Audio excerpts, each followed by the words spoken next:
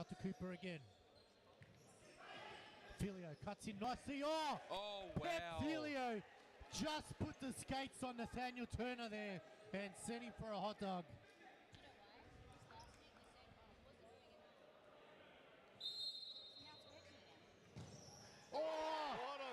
Enrique Pimenta just goes bang! What a finish there, and he gives us an arrow as well, and makes it 1-1. When you make tackles like that. Oh, he's putting on the effort. Yeah. Oh, wow! Jack Bassini! What a rocket from JK! What was that, Arturo? What was that? I don't know. You see how hard it is to get out? Stein! Goal! Corey Sue just banged one back of the net and breaks the deadlock. Are you kidding me? This is futsal in overdrive. I've never seen anything like it. Lead to Parthamos, 1-2, it's in! Oh, that's brilliant! Lipa Messina must score, does score! It's gone in! It's gone in! That was Messi-type magic. This is entertainment. This is crazy. This is World Series futsal.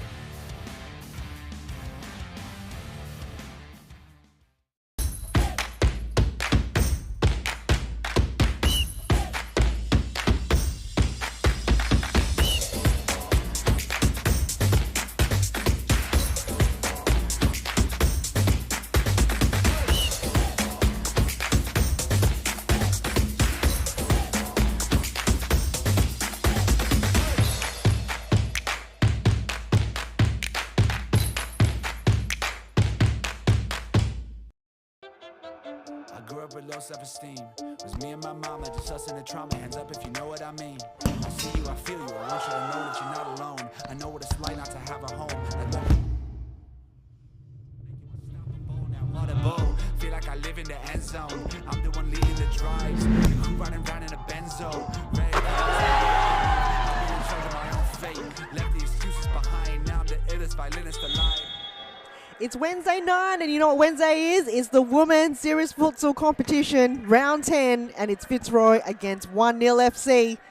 Fitzroy in the yellow and blue, and 1-0 Eastern FC in the all blue. As Fitzroy getting things started already. And on the court right now for Fitzroy, M. Kapok. She's back. Last time we saw her was against 1-0 in round 1, and she is in the all black as goalkeeper for Fitzroy this evening. Also on the court for Fitzroy, number 6, Miller Best. We have Romy Heasley, number 8. Number 2 is the captain, Dharma Georgie. And number 9, as 1-0 gets early strike there. Amy Billamoria for Fitzroy.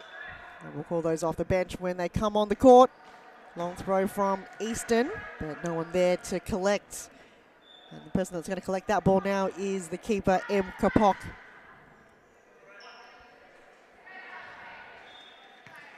And 1-0, kicking from right to left. Looks like they've got most of the possession in the early moments of the game already.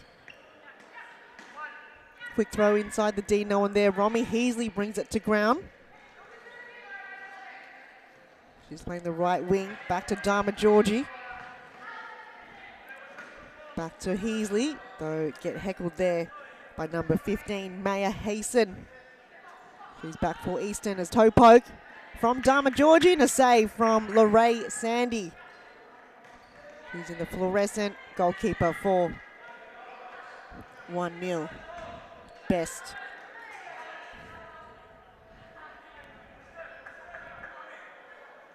Couldn't keep it in, 1-0. Early strike and a big save there from M. Kapok. Corner kick from 1-0.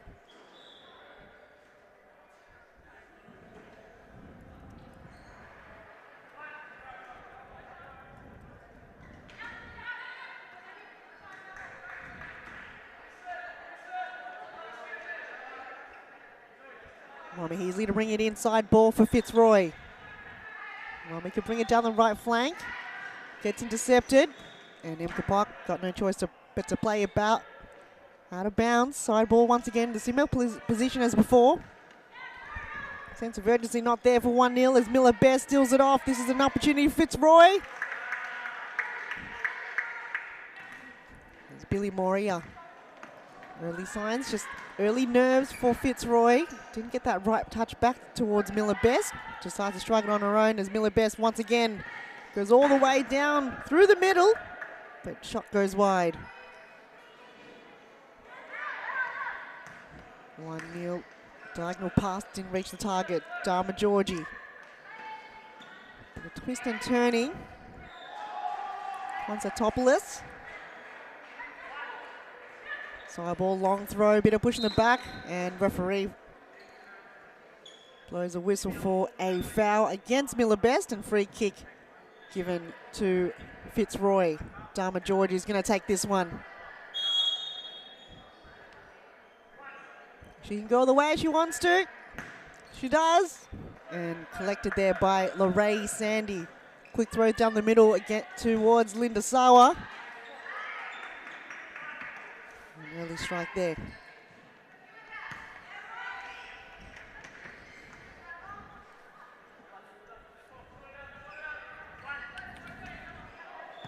Georgie gets denied there by Linda Sawa. Romy Heasley with a bit of artillery. Getting out muscle there, and 1-0. Couldn't find the pass through the middle. Linda Sawa was a target.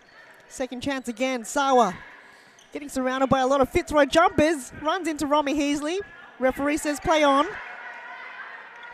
And now Georgie. Sawa. She's going to battle it out against Linda Sawa. Battles out against Mkapak and Romy Heasley. They draw first blood. 1-0 FC are up 1 goal, all by Linda Sawa.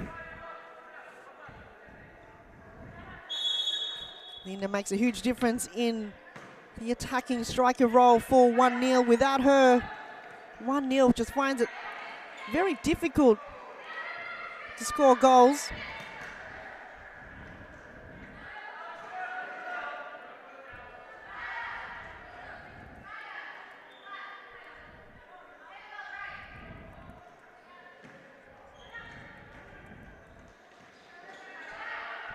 Linda once more, as we see Chloe Dranowski, number 4 for Fitzroy, coming on the court. She might be a force field for Fitzroy, what they needed. Linda still got a boot on it, but goes wide, hits the side netting.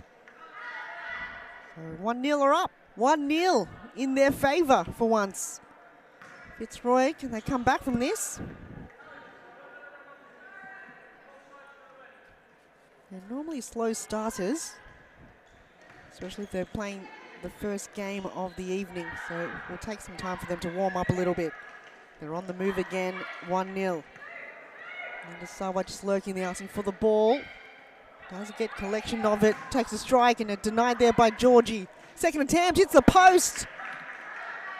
Maya Hasten was definitely on target and got away with it on that occasion, but very close angling from Eastern FC.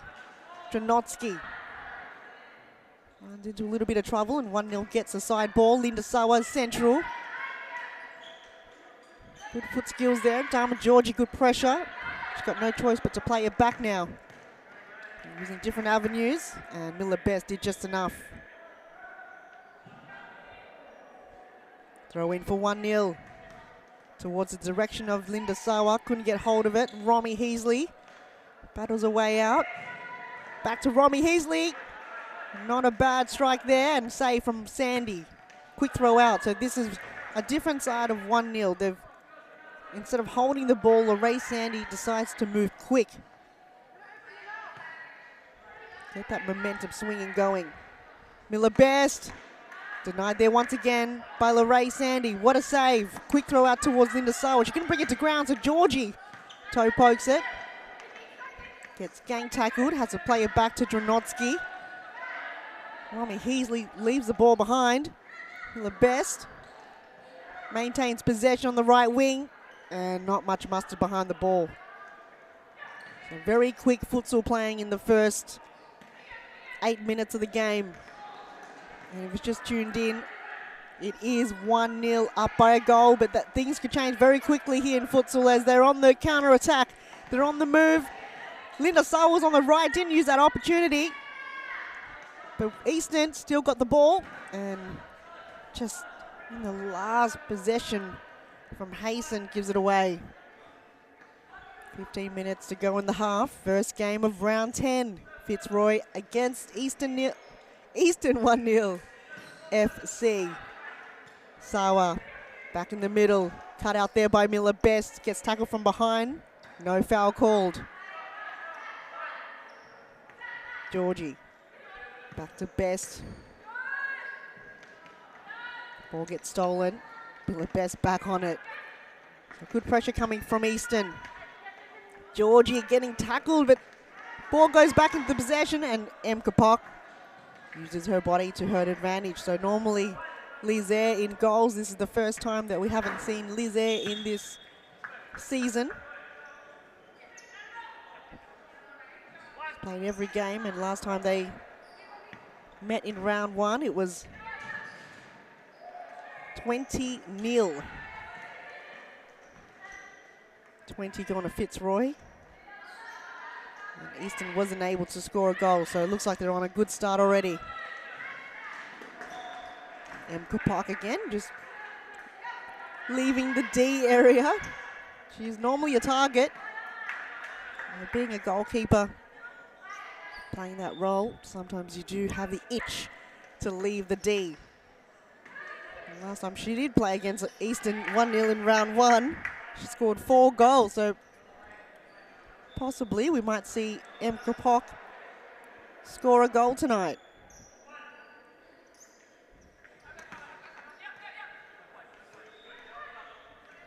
Easton moving the ball well through the middle.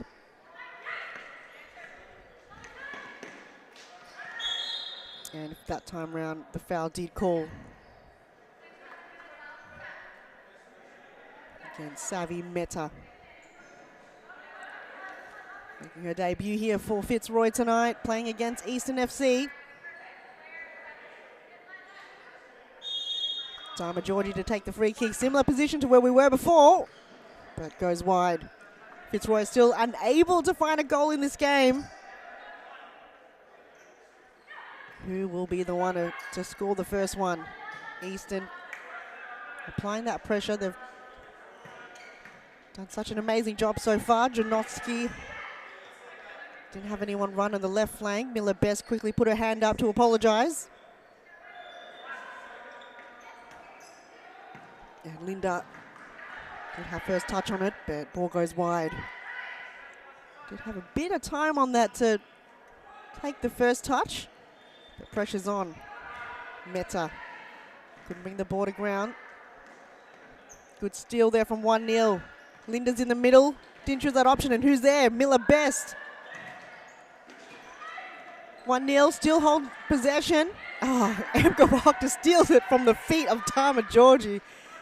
Dama has lost her feet in the meantime. Linda Sawa denied there by Miller Best. Mehta on the run. Ball goes wide, so the accuracy is not really a thing that's happening right now. And the strikers, the ones shooting, goalkeeper's not really phased.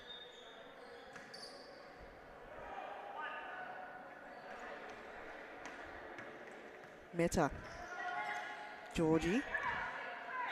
Wonder if half-time they might change kits and M. Kapok might be a target, possibly. No, she's going far left. She's not in your vision. There she is. She might score the first one. Oh, hits the bar. She is close as going to get so far for Fitzroy. Playing the 5th woman role. Almost had a nice bite of the cherry there.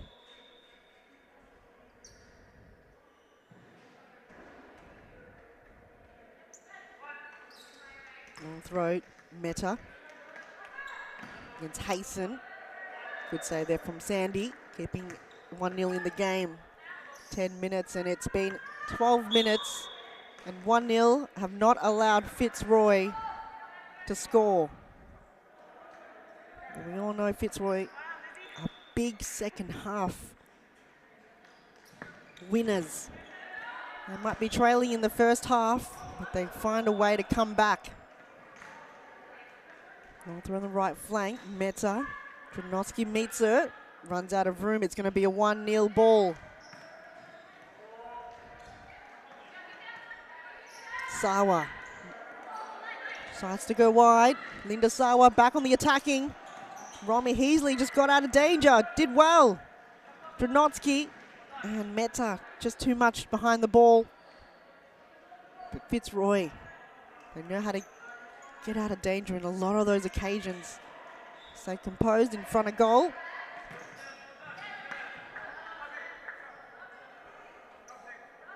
So first game of round 10, Fitzroy against 1-0, and those tuning in for the early game, do appreciate your company. Stick around because so much more action to come as Dharma Georgie toe pokes it wide. After this game, it's Northern Phoenix against Hume. Can Northern Phoenix have their second win against Hume? That was their first win of the season. And then the game of the round is Preston against Melbourne at Q. That's at 9:15 this evening. And to close round 10, we have Melbourne Evolution against Western United. Carlton got a bye this round, as they did in round 1. Sawa volleys it over. Not the best ball, so a timeout I feel will be fitting very soon, just to get these teams back into structure. And what do you know, 1-0 have called it. They've heard me from up here. Let's take a very short break, plenty to come right after this.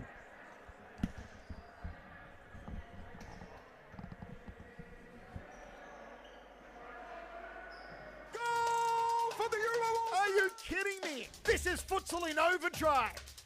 Oh, that's brilliant! How did she do that?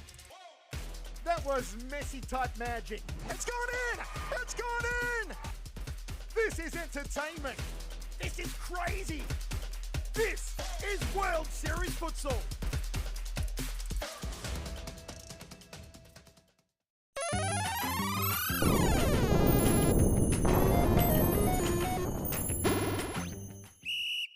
To Santos, out to Cooper again.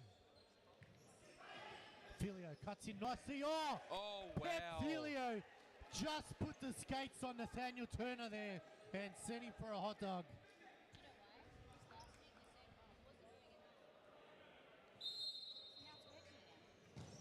Oh, What a goal. Enrique Pimenta just goes bang. What a finish there, and he gives us an arrow as well and makes it 1-1. When you make tackles like that. Oh, he's putting on the effort. A very fitting timeout from 1-0 FC, as we did kind of feel a lull just before the timeout break. However, they are still 1 goal up against Fitzroy. That goal scored by Linda Sawa. Eastern 1-0 FC currently sitting in 8th place on the ladder with 1 win against Hume FC with 7 losses.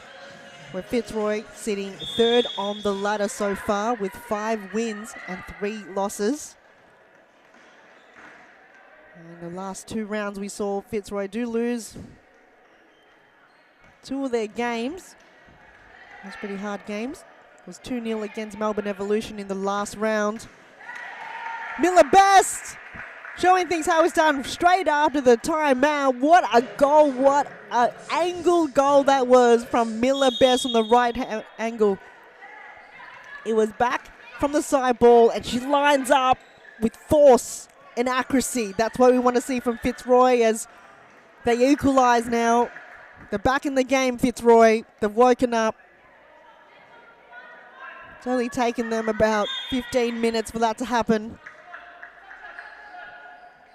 Nonetheless, they're back in the game. They're back to scoring with accuracy from Miller Best. Now it's 1 goal apiece.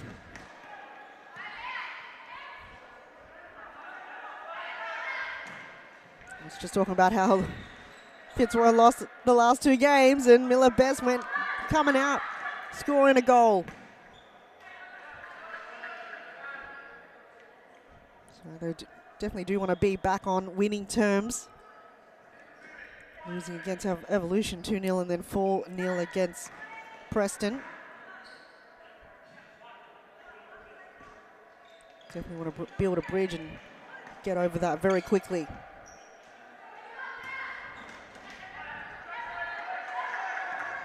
Kapok out of her D. She wants to be on the scoreboard for sure.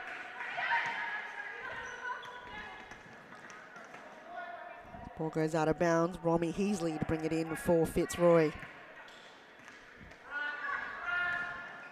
Best plays it back to Kapok. Diagonal pass to Heasley wasn't there. Sawa chips it over. Bit of collision in the edge of the D. Linda Sawa still gets control of the ball. Goes wide. She gets in the way of her teammate though.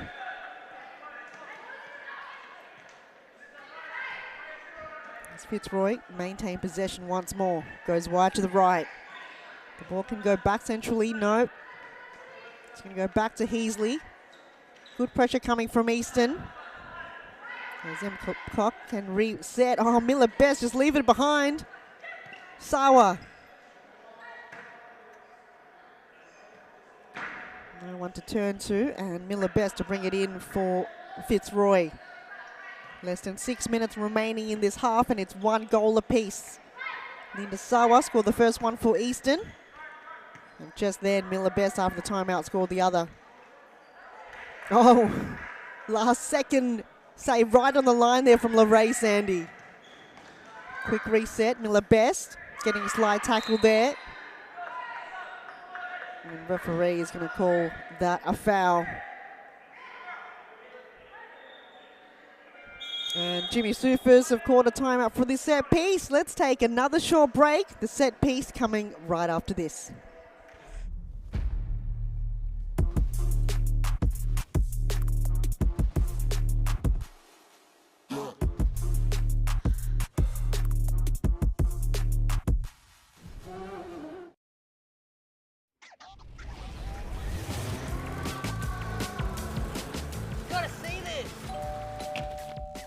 Gotta see this.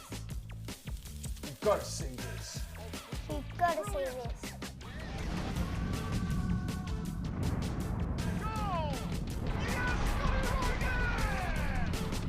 It does not get better than this. World Series Futsal. You've got to see this. Rabin strikes, it goes in! It's a goal for the Euro! Are you kidding me? This is Futsal in overdrive. Oh, that's brilliant! How did she do that? That was Messi-type magic. It's gone in! Hope you enjoy the timeout break, and Series Futsal action, World Series Futsal action is coming to you this Sunday, the 24th of March. Can't wait for that. As we see Dharma Georgie just behind the ball now, getting ready for the set piece. This could be an opportunity to be in the lead for the first time in this game. Let's see what Fitzroy have conjured from this. Dharma Georgie to Kapok. The connection wasn't there as 1-0 FC. Quick to switch on. There's Kapok just on the edge of your screens there, lurking. Miller Best, denied there by Hasten. So the defensive work from 1-0 FC have worked wonders in this game, have really set the tone for the start of the game as Linda Sawa can strike it over. Oh, so close, Linda Sawa.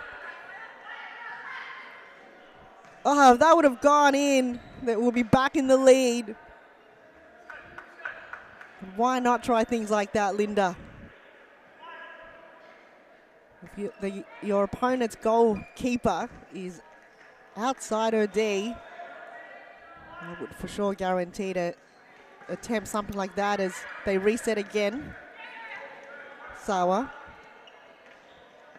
1-0 can go down the line. 2 players for 1-0 Central, but Miller Best just keep heckling. Did just enough. Good physical pressure. Ball goes back centrally and Linda Sawa had a bit of time there for a first touch. Nothing threatening Emma Park. Miller Best put the burners on. Asking for the ball back. 1-2. Miller Best. She gets her second. What an individual effort from the way back. And the assist from Chloe Janotsky. Fitzroy back in the lead. She is on a roll right now, Miller Best. 2 goals for Fitzroy. She's got her kicking boots on here in the closing minutes of the first half. And Fitzroy are in the lead for the first time in the game. It's taking them 20 minutes. However long. They're a bit more comfortable now knowing that they're not behind or equal. They're in front. Just over 3 minutes to go in the half. Can 1-0 find an equaliser? Header. Good grab there. Emka Pock on the move again. She goes left to Chloe Janotsky, but no one there on the right side in the back post. That confidence is building from Emka Pock. She's got the itch. Doesn't want to be goalkeeper anymore. She wants to be striker. She wants her name on the scoreboard. This ball goes out of bounds. Kapok to Miller Beth. She's going on again. That similar play on the right side. Don't know if 1-0 have caught on yet. Quick throw. Sawa brings it to ground. Linda Sawa 1-on-1 with Emka Pock.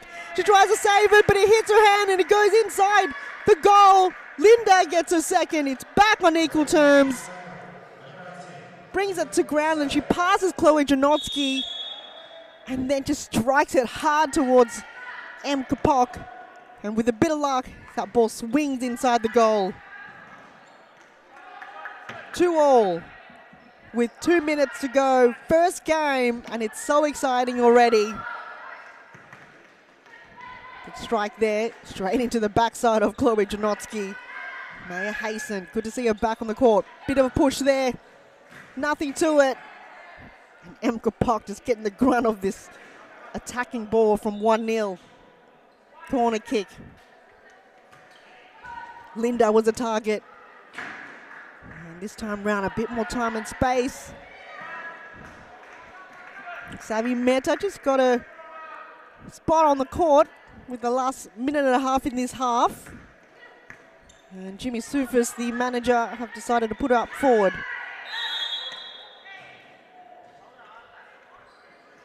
A bit argy-bargy there, but in the end, referee have called the whistle to stop that play. Emka Pock put her hand up to take the free kick. 5 fouls for Easton.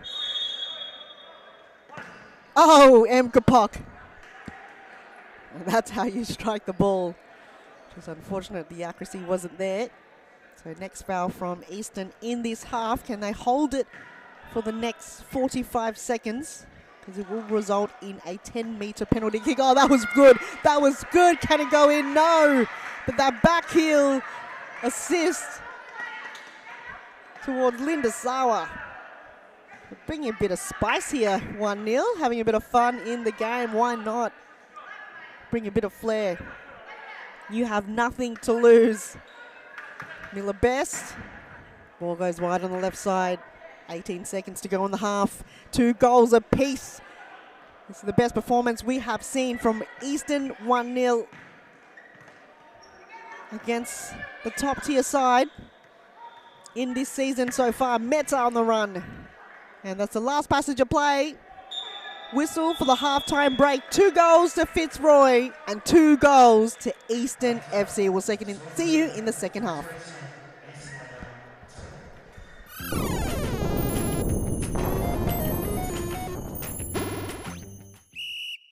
To Santos, out to Cooper again. Filio cuts in nicely. Oh, wow. Filio just put the skates on Nathaniel Turner there and sent him for a hot dog.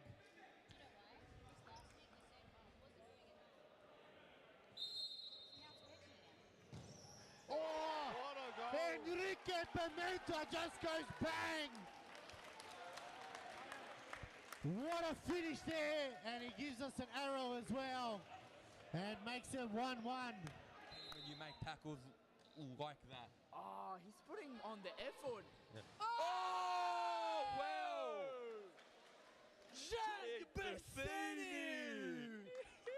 What a rocket from JK. What was that, Arturo? What was that? I don't know. You see how hard it is to get out? Stein! Corey Sue just banged one back of the net and breaks the deadlock. Are you kidding me? This is Futsal in overdrive. I've never seen anything like it. Lead to Parthamos, 1-2, it's in! Oh, that's brilliant! Remember Messino must score, does score! It's gone in! It's gone in! That was Messi type magic. This is entertainment. This is crazy. This is World Series Futsal.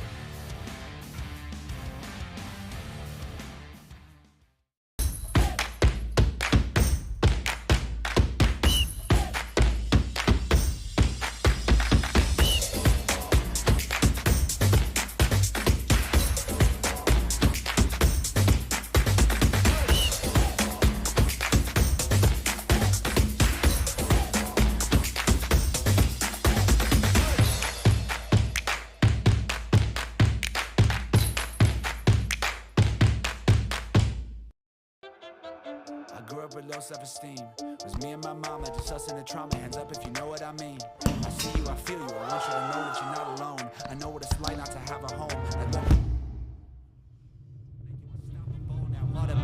Feel like I live in the end zone. I'm the one leading the drives. You crew riding around in a Benzo. Red I'm in charge of my own fate.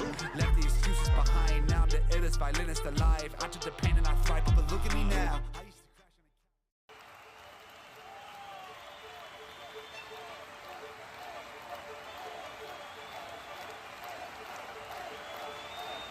A good futsal player has to be intelligent. It's the most important quality in a futsal player because in futsal play is very fast, and you have to think really fast. You don't have time, you don't have a space. They have to enjoy the game. It's halftime here in Series Futsal Arena, Thomastown. You're watching round 10 action, Fitzroy against Eastern 1-0 FC. Thanks for tuning in wherever you're watching on YouTube or on Facebook. And this is the closest we have ever seen 1-0 against Fitzroy. 2 goals apiece here. 2 goals scored by Linda Sawa in the first half and 2 goals scored by Miller Best. And at one point, 1-0 was leading by a goal for a good 10 minutes. Can they turn things around, Fitzroy, and play in the style that they are, what they normally play with? Sure, Jimmy Sufis and Scotty Rogan sitting on the bench right now for Fitzroy have got a game plan, which they always do. The direction.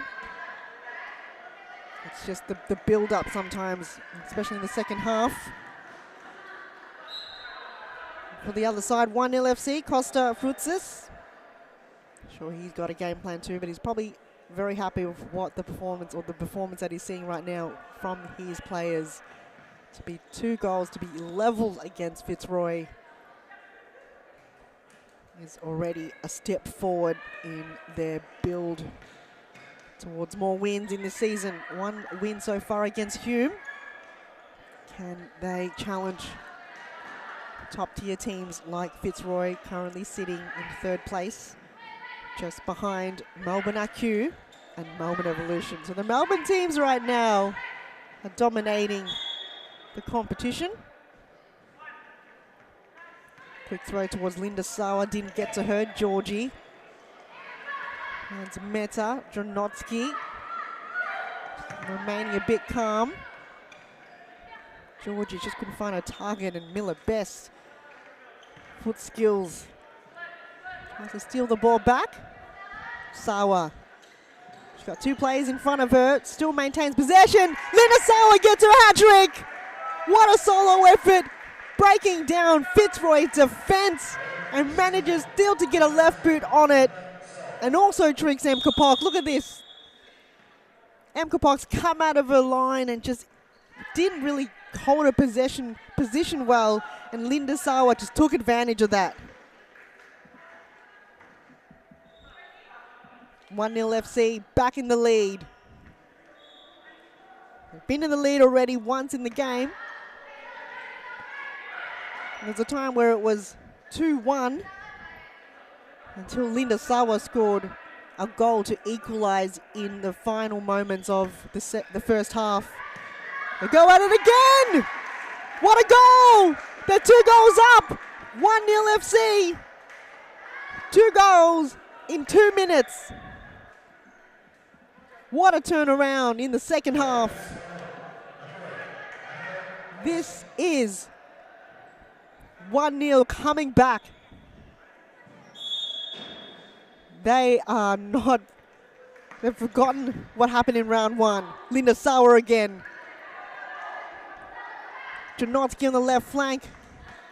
Saved there by Lorraine Sandy. 1-0 FC. Up for the challenge against Fitzroy. Sawa goes centrally. Oh, lurking there on the left side. Good save there by M. Kapok. Georgie getting manned. Had to get rid of the ball. Hasten. Back to Sawa. They have to maintain possession here, 1-0. Can't give it away. Good pressure coming from Fitzroy. Janotsky. Hasten can strike. And too much traffic in her way. Is it a good time to call a timeout right now for Fitzroy? Probably not. I'm sure they'll find a way. Jimmy Sufis and Scotty Rogan just having a little chat there in the bench. And Sawa trips Georgie, but she's quick to get on her feet. 2 goals up. This is the best futsal we have seen from 1-0 in this season. Miller Best just kicks it straight into Linda Sawa.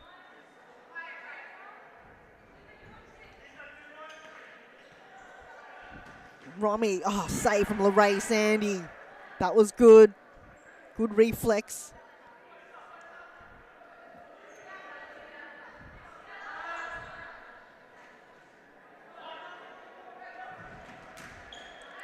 Corner kick.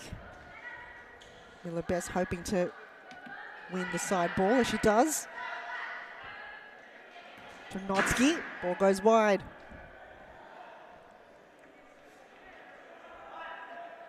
So this game, 1-0 FC, got nothing to lose.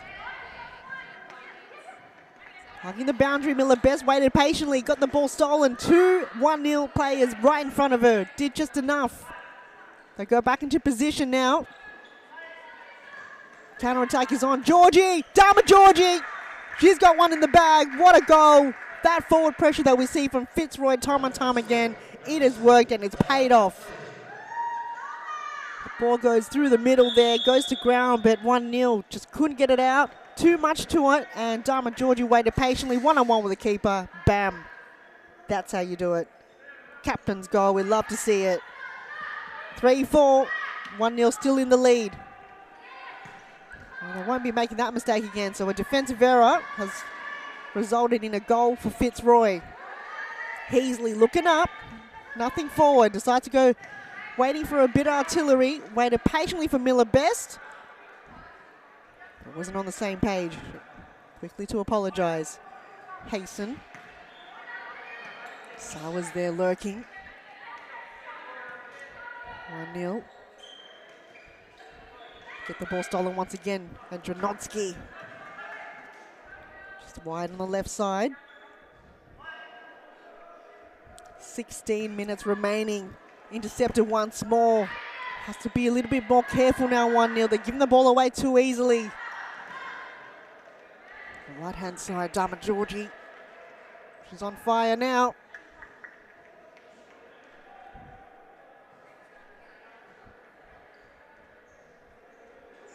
There's Amy Billamoria making her way on the court.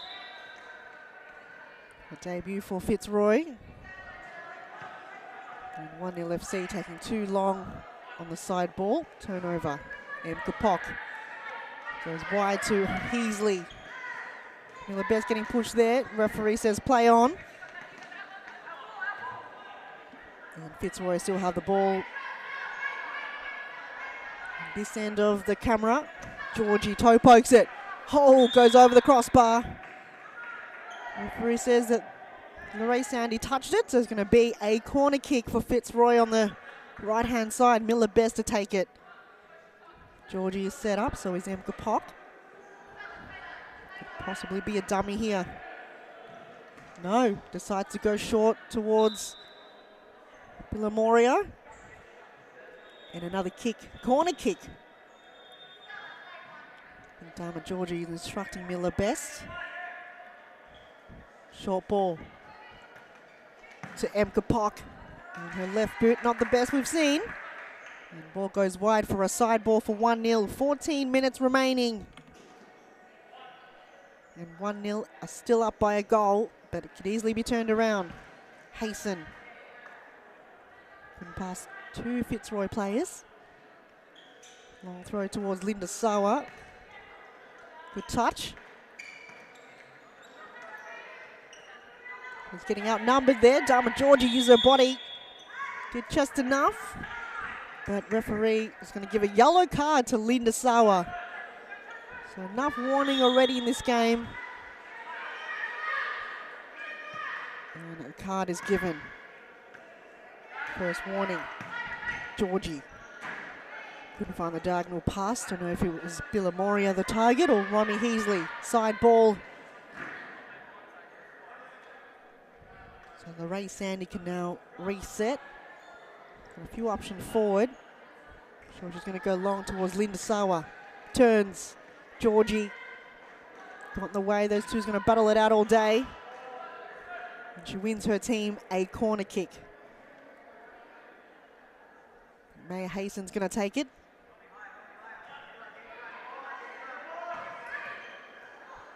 Linda lines up. Couldn't get a foot on it.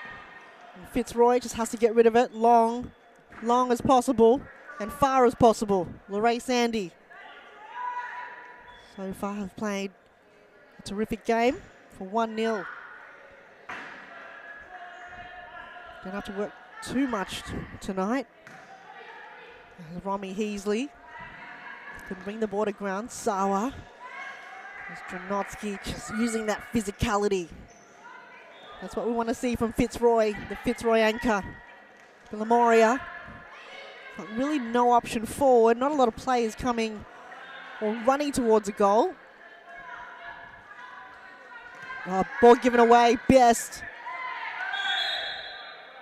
And a free kick given to 1-0.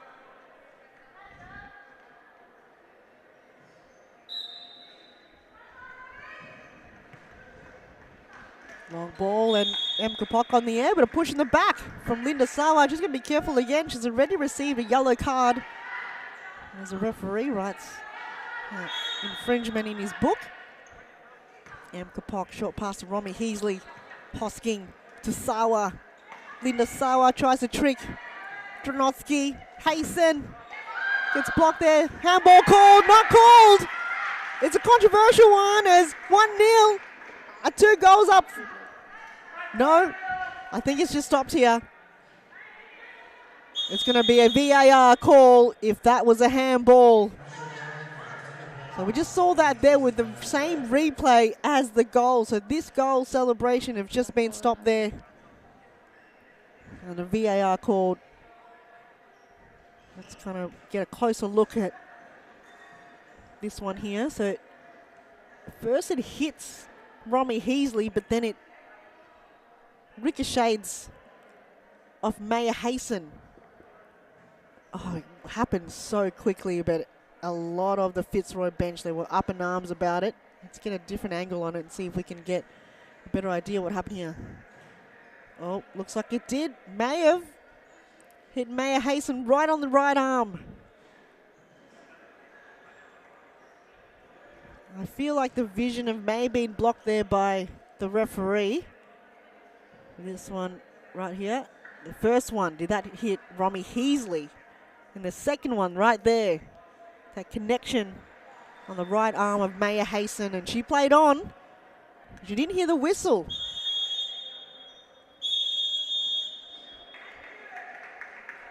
So it's going to go Fitzroy way. The goal was not rewarded to 1-0 and a free kick for Fitzroy. So handball called.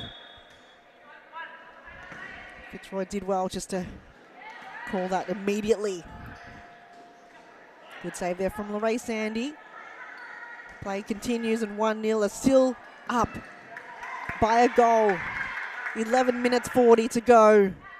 Hasten. Ball goes wide. Too much behind the ball. Sawa just got that ball cut off there from Dharma Georgie. Bit of a 1-2. Hosking. No option forward. Linda looking to steal that ball right from her teammate. Billamoria fitting into the Fitzroy squad already with that physicality, with that aggressive nature that they always bring to the game. So 4 fouls to Easton and 1 to Fitzroy. 11 minutes to go. And 1-0 still in the lead by 1 goal. I'll throw Linda. Definitely got heaps of that ball. Emka Pot coming out of her D. Heasley decides to go on her own. No. Ball was cut out there. Hosking to Linda. Couldn't maintain possession, but still gets the ball back anyway. Good pressure coming from Heasley. Heasley just having such a tremendous season so far for Fitzroy. We've seen her play in every single match.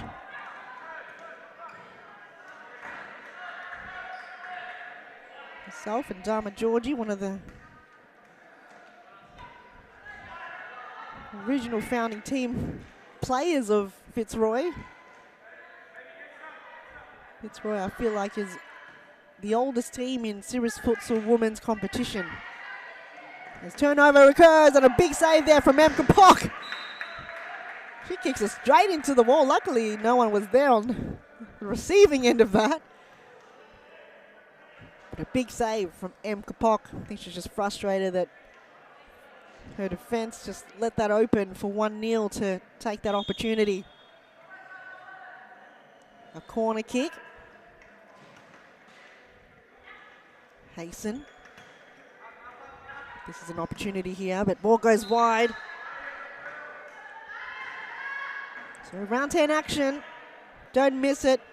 Plenty of big games to come. Northern Phoenix up against Hume. Hume coming from bye last week. So I'm sure they're nice and refreshed. And the game of the round, Preston against Melbourne Acu as Emka Pock on the move down the middle. And Romy Heasley, she's back on equal terms, bringing Fitzroy back on 4 goals. It's game on.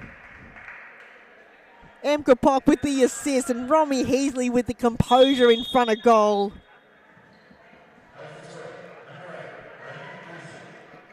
It's the journey.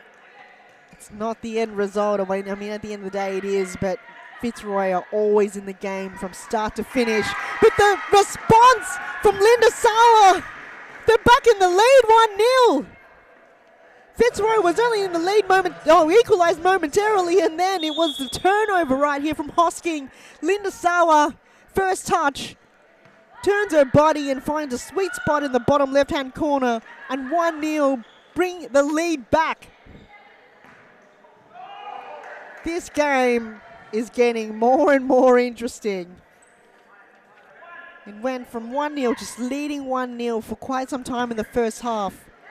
Then Fitzroy came back with 2 goals. Linda scored an equaliser coming in the halftime break, and then it was back and forth. But 1-0 still kept the lead, and now they've got the lead back. The sense of urgency is coming up right now, and Fitzroy, they know time is not of the essence. They need to get that ball back in their attacking half.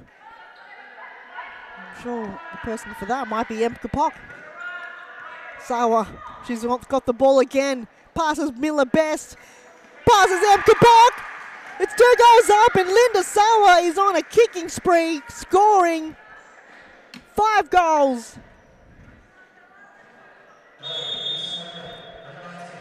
She is an outstanding player in front of goal, and it makes a huge difference when she is playing for 1-0. When they are not having her on the court, they struggle to find goals, but when Linda is on, the whole team lifts.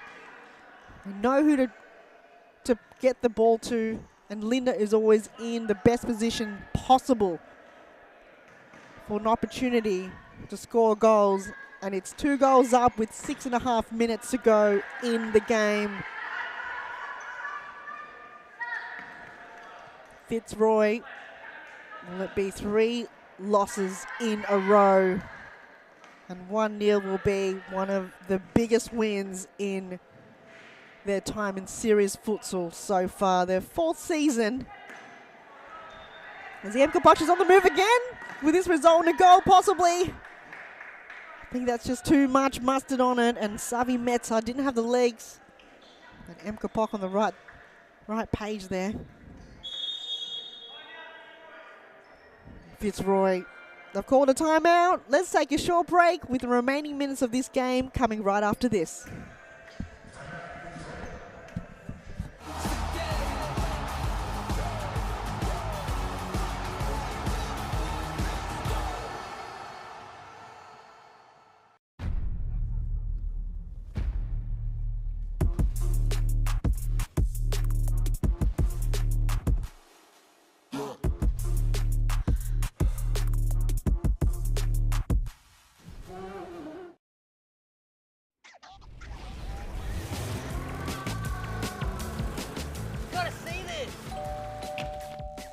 Gotta see this. You've gotta see this.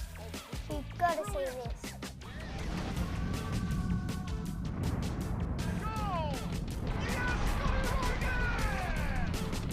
It does not get better than this. World Series Futsal. You've got to see this. Rabin strikes, it goes in! It's a goal!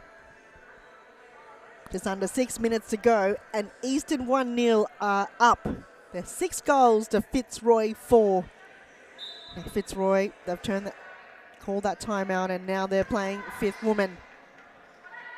So Emka Pock, a long way from home, quickly runs back to retrieve the ball. So what can they turn around from this? A risky move, high risk, high reward, and 1-0. Haven't got Linda Sawa on the court. They might be saving her legs for the last moments of the game.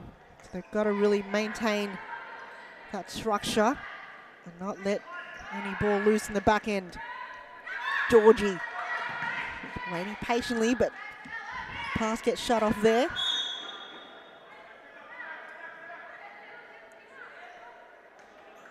Side ball, Dharma Georgie to bring it in for Fitzroy. Finds Chloe Janotsky.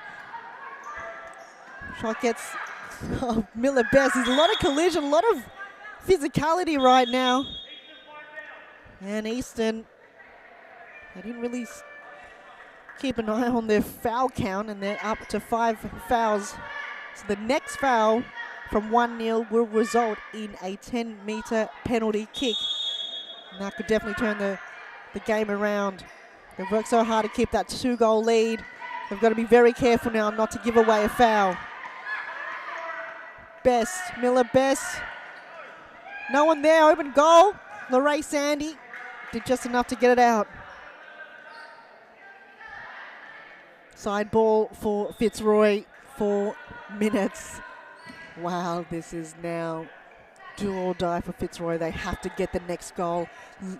Emka Pock is way out, so if they lose possession right now, 1-0, they know the goal is open.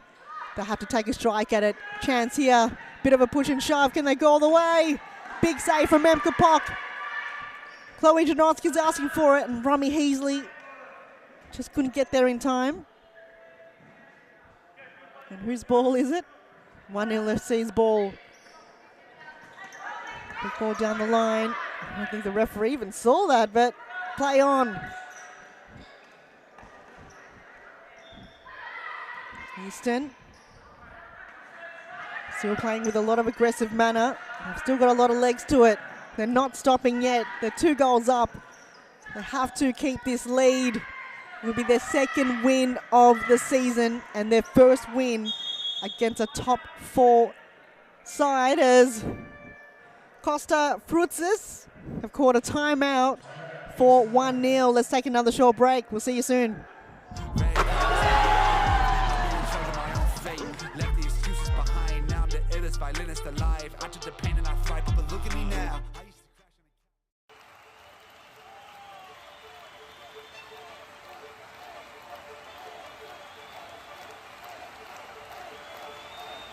A good futsal player has to be intelligent.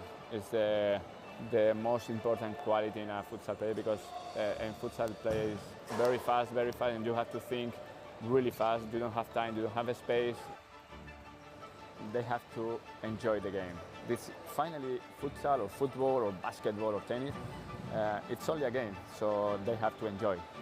If they don't enjoy the game, they don't improve. No, they know that we know as coaches that every day is good for improving your level, so you have to work hard every day. It's detail.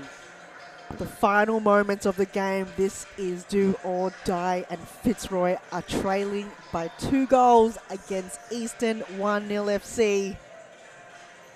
This is their moment, 1-0, if they can hold it for the next 3.5 minutes and not concede a foul, which will result in a 10-metre penalty kick. The game is theirs, the win is theirs, the 3 points is theirs. However, if they let Fitzroy get in their heads, the game's away from them. The game they've worked so hard to keep the lead in 4 occasions. Fitzroy have been banging, they want the equaliser, they've had it, but then 1-0 fight back and get themselves back in the lead. Oh, that was a big bomb towards Romy Heasley, but she's not phased at all. Maya Hasten, long throw inside the D. A few players got up in the air, but it's going to be a Fitzroy ball. Emkapok, short pass towards Dharma Georgie, goes wide left towards Chloe Dranotsky. She could use a left wing, but a push and shove. Oh, no one there in the back post. Miller Best, that was your opportunity. Already scored 2 for Fitzroy. 2 crucial goals to get them in the lead. We also saw a goal, a captain's goal from Dharma Georgie. I think that was the one that got them in the lead.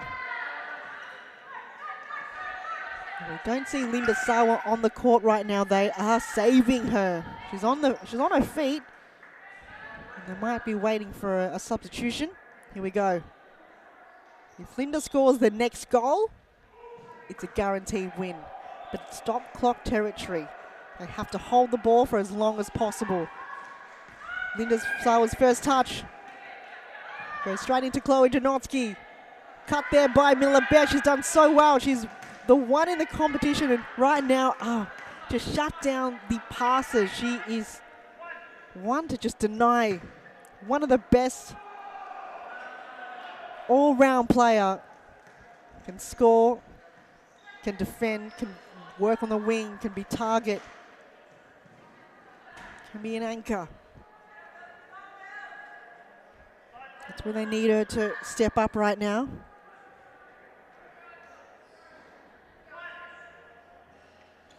Long throw, Sawa, oh what a touch. Hosking, Linda Sawa, does she have the legs? And once again Emkapok, very intelligent player. Normally not in goals, but on this occasion, she stepped up to the plate, wearing the all black, and playing now a 5th woman role with the last minute side ball.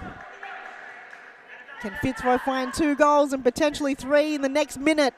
Georgie, Dharma Georgie! Her goal gets denied there by a brilliant save from Lorraine Sandy. A corner kick, Heasley to Best. Go back to Heasley, but Chloe Dranotsky finds Dharma Georgie. This is quick play from Fitzroy, but not quick enough, or too quick. A minute to go, and 1-0 are a minute away from one of their biggest wins in series futsal. And the one that took them there in this position right now is Linda Sawa, scoring 5 goals for 1-0. Miller Best, just running out the ball. It's going to be a side ball now for 1-0, just right in front of your vision here. Long throw. Kapok comes out of a D again. Miller Best. There's Maya Hasten. Just didn't want to put too much on it, but did just enough. 43 seconds to go. Janotsky to Heasley, back to Chloe Janotsky. Can she cut it in? 1-0. They have shut down that cut through time and time again in this game, and it's got them through. Linda Sawa tries to keep it in. It's still a Fitzroy ball. 34 seconds.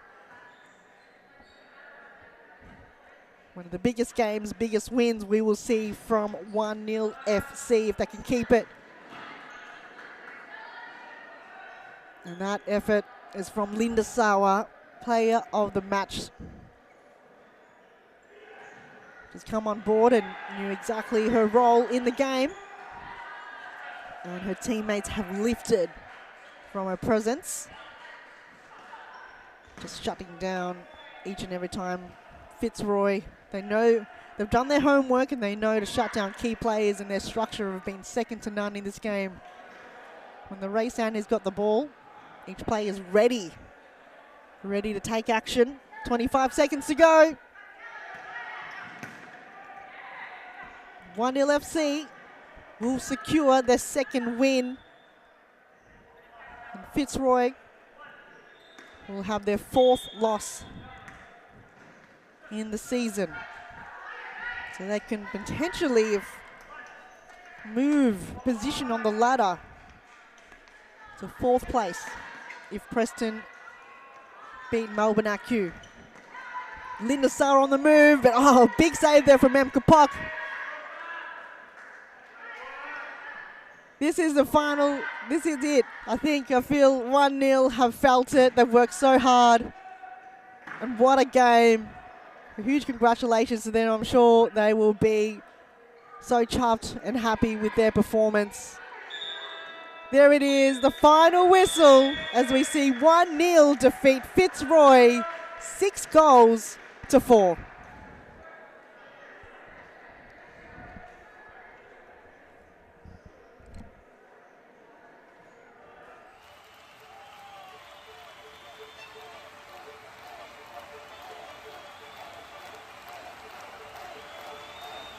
A good futsal player has to be intelligent.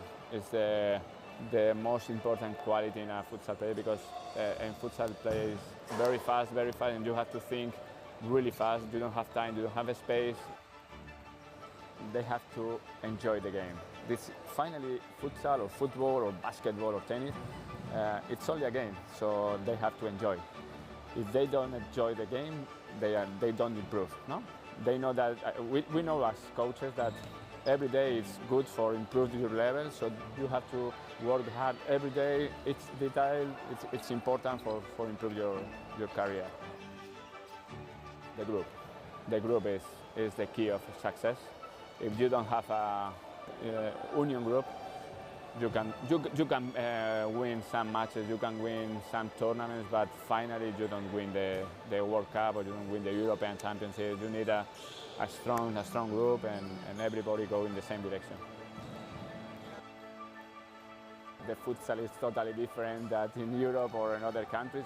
I think there are good levels here in Australia. There are good players, so they have to work hard. And maybe in the future Australia is in the top.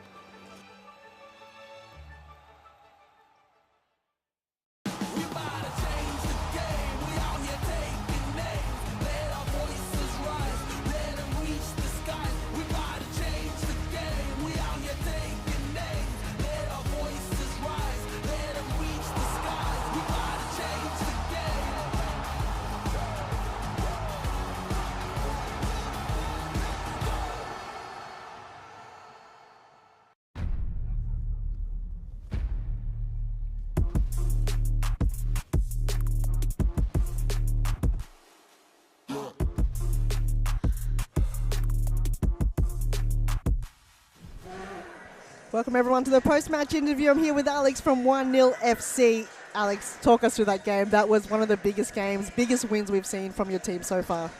Yes, it was. Considering the last time result that we had against Fitzroy, I think today us girls came out with a really good, you know, we came out with a lot more passion for the ball and hunger for the ball.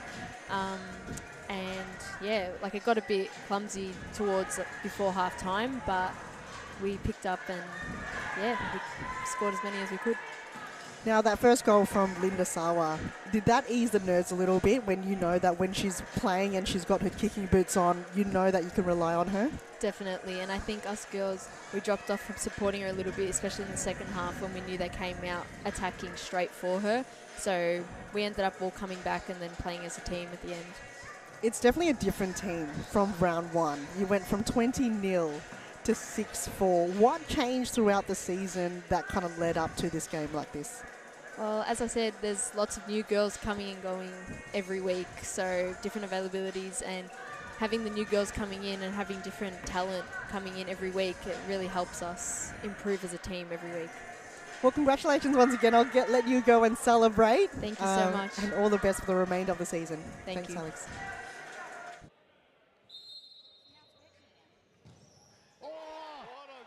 Enrique Pimenta just goes bang! What a finish there, and he gives us an arrow as well, and makes it 1-1. When you make tackles like that. Oh, he's putting on the effort. Oh, well! Jack Bassini! What a rocket from JK! What was that, Arturo? What was that? I don't know. You see how hard it is to get out? Stein! Oh! Corey Sue just banged one back of the net and breaks the deadlock. Are you kidding me? This is Futsal in overdrive. I've never seen anything like it. Lead to Parthamos, 1-2, it's in! Oh, that's brilliant! Lipa Messino must score, does score! It's gone in! It's gone in!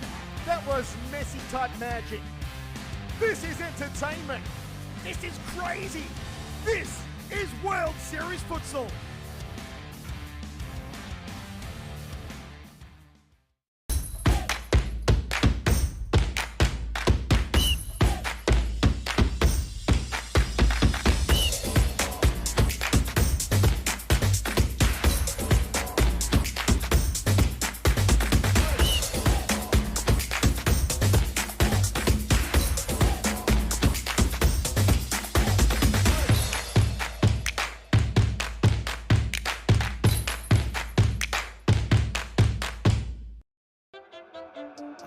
Low self-esteem. It was me and my mama, just us in the trauma. Hands up if you know what I mean. I see you, I feel you. I want you to know that you're not alone. I know what it's like not to have a home.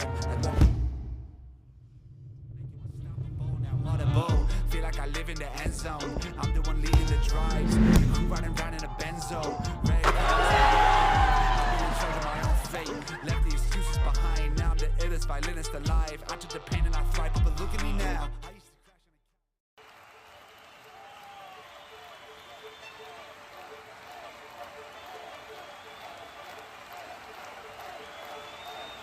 A good futsal player has to be intelligent.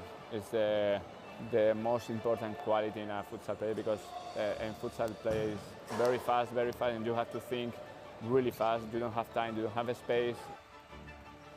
They have to enjoy the game. This finally futsal or football or basketball or tennis, it's only a game, so they have to enjoy. If they don't enjoy the game, they don't improve. No, they know that we know as coaches that every day is good for improving your level, so you have to work hard every day. It's detail, it's important for improve your career. The group is the key of success. If you don't have a union group, you can win some matches, you can win some tournaments, but finally you don't win the World Cup or you don't win the European Championship. You need a strong group and everybody go in the same direction. The futsal is totally different than in Europe or in other countries. I think there are good levels here in Australia. There are good players, so they have to to work hard, and maybe in the future Australia is in the top.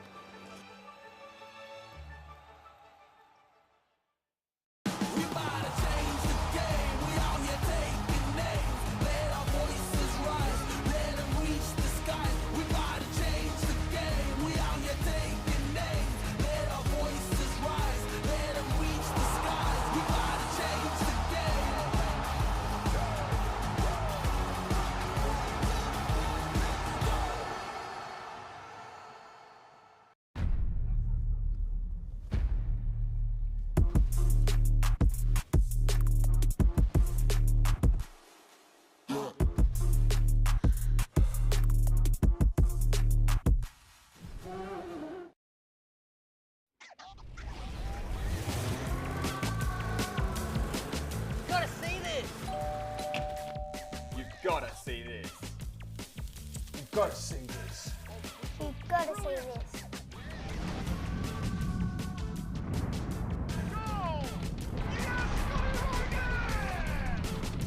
It does not get better than this. World Series Futsal. You've got to see this.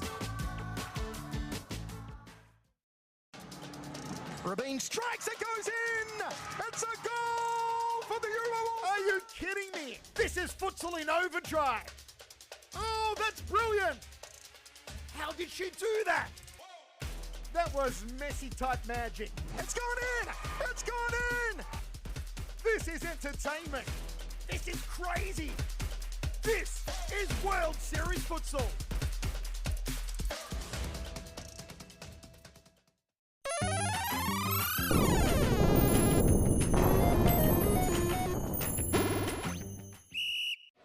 Santos out to Cooper again. Filio cuts in nicely. Oh wow. Pep Filio just put the skates on Nathaniel Turner there and sent him for a hot dog.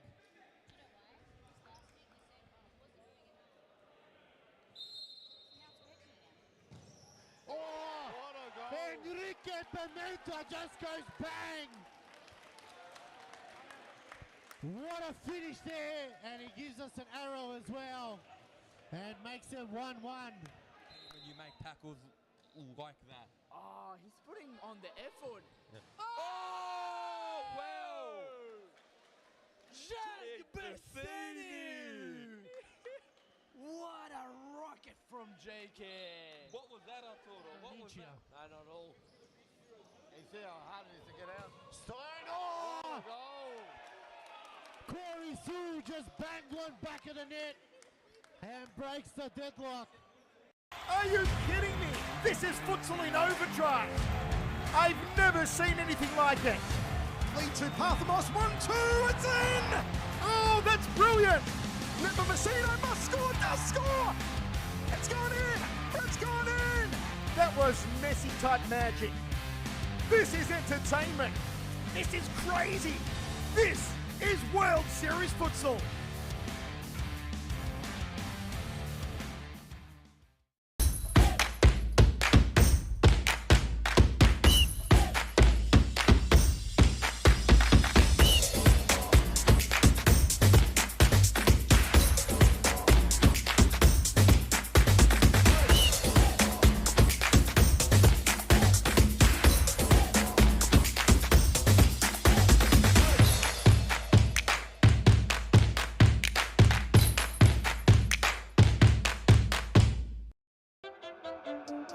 Low self-esteem. It was me and my mama, just us in the trauma. Hands up if you know what I mean. I see you, I feel you. I want you to know that you're not alone. I know what it's like not to have a home.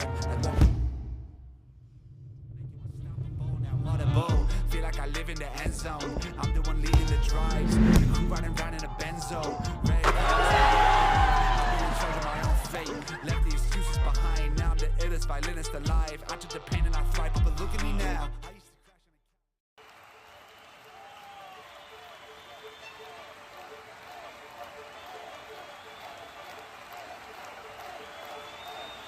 A good futsal player has to be intelligent. It's the most important quality in a futsal player because in futsal play is very fast, and you have to think.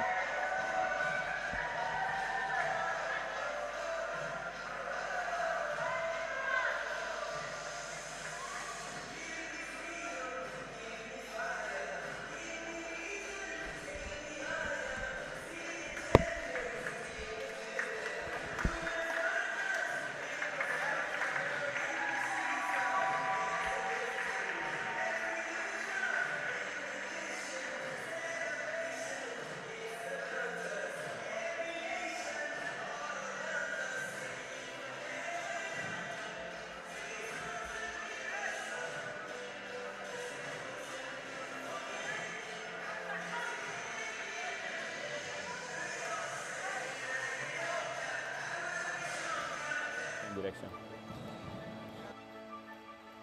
The futsal is totally different than in Europe or in other countries. I think there are good levels here in Australia. There are good players, so they have to work hard. And maybe in the future Australia is in the top.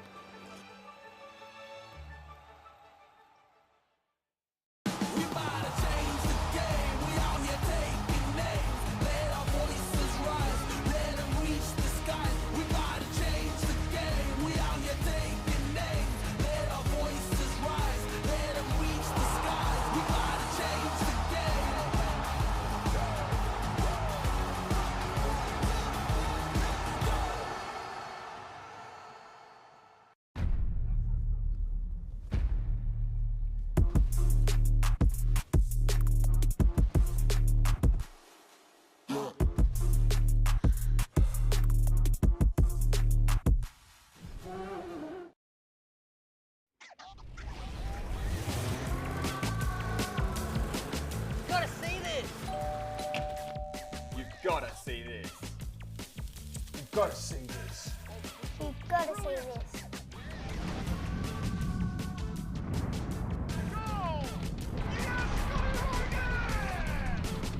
It does not get better than this. World Series Futsal. You've got to see this. Rabin strikes, it goes in! It's a goal for the Euro! Are you kidding me? This is Futsal in overdrive! Oh, that's brilliant! How did she do that? That was Messi-type magic. It's gone in! It's gone in! This is entertainment. This is crazy. This is World Series Futsal. Game 2 of round 10. Northern Phoenix up against Hume. Hume in the black and Northern Phoenix in the grey. What an exciting game it's going to be out to be. And we've already got one upset. Will this be the second one? If you missed the first game, 1-0 FC defeated Fitzroy 6-4. Adam and Han here in the commentary box. And Adam, how do you feel this game is going to pan out?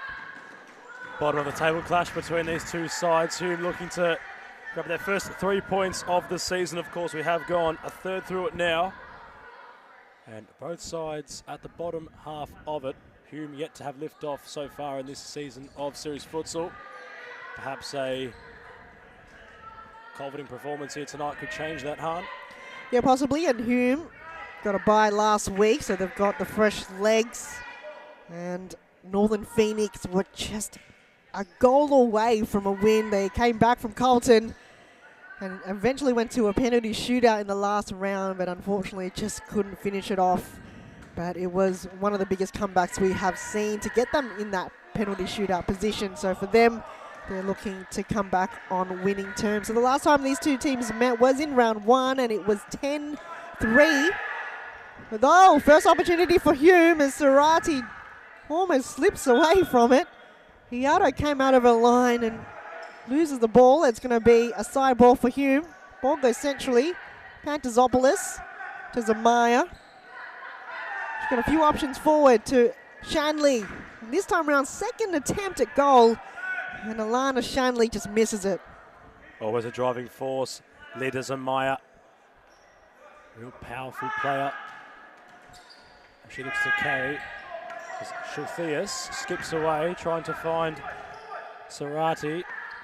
Zamaya back amongst it, and I think she's happy to concede some possession. A ball roll evading her marker. It's going to open up for Zamaya, and there it is. Northern Phoenix, didn't take them long to find the deadlock to be broken, and it was the player in the spotlight, Lida Zamaya, finishing nicely hard. She got herself away from her marker, just toe punted it with her left boot. And the scoring's been open for the Phoenix. So it's just the forward pressure. That's where the breakdown in the defense is going to really struggle with Hume for tonight. They can't let that slip through, especially the cutback position. As Nguyen to Shanley, she can turn. And this time around it's going to touch a Hume player. A corner kick for Northern Phoenix. And Quinn Nguyen to bring it in. Zamaya is asking for it. She doesn't get it. She Handball called, and it is going to be a handball. Sarati unfortunate there. Hands in an unnatural position. Look at the replay, it's rather obvious. And a penalty has been awarded for the Phoenix. And Hume have not had the start they would have wanted here tonight.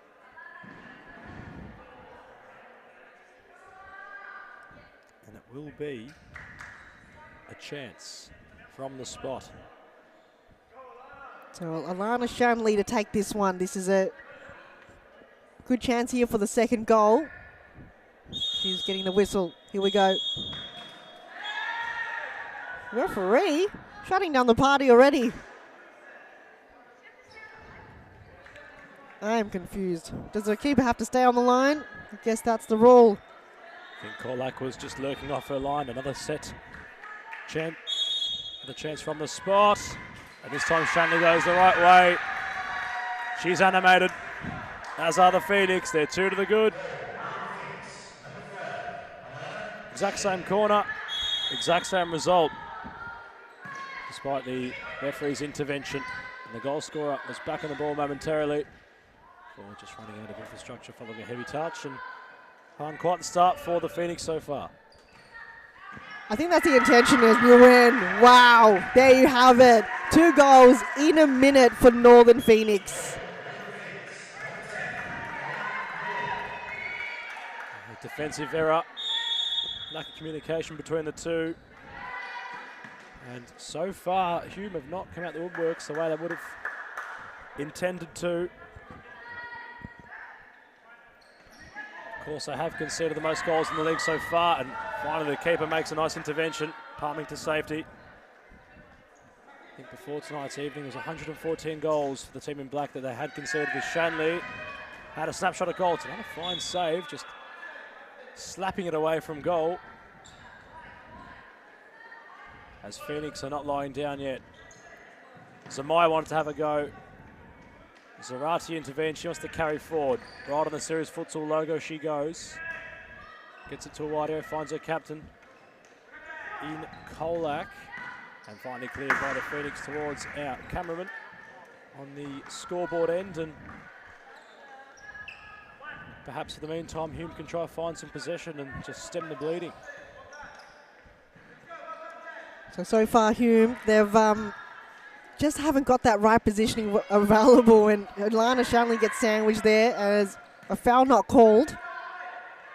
A timeout I feel like it needs to be called right now just to settle things, because 3 goals in about 5 minutes is just now the kind of journey we're going to take here in this game. It's going to be huge, the scoreline. If Northern Phoenix continue their form, they will just keep scoring if Hume doesn't shut that down. And I feel like they just need to reset. The start of the game was just in shambles for Hume. They need to stop it right now. Driving force of Zamaya, she was the deadlock breaker early on. Shanley converted from the spot, and then it was Nguyen to have Phoenix 3 on the board early. Kolak is the goalkeeper tonight for Hume. At the other end, you have Alyssa Irado in goal for the Northern Phoenix. Yet to be tested as that ball's evaded. It's gone through the gates of Saval Kolak. And it's going from bad to worse. We look at the replay. Shanley taking the kick in, and Zamaya, quick snapshot effort at goal. Through a double nutmeg there from Zamaya. Not sure if it's intentional or not. However, Kolak this time uses the box nicely and claims. Shulthesis went across the pitch to no evade, and the Phoenix have their pedal thoroughly down at the moment. Now Phoenix right now, they've just on that momentum swing. They've just got to get that confidence back on. But where does Hume go from here? They're struggling in all areas. I've spoken about it before the game. I'm not putting a bad light to Hume, but in 3 areas of the game, you need a very confident, that was a good save there, but you need a really confident goalkeeper that can save the goals. You need a striker that can score the goals, and you also need a playmaker. And Hume, in areas like that, they just need someone to step up to those areas. But at the moment, 4 unanswered goals, Adam. You would want some more confidence in the back half. They're unable to really find something in the middle of it. Ashul Theus, bit of trickery, just ran out of infrastructure there towards the Northern Phoenix interchange, and definitely so far, Han, I hear the point you're making regarding the Hume FC side. Not much confidence they're showing at the moment. Another one just crept in there for the Phoenix. Mergianos, the goal scorer. And Hume just not able to grab two hands in this contest. See it again, as you mentioned. Lacking a bit of confidence tonight with Team in Black. Phoenix came out the gates just charging in, knowing that they're game, knowing that they can get that win once more. And Hume, they just haven't had too much answers in it, and a lot of just loose balls, and they're just going to hold that structure, communicate more. I feel like that communication is key right now, and they've got to be in the position they want it to be in. They've got to go in with intent and aggression. As a timeout has been issued by the Hume FC manager. We'll return shortly following this intermission. Coaches that every day is good for improving your level, so you have to work hard every day. It's detail, it's important for improve your career. The group is the key of success. If you don't have a union group, you can win some matches, you can win some tournaments, but finally you don't win the World Cup or you don't win the European Championship. You need a strong group and everybody go in the same direction. The futsal is totally different than in Europe or in other countries. I think there are good levels here in Australia. There are good players, so they have to work hard. And maybe in the future Australia is in the top.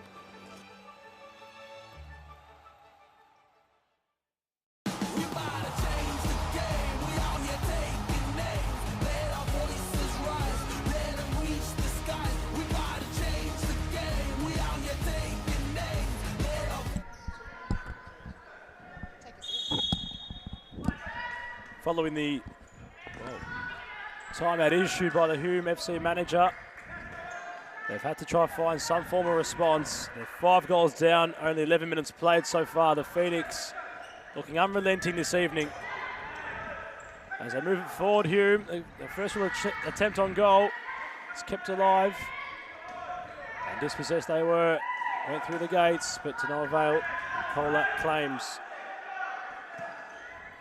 Hume have a lot to do, and you feel like that team talk that issued the timeout should have been perhaps caught earlier. Yeah, it was that 3 quick goals. I feel like they needed to get that structure happening and call the timeout, because that additional 2 unanswered goals from Northern Phoenix, you know, was just something that they didn't want to happen, but they look a lot better now.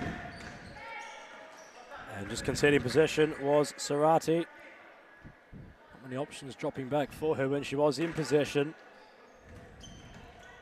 Intercepting nicely momentarily where Hume. Another chance on goal deflected. It's gone in. It was goal bound initially. Sarati unfortunately intervened. And it just deviated away from her goal. Off the goal of Seval Colac once more. And this one, the floodgates have well and truly opened. 6 goals in, I would say, about 11 minutes is the best we've seen from Northern Phoenix, and they'll just continue from here. But it's more, where can Hume go? They need us focus on the defence first and then score later. Oh, Sarati, brilliantly done. It's going to open up for Hume. First intervention from Rojario. Irado, rather. Pardon me, it's her end to the field. The Phoenix quick to transition. To launch a goal bound to no avail was Christy Hanna. They're playing it short at the back now, Hume. Sarati must remain composed, and she's just, unfortunately, had no options to really look for following her brief adventure from defence. Turning towards goal, another fine save from Colac. A double save it was. Intervening, stood her ground well there, Seval Colac. Perhaps a more promising sign for what's to come. Yeah, definitely. I feel like the more saves you're going to do as a keeper, the better you'll get at it. You just have to, these games like this will teach you, you'll learn what can I do better, where can I block the angles, what's the decision making. So a game like this will definitely build the confidence of Kolak. Another fine save there. She is reading it rather better now than what she was initially in this contest. She's slowly marrying into it, you could say, as Hume trying to force the issue, a back heel issued. Trying to make it work, and the Phoenix just saying this door's going to remain closed for the meantime. That's right, but Bonnie Bowles, so far, just being a crucial player on the left flank there for Hume FC, but they're just going to utilise her more. It's just being not using as an option for Hume, but I feel like the play in the left flank can cut that ball in for Hume. They've been lively early on, the Phoenix. Sarati's been playing that playmaker off in defence. So Emot's opened up. Another fine save from Kolak, and she claims this time. That's a lot better from the Hume keeper. It's a lot more promising to see her confidence grow over the course of this contest. She's done well there. As they look towards the officials, lofted over everybody. Kolak came off her line, and this time, unfortunately, it's gone through. Not unfortunately if you're a Northern Phoenix fan. Mergianos, it's her second for the number 2. Annabelle's on a hat-trick. Northern Phoenix are on 7. And there's still a healthy amount of time left in this first term.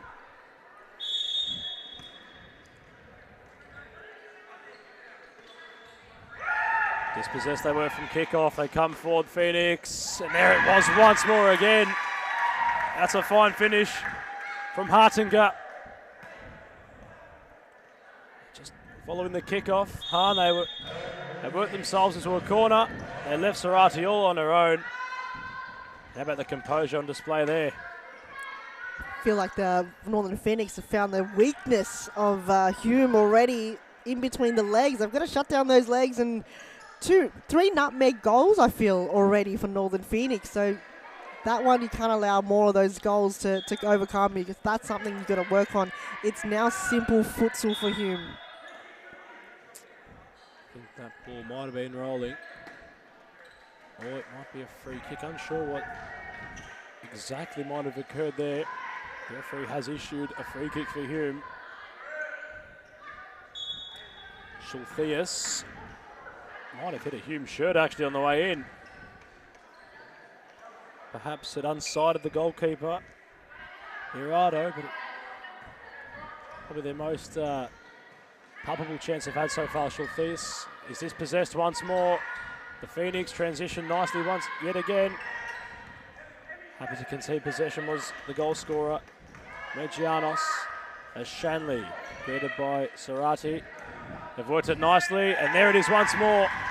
That's a fine goal from the Phoenix. A lot of quality in the build-up. Hartinger grabs her second in quick succession. Poacher's finish off the left boot. You got to give credit to the Northern Phoenix who've come here to play tonight, Han. Oh, it's just the positioning and the chemistry that they built. I mean, Alana Hartinger, I feel like that's her first game ever for Cirrus Futsal, and she's already moulded in the style that Phoenix plays, and she positioned herself so well right in front of goal, inside the D, and that touch was just incredible. It was just very composed in front of goal, so she's one to look out for Northern Phoenix. Schultheus not able to break through as the effort was rather tame from Hartinger. And Kolak intervening back towards the Cirrus Futsal logo it goes. Came almost like a marking contest momentarily, as Hartinger looked like it might have got a touch on her boot following the interception that was made by the Hume captain as Shanley tried to spin away. Schultheus, Zamaya back in possession. Bit of a tug of war between the two. And the Hume players one out for the meantime as Hartinger intervenes. Concedes possession. Oh, it's a fine ball forward to Shanley. And Shanley turns. Kolak saves. Shanley might have had a second bite of the cherry. She does now, and this time she's rolled it in. Persevering play from Shanley. Alana, might be a hat-trick, can't. It might be, and she almost kind of blindsided the first attempt, and then everyone's like, you have the ball again, and she kind of went all over it. Rings around the keeper too. So Alana Shooter Shanley, she's here, and she's here to kind of get that momentum of the Phoenix goal scoring kind of, what do you call it now, train? It's like a train that's not going to be stopped at all in this game. Well, they keep choosing to score goals. Sometimes they make themselves, what can I say? As the long ball forward has come forward, keep it a keeper. Whip back into the centre, and for the meantime, Hume's unable to really hold much possession. Kolak unorthodoxly miscuing away from her goal as Zamaya. That's brilliant. Had all the time in the world there to Zamaya, and she made no mistake. Brilliantly dispatched off her left boot. Caught the goalkeeper unsighted. As Hume following the kickoff, that one's gone. Rolling beyond the captain. And the Phoenix have a kick or throw in a deep area. And well, what can be said, Han, 11 goals scored, 5:40 remaining. Looks like it will be a very impressive win for the Northern Phoenix, who do boast, well not boast, rather they do have a rather tame goal difference. They, of course, before tonight's match was to start, were -4.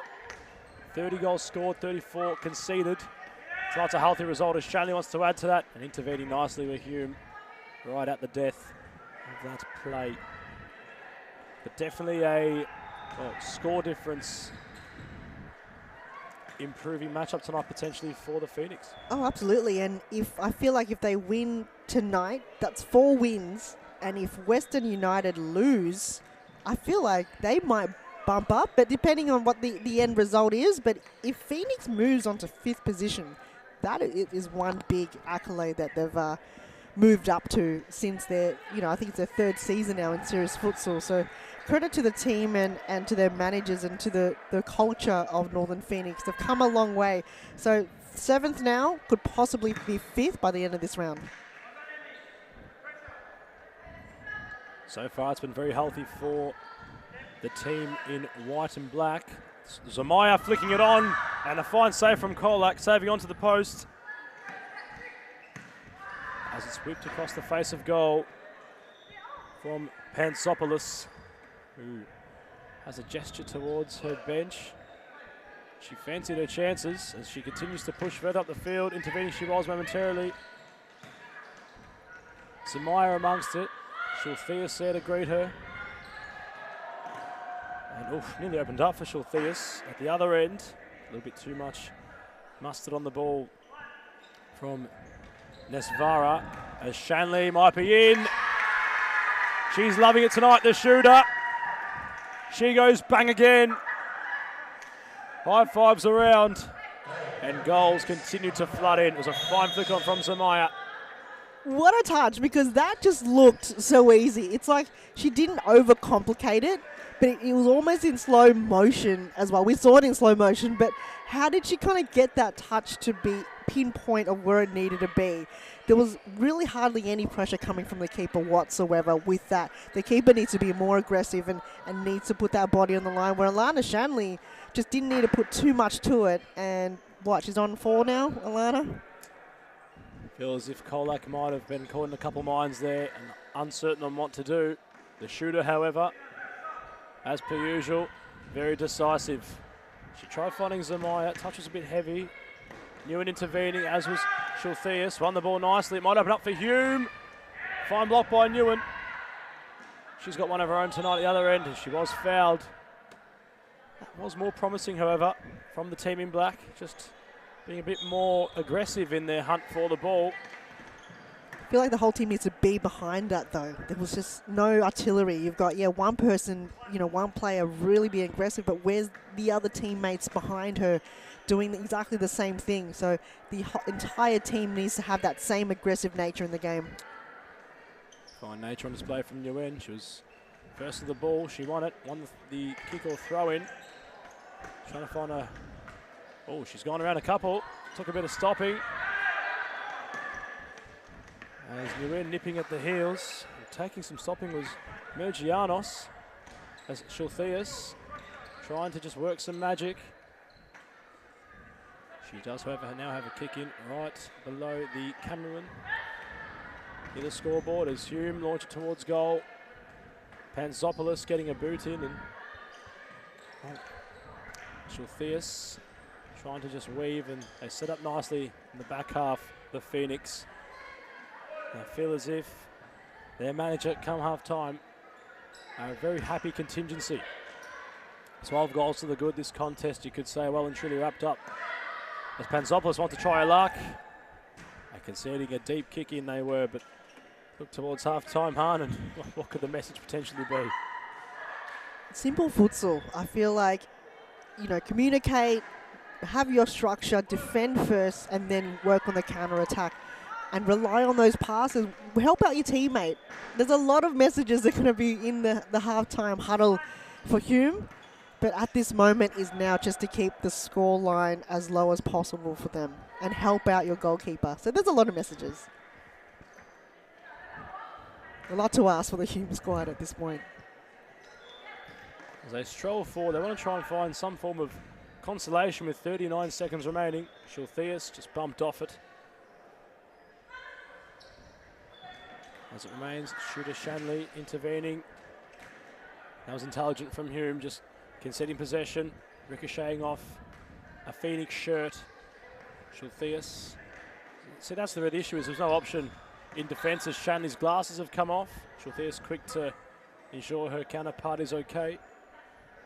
That's sort of the issue there, Han, like you've just seen in that play, for example, where Hume are in possession. I know it's late in the half, but no options on display. There might be one final surge, and there won't be. The referee's intervened. A statement made with another 25 remaining. The Phoenix 12 to the good as we head to the halftime break.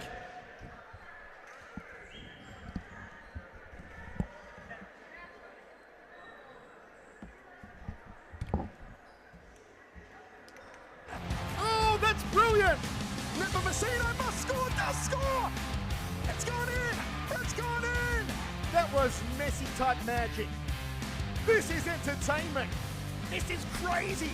This is World Series futsal.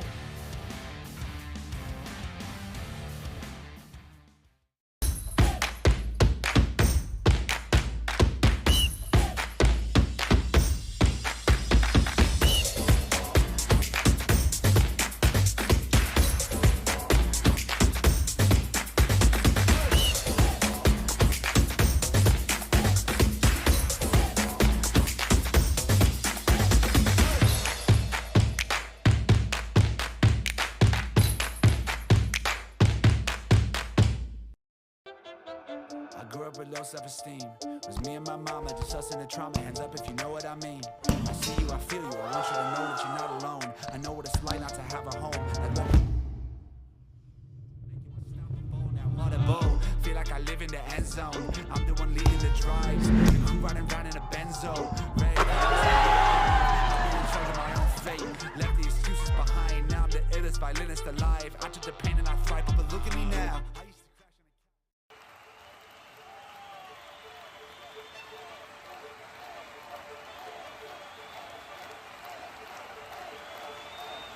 A good futsal player has to be intelligent. It's the most important quality in a futsal player, because in futsal play is very fast, and you have to think really fast. You don't have time, you don't have a space. They have to enjoy the game. This finally, futsal or football or basketball or tennis, it's only a game, so they have to enjoy. If they don't enjoy the game, they don't improve.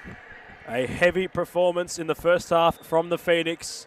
If you're just joining us, they ran rampant on this Hume FC side, who are just unable to really garner anything worth talking about at the moment. Unfortunately for them, they'll look to build in the weeks that follow. I'm joined by the Futsal Oz custodian and veteran, Han. What can we make of that first term? I feel like Phoenix, they've come a long way since round one. It was 10-3, and now it's 12-0. So for them, they've worked so hard. You could tell that they're building and training. But it looks like there's some form of confusion here, or stoppage. Free kick given to Northern Phoenix. Hume, since round one, we haven't seen too much improvement since then. So I feel like they just need to work on little things to kind of improve on that. Zamaya hitting the back of a Hume shirt, the wall working to full fruition. They continue to build. Falls for Zamaya. They're linking up nicely. They've got time, and it's gone in. Very quickly in the second term, they were to score the Phoenix. It's Hartinger once more. That might be her hat-trick for the number 4. As that long ball over the top from Sarati not working. Anything really. Zamaya had an attempt, but, well, what can really be said? What can we make comment on? I'm just going to talk on Alana Hartinger. She's taken over the other Alana. So maybe if you want to join the team, your name should be Alana, because you seem to be scoring a lot of goals for Northern Phoenix. Both Alanas in this game so far. As Zamaya went the full Monty and went bang. Hit the side of the net. She simply strolled in. Leda Zamaya possesses such power about her play. That's a fine finish. Too much time and space given. No one tagging her whatsoever in the entire passage of play, Adam. Not at all. So you've got to shut those runs down, and Zamaya just took it all on her own. Very forceful player, Zamaya. Very mobile, very quick, very strong. Has a great eye for goal. As Zarati went for an adventure. She still remains. It remains alive for Hume. And it's got in. The captain contributing at the other end. And that's more like it from the side, that although on the scoreboard it doesn't look too pretty, that was a fine goal. It was an incredible goal from Behiza Temel. It's the angle. We love to see goals that are angled in, and it looks like Northern Phoenix have caught a timeout at him. We'll look to go to a quick intermission following the timeout. Finish there, and he gives us an arrow as well, and makes it 1-1. When you make tackles like that. Oh, he's putting on the effort. Yeah. Oh, well. Jake Bessini. What a rocket from JK. What was that, Arturo? What was that? I don't know. You see how hard it is to get out? Stein! Oh! Corey Sue just banged one back of the net and breaks the deadlock. Are you kidding me? This is Futsal in overdrive. I've never seen anything like it. A timeout was issued by the Phoenix following a captain's goal at the other end for Hume. A fine finish it was. That's a nice moment from Hume. We've had a bit of rain in this matchup. It's a glimmer of sunshine perhaps. Bit of shape found now in their defence. They look to work it forward once more. He's intervening in the back half for the Phoenix. It might be kept alive. It is by Hume. Flirting with that narrow part of the court. It's opening up again. A corner kick for Hume. Let's just hope that goal from the captain is now the built-in confidence for Hume and what they need, and hopefully more goals to come by it. Not my mistake there, Hahn. It was not a corner. It was a goal kick. It was adamant that it came off the boot of a Northern Phoenix player. We're really uncertain what's happened there. I saw the same thing, but move on. Referee says one thing. Turn towards goal and striking. And goaling yet again. This time, Hannah joins the goal scoring party. There was her invitation. And she took it thoroughly with the right boot. Oh, that was just one of those low to high balls, and it was just nothing the keeper could do on that occasion. It was just hard to read. Irado hasn't had much to do, but she showed some fine handling there as the goal scorer continues to venture forward. And that ball a little bit too deep for Zamaya, who, although the scoreline, competitive nature on display, Zamaya. Oh, you got to have it at all times, and that's the difference between these two teams. Even though, you know, now that's the winning nature of Northern Phoenix. If you're up by a goal or 14, you have to have that win mentality in you. Shultheus, it's a nice pass, and it might work for Shultheus. She went for goal. Irada getting low. She's gone the footy kick option. Kick to kick between the keepers. Oh, that's a risky idea from Kulak. Shultheus tried to finding a captain, the goal scorer for Hume this evening. He's at Temmel. As Hartinger shifts it onto her left boot. Back onto her right, and not on the same page as Pantazopoulos. As Temmel wants to take a kick in and get things moving quickly for Hume. The ball was rolling, however, and that's the last thing you want to see your captain do. Sometimes you kind of freak out. I'm not freaking out, but you think of your next move before you make your first move. So I feel like the nerves are there. They're just making too many mistakes here. Ooh, and Kulak saving nicely, following the effort from... It's got a brain fade. There's Zamaya. Oh, that might have hit a hand yet again. And they've caught advantage as Shultheus works her way forward off her right boot. It goes. And there it is for Hume. A couple on the board now, and Shultheus has been deserving of a goal. Arguably the most important player for them tonight. She shifted away brilliantly there from her marker. It was off the left boot, in fact. It started from the start of that replay. Just the footwork. Did you see the confidence going from one side, tricked her opponent, and then just took it on her own? So this is the confidence we want to see from Hume. Take on the team, and you can really punish the other team. Took on 3 defenders and then the goalkeeper. So that was a very terrific individual effort there coming, Shultheus. More goals to come, I'm sure, from that star player. And she intervened nicely at the other end there, blocking an effort from the Phoenix. As that effort's been hit by Pantazopoulos, collided with the bar. That was individual brilliance from the Hume number 6, Amika Shultheus, showcasing the quality she possesses. She has had a fair bit of the ball this evening as a turnover in defence. You can hear them roar. Quinn Ewan says, "You can't make those mistakes around me." Absolutely not, and just too much open space, and it was an intercepted ball. Big under pressure there coming from Sarati, and the ball landed into her feet. One touch and find the goal and find the back of the net. So Quinn Ewan, captain of today, have stepped up. She, of course, is on a hat-trick also. As Shultheus wants to get it moving, she might get a second bite at it. Greeted by Nguyen, who clears towards the stand end of the Series Futsal Arena. Slight build-up this evening. Of course, we have a couple more games to follow. We're halfway through the round. And what can we expect from our next couple of games? There's a few key fixtures in there.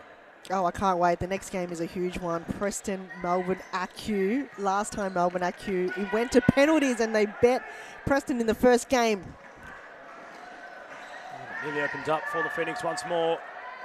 Shooter Shanley lurking ever so dangerously as Nguyen received from Pantazopoulos. And shot wide of the goal of Kolak, but what to expect from the next fixture here tonight in Thomastown. Yeah, and then Western United against Melbourne Evolution in the last game. Evolution still undefeated. As they look to venture forward, unselfish they were, and they've worked it. And Shooter Shanley, their shooting boots are truly tied up tonight. Very unselfish in front of goal. They worked it brilliantly. And Shooter cannot be stopped this evening. Oh, she's definitely got some special boots on because she hasn't missed a beat. And we know that she's so reliable in front of goal, but tonight, look at the moves that she does and the amount of touches that she does. She doesn't skip a beat whatsoever. Pantazopoulos turning and dispatching. The Hume player quick to help and see if she was in no discomfort. Fine sportsmanship from Bonnie Bowles. As Pantazopoulos and her intervene once more. Shooter went for goal. They're up in arms in the stands to our right. The Shooter. That's going to make for a fine photo if Josh is around. She cannot put her foot wrong this evening. Shultheus stood tall. She wants to venture forward, tried to go through the gates of Pantazopoulos. It might open up, a lot of time and space. And it's crept in once more. The goal's unable to stop as a time has been issued by the Hume manager. So we cross to a quick intermission.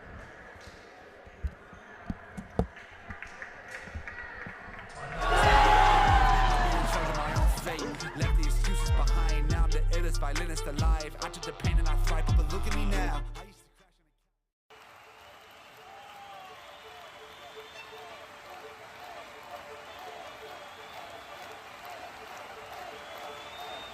A good futsal player has to be intelligent. It's the most important quality in a futsal player because in futsal play is very fast, and you have to think really fast. You don't have time, you don't have a space. They have to enjoy the game. This finally futsal or football or basketball or tennis, it's only a game, so they have to enjoy. If they don't enjoy the game, they don't improve. No, they know that we know as coaches that every day is good for improving your level, so you have to work hard every day. It's detail, it's important for improve your career. The group is the key of success. If you don't have a union group, you can.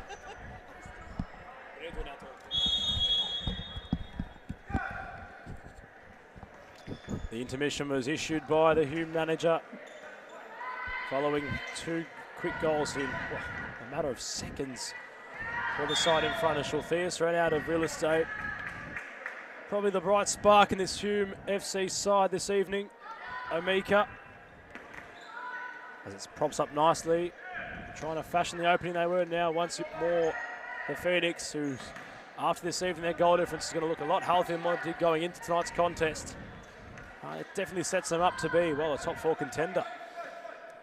Yeah, possibly. I mean, they're getting up there, and it's a game like this where they do need to rely on those goal difference, and they're only -4, so that's credit to them by only conceding 4 goals. So the defense is working, and their goalkeeper, Iardo, and when Giovinazzo's playing as well, they play a crucial role in keeping the scoreline as low as possible. So if they can go on the positive after this game, it will be a huge credit to them and another tick, a box tick to many accolades and many goals that they've got coming into this season. And of course, Giovinazzo from Canberra had her tracked down in the more recent contest. I believe it was against Western. Was it Western or Carlton? I can't remember now. Unsure who it might have been. Of course, residing in the capital.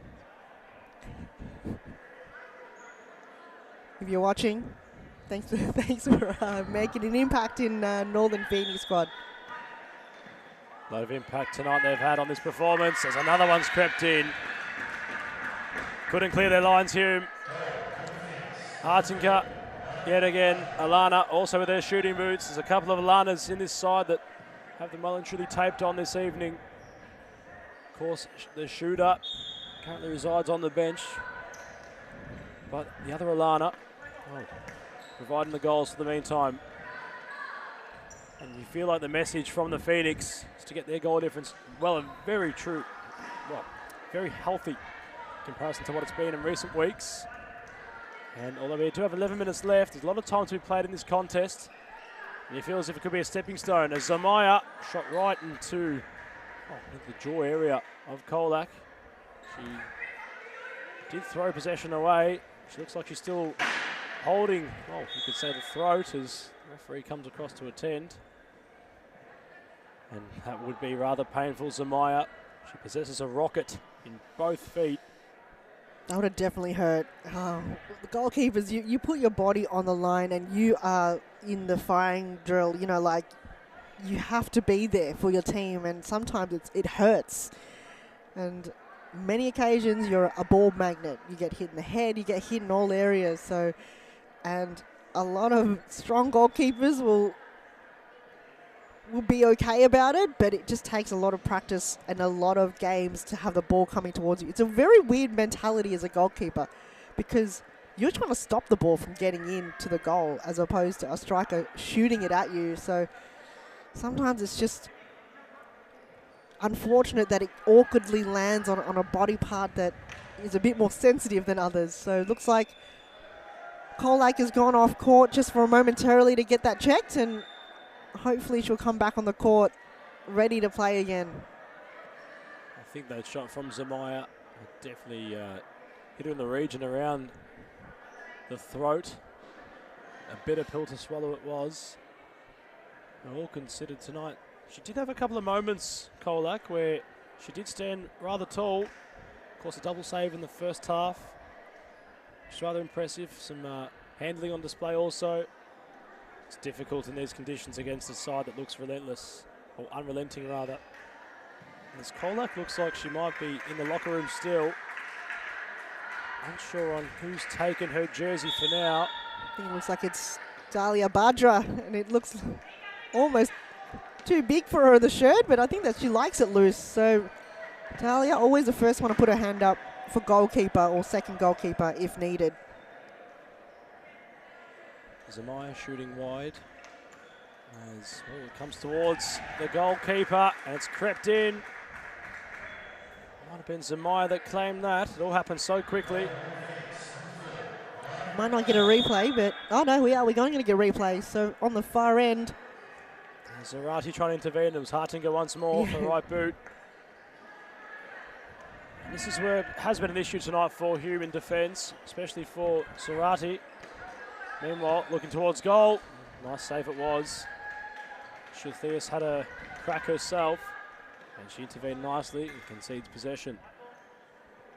But against the side that possess such a lethal eye for goal, like the Phoenix, I feel like any goalkeeper across the leg's been put on notice tonight, especially with the shooting boots of shooter Shanley, Zamaya. I think everyone's been in on the party, and each of the goals they have scored have been some, or most of high quality, side netting, dipping shots. It's been a keeper's nightmare tonight, you could say. And Zarate shifts gear, trying to fashion an opening. Finally has some support with Shultheus. That's something you want to see more of from Hume, just make it work when they are in possession, open up for each other. And Zarate just a bit too much for Shultheus ahead of her. There's been 9 minutes left to play in this one.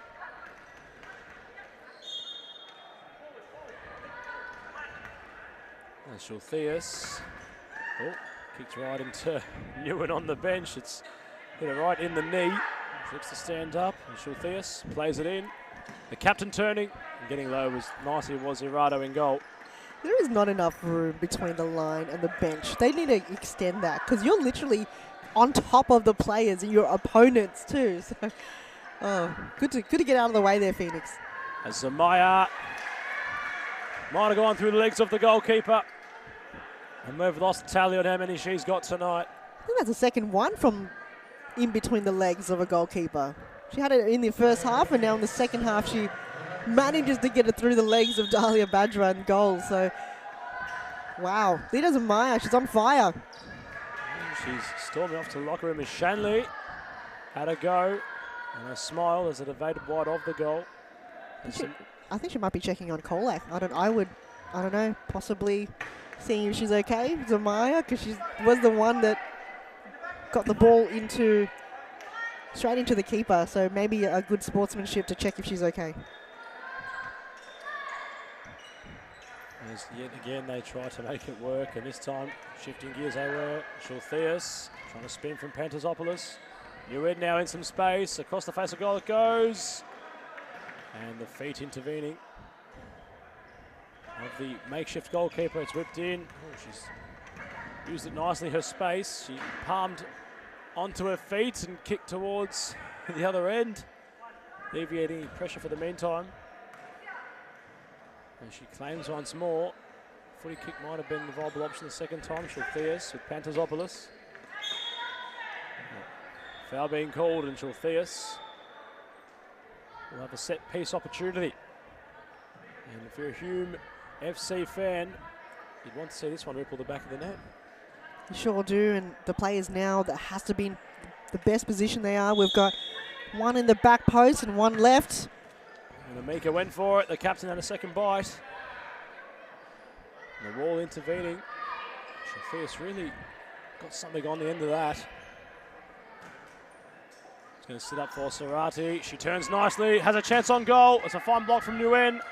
As Shanley to Nguyen. They queue up in the centre. Nguyen unable to find Pantazopoulos. She does this time.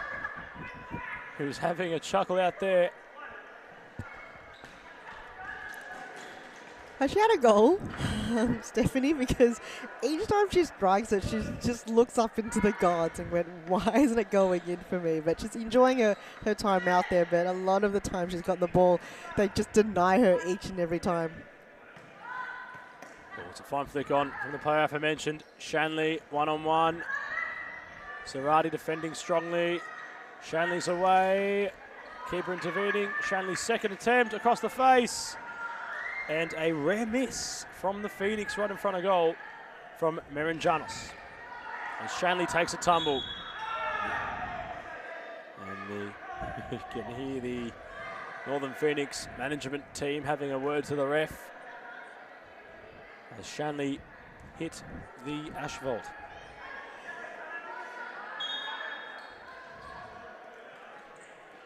I think they'll be pretty chuffed with this performance. 22. This is the highest we've seen Northern Phoenix against any team right now. 22 goals, and each player has got at least 2. Could be a 23rd. Shanley with the initial effort, but it was capped off from close range. She ran to the family members on the touchline tonight. There's Merenjanos unrelenting as her Phoenix side are. And you feel as if the management staff is Merenjanos once more. Unselfish. Shanley hitting bodies. Pantasopoulos intervening brilliantly with Serrati's. Pantasopoulos looks to the gods once more. She's unable to get in the party. She uses her body to keep Shultheus away from it. There's Temel. Greeted by Nguyen. Nguyen now to Pantasopoulos. By taking deflection goal bound rather.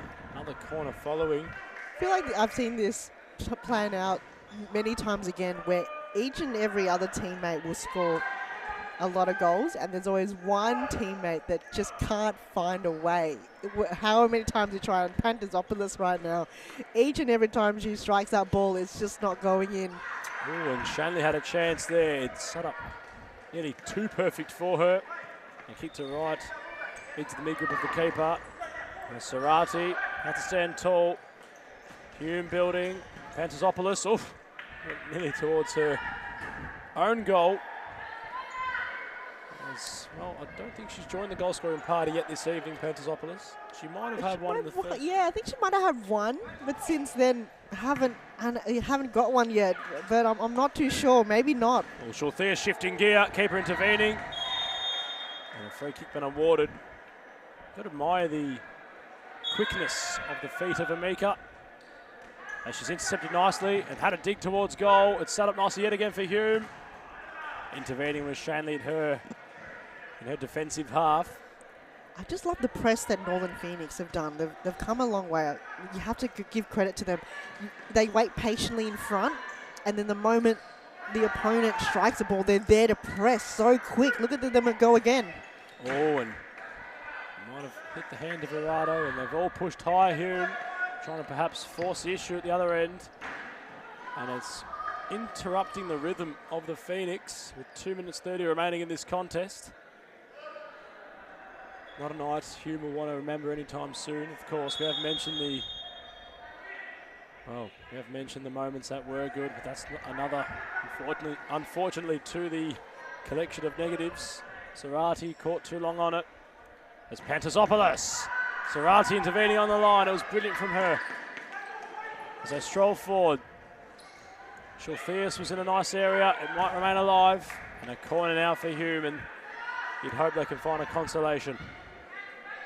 Of course, we're on the stop clock part of the competition this evening. Each time there's an outage, the clock will stop.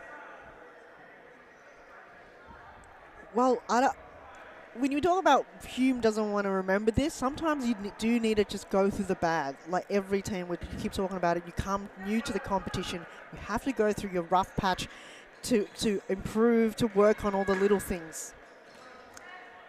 As they look to work for that consolation. And saving nicely was Irado. Shultheus just putting something onto it. It's those little short moments. Again, how close was that to the goal? If it wasn't for Iado, doing a brilliant goalkeeping, that would have definitely gone in. So just little moments like that Hume can really, stamp that they can improve on those little moments. Fierce ball rolling. She had options queuing up in a more central region as Pantazopoulos had another dig. Couldn't get under it properly. Minute 30 remaining. Few stoppages now. Both sides. It's really opened up. And there's a consolation for Hume. A brilliant goal over the top. It's taken brilliantly by the attacker. Unmarked on her own. Hits the bottom corner with conviction. That's more like it from the team in black. I'll be happy to come away with 3 goals this evening. And that's been a rather bleak performance for them. That was a good welcome back for Cassandra Dagger. Like, she hasn't been on this court for many seasons, and then Hume bring her in. She's just been banging on the door with a lot of possession, but since then haven't had a clean possession in front of goal, and she can really shoot. She's been playing in the past for the likes of Preston and Greenvale and a lot of other teams as well, so it's good to have her on board. Hopefully we'll see more of her. She's the third mother. We've got already Clarissa Allerton and Anita Caro, and Cassandra also a mum to a little bub. And Northern Phoenix, what can I say, 24 goals. That is just such an incredible feat for them. The race to 30 might still well and truly be on. There is a minute remaining. 6 goals in a minute, Adam. That's not impossible, just saying. We had a few in quick succession in this second term. And going into tonight's contest, they hadn't scored that many of their own. They've nearly equalled their entire goals for the season in tonight's contest. It's been brilliant from the Phoenix, and they still have time to contribute to it. Remain alive for them in that area. They're trying to still force the envelope with 38 seconds remaining. Of course, Hartinger remained amongst it. Zamaya, touch was heavy. Legs are tired out there now. Zamaya concedes as Temel. Shultheus. Perhaps another consolation or a goal remain in this contest. Hume might try to force the envelope. Zamaya shifting brilliantly from Shultheus. She gets away, Zamaya. She might have been fouled. Remains alive. Kept nicely. Zamaya has a chance. And anytime that's said, the net ripples. Leader, Shooter and co have been emphatic this evening. They've nearly equalled their whole goals for the season. They might not reach 30, but they still have time to reach one more as Zamaya had a bite. There's 10 seconds remaining. Zamaya whipped it in. At the back post was Hartinger. Not too much time to shoot. Moving through the traffic as the contest will come to a close. What a performance it was from the Northern Phoenix. 25 goals scored, 3 conceded. It doesn't look like something you'd see from a side sitting in 7th place. They do get the 3 points this evening as both sides shake hands following what's been an incredible contest for the Phoenix. They'll come away the victors 25-3. We'll join you shortly for the 3rd fixture of this evening.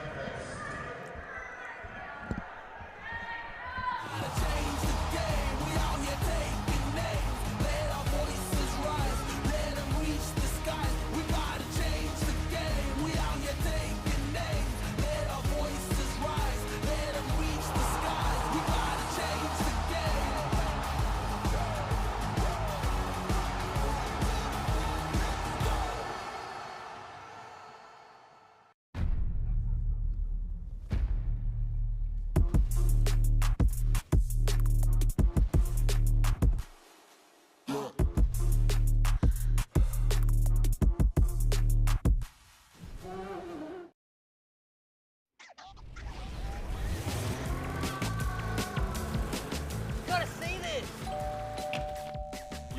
see this. You've gotta see this. You've gotta see this.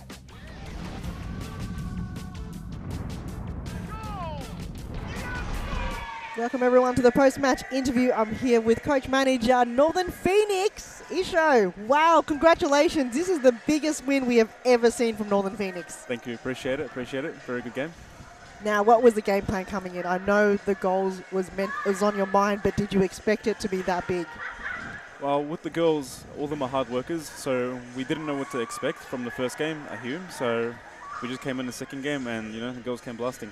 Now, unfortunate loss against Carlton last week, but you know they can come back. There's something in the mentality of the team right now, the belief. Is it something that you worked on in the previous seasons now coming into this season? Well, as you see, the first half, you know, it was a bit on and off, you know, against Carlton, and the second half we came blasting, so obviously you can see the girls got the heart and the passion, so we'll see with the rest of the season, and yep. Now, next week you've got Melbourne IQ. That is probably one of the biggest challenges yet for you. Is it now going to be a lot of training, a lot to work on for next week? Aku is a title contender, and obviously we'll come in with our heads, into the game, and hopefully we can beat them, but yeah. I'll let you go and celebrate. Congratulations once again, Isho. Thank you so much for your time here in the studio. Thank you, appreciate it. When you make tackles like that. Oh, he's putting on the effort. Oh, well.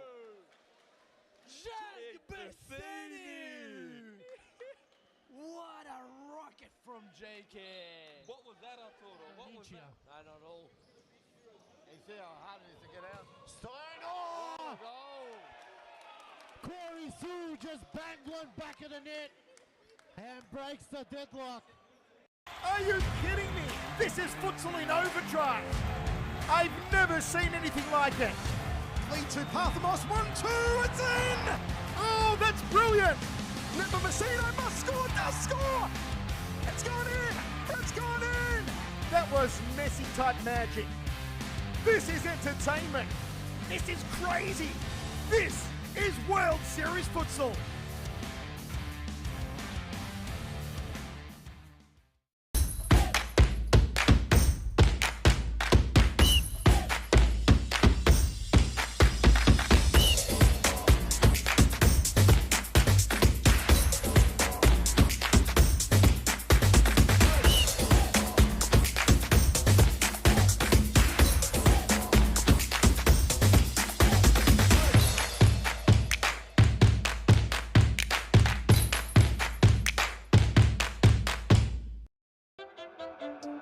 Low self-esteem was me and my mama, just us in the trauma. Hands up if you know what I mean. I see you, I feel you. I want you to know that you're not alone. I know what it's like not to have a home.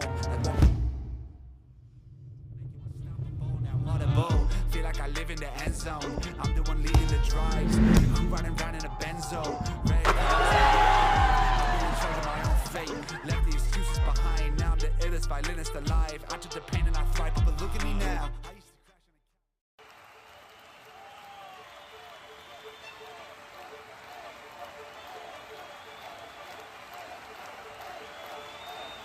A good futsal player has to be intelligent.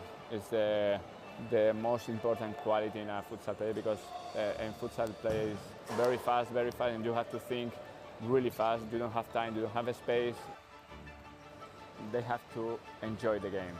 This finally, futsal or football or basketball or tennis, it's only a game, so they have to enjoy.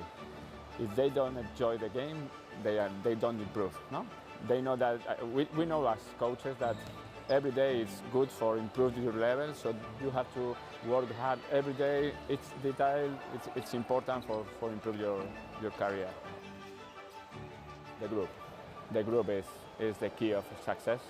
If you don't have a union group, you can win some matches, you can win some tournaments, but finally you don't win the World Cup or you don't win the European Championship. You need a strong group and everybody go in the same direction.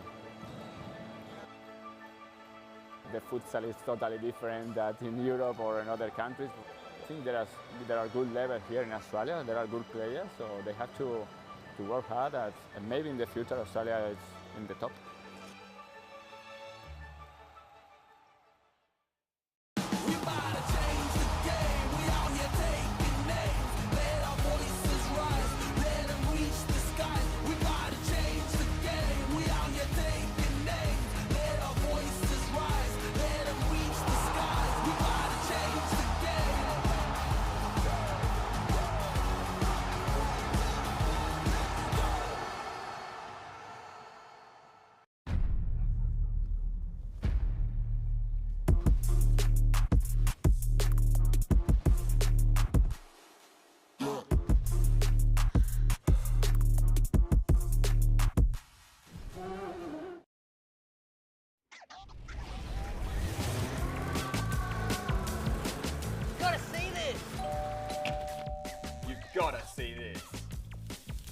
gotta see this.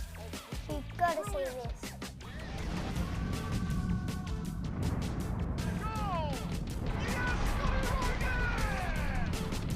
It does not get better than this. World Series Futsal. You've got to see this. Rabin strikes, it goes in! It's a goal for the Euro! Are you kidding me? This is Futsal in overdrive! Oh, that's brilliant! How did she do that? That was Messi-type magic. It's gone in! It's gone in! This is entertainment! This is crazy! This is World Series Futsal!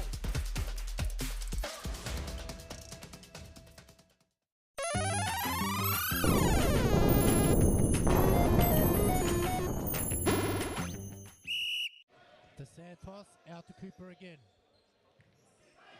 Filio cuts in nicely. Oh wow. Filio just put the skates on Nathaniel Turner there and sent him for a hot dog.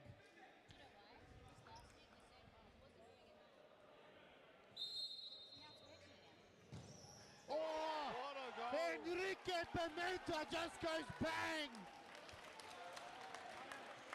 What a finish there, and he gives us an arrow as well and makes it 1-1. When you make tackles like that. Oh, he's putting on the effort. Oh, well. Jack Bassini! What a rocket from JK. What was that, Arturo? What was that? I don't know. You see how hard it is to get out? Stein! Oh! Corey Sue just banged one back of the net and breaks the deadlock. Are you kidding me? This is Futsal in overdrive. I've never seen anything like it. Lead to Parthamos, 1-2, it's in! Oh, that's brilliant! Never Messina must score, does score! It's gone in! It's gone in! That was Messi-type magic. This is entertainment. This is crazy. This is World Series Futsal.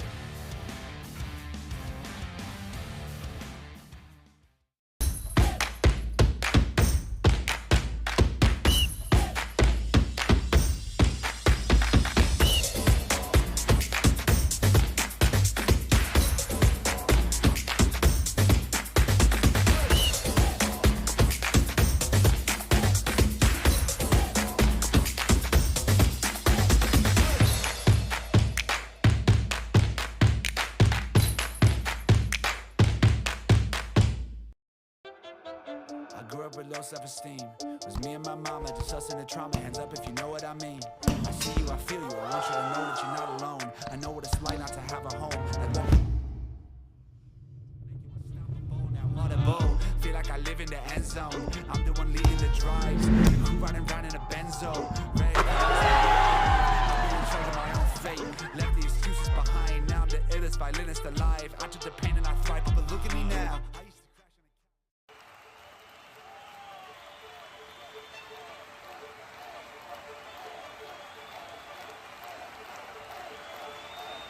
A good futsal player has to be intelligent. It's the most important quality in a futsal player because in futsal play is very fast, and you have to think really fast. You don't have time, you don't have a space. They have to enjoy the game. This finally, futsal or football or basketball or tennis, it's only a game, so they have to enjoy. If they don't enjoy the game, they don't improve. No, they know that we know as coaches that every day is good for improving your level, so you have to work hard every day. It's detail, it's important for improve your career. The group is the key of success. If you don't have a union group, you can win some matches, you can win some tournaments, but finally you don't win the World Cup or you don't win the European Championship. You need a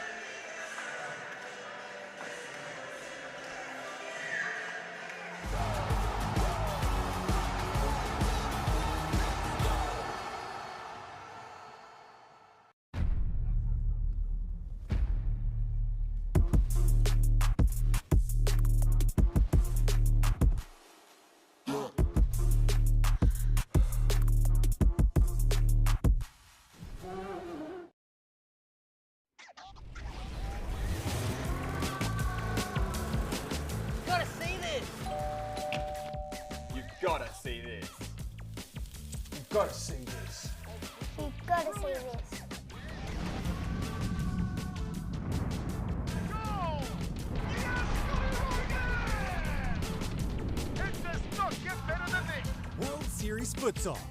You've got to see this.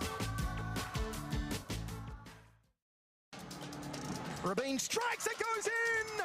It's a goal for the Euro! Are you kidding me? This is Futsal in overdrive! Oh, that's brilliant! How did she do that? That was Messi-type magic. It's gone in! It's gone in! This is entertainment! This is crazy! This is World Series Futsal!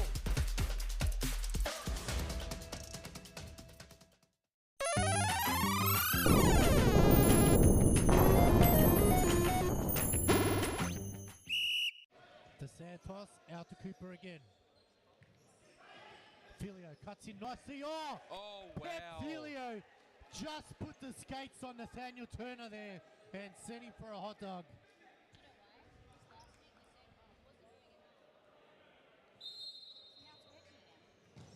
Oh, Enrique Pimenta just goes bang. What a finish there, and he gives us an arrow as well. It's round 10 and it's game of the round. Preston against Melbourne IQ. It's going to be a big one, and I can't wait to see what unfolds because Melbourne IQ, second place on the ladder with 7 wins, and the only loss is with the other Melbourne team, Melbourne Evolution, where Preston with 5 wins and 3 losses. And it's going to be a bit confusing at the start because both of the goalkeepers tonight is wearing pink. Preston in their very new black kits, kicking from right to left, and Melbourne IQ kicking from left to right. You're here with Adam and Han. Adam, what a game is going to be. Well, the goals this evening have come in abundance.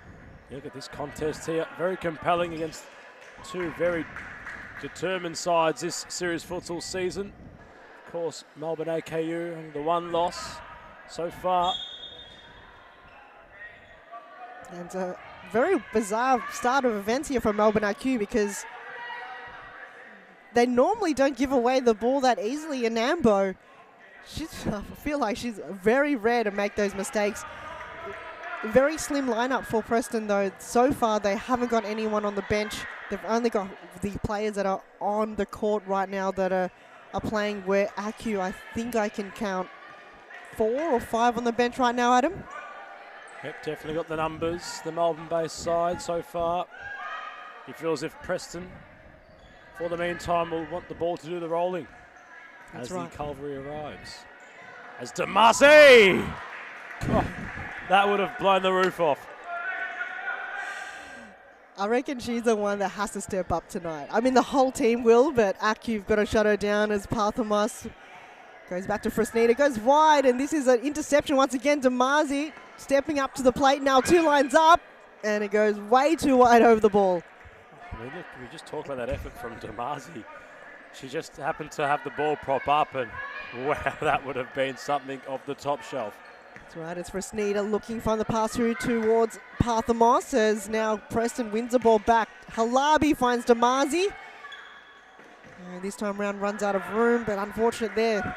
But good work considering Preston has only got the slim squad, but it just makes a difference towards the end of the game. It's more towards endurance now as Bohorquez, the other pink goalkeeper, this time for Acu to Fresneda. Parthamos. After Fresneda goes wide.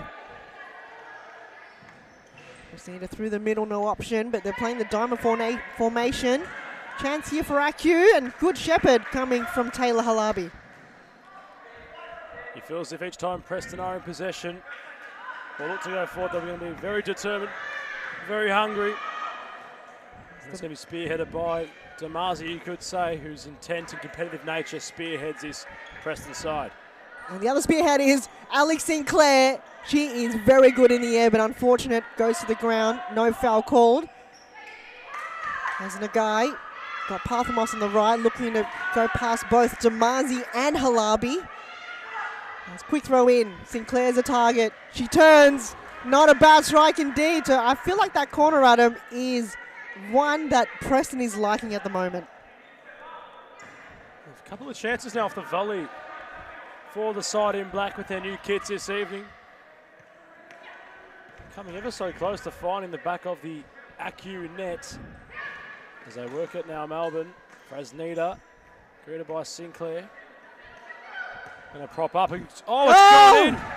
Is that Nagai from all the way back at him? You saw that happen unfold. It's the deflection that they're counting on. Let's watch that again. Right on the series futsal logo. Dispatches towards goal. And it's deflected in. I think it's deflected by Evangelia Parthamos, her own teammate. I think he went and she veered it inside the goal. So I don't know who will count that. We might have to check the WeFroth up to see the referee. Who did they give the goal to Saki Nagai or to number 4 Evangelia Parthamos?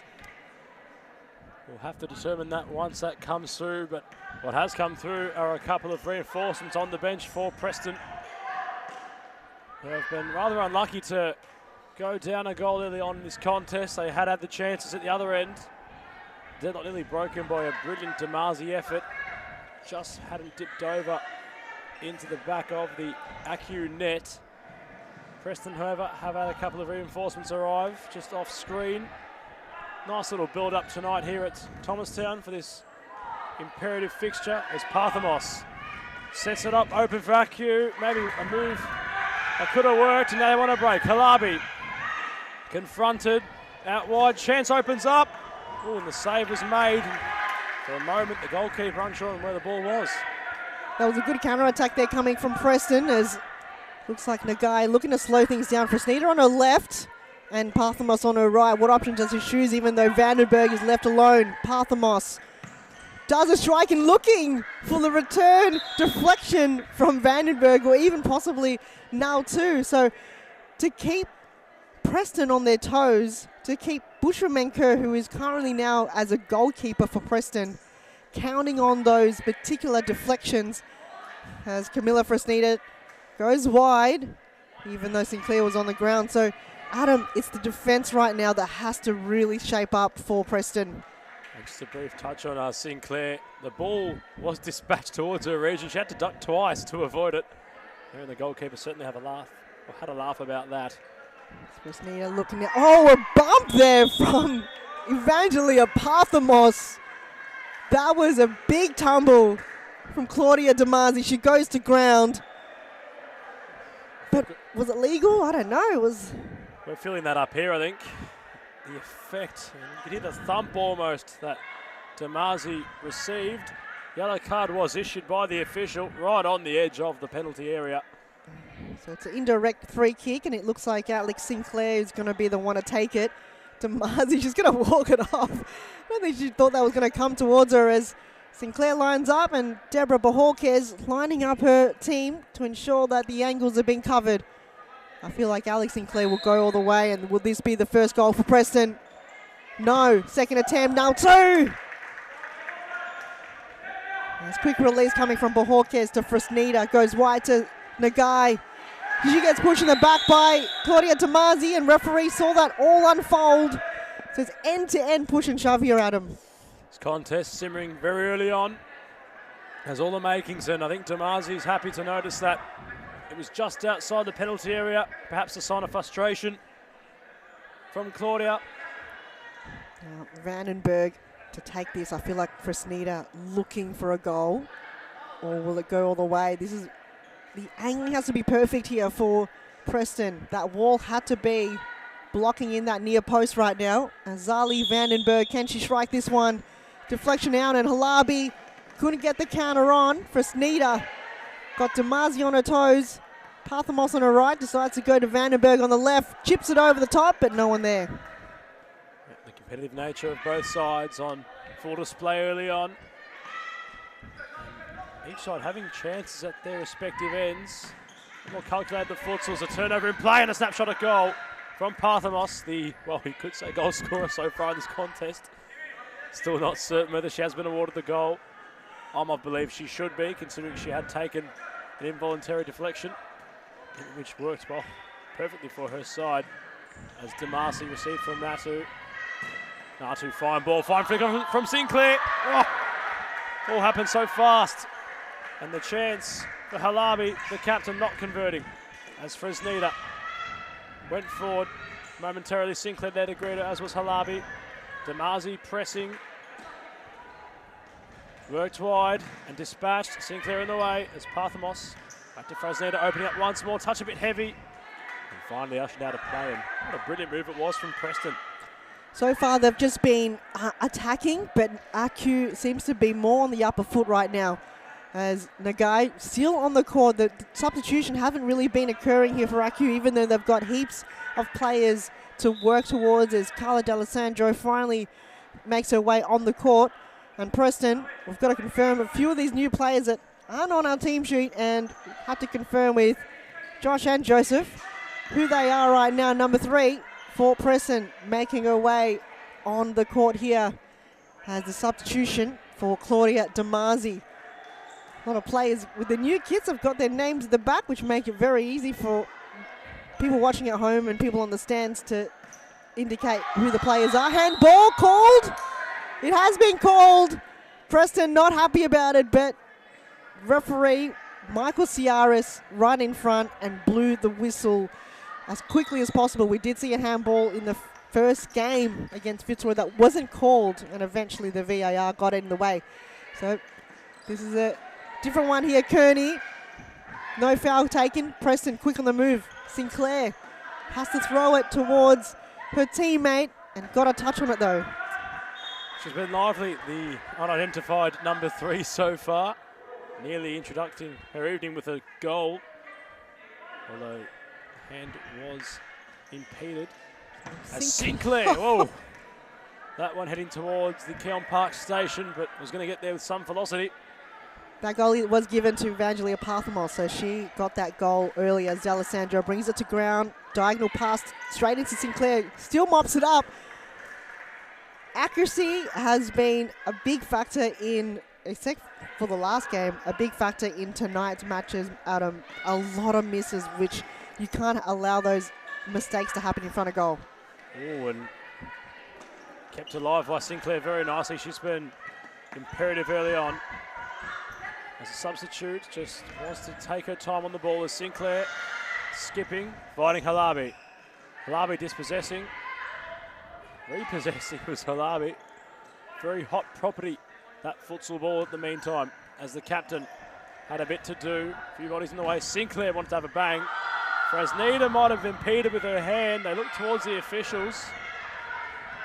You can hear the Preston management having a word, and hard to sign of frustration, raising her hands. And a free kick's been issued along with what could be a potential card. This game is so heated. 1 goal apiece right now as we see another substitute come on for Preston.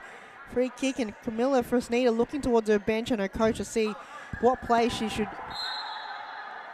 go on. Neve Kearney on the far end didn't choose that option and goes straight into the wall.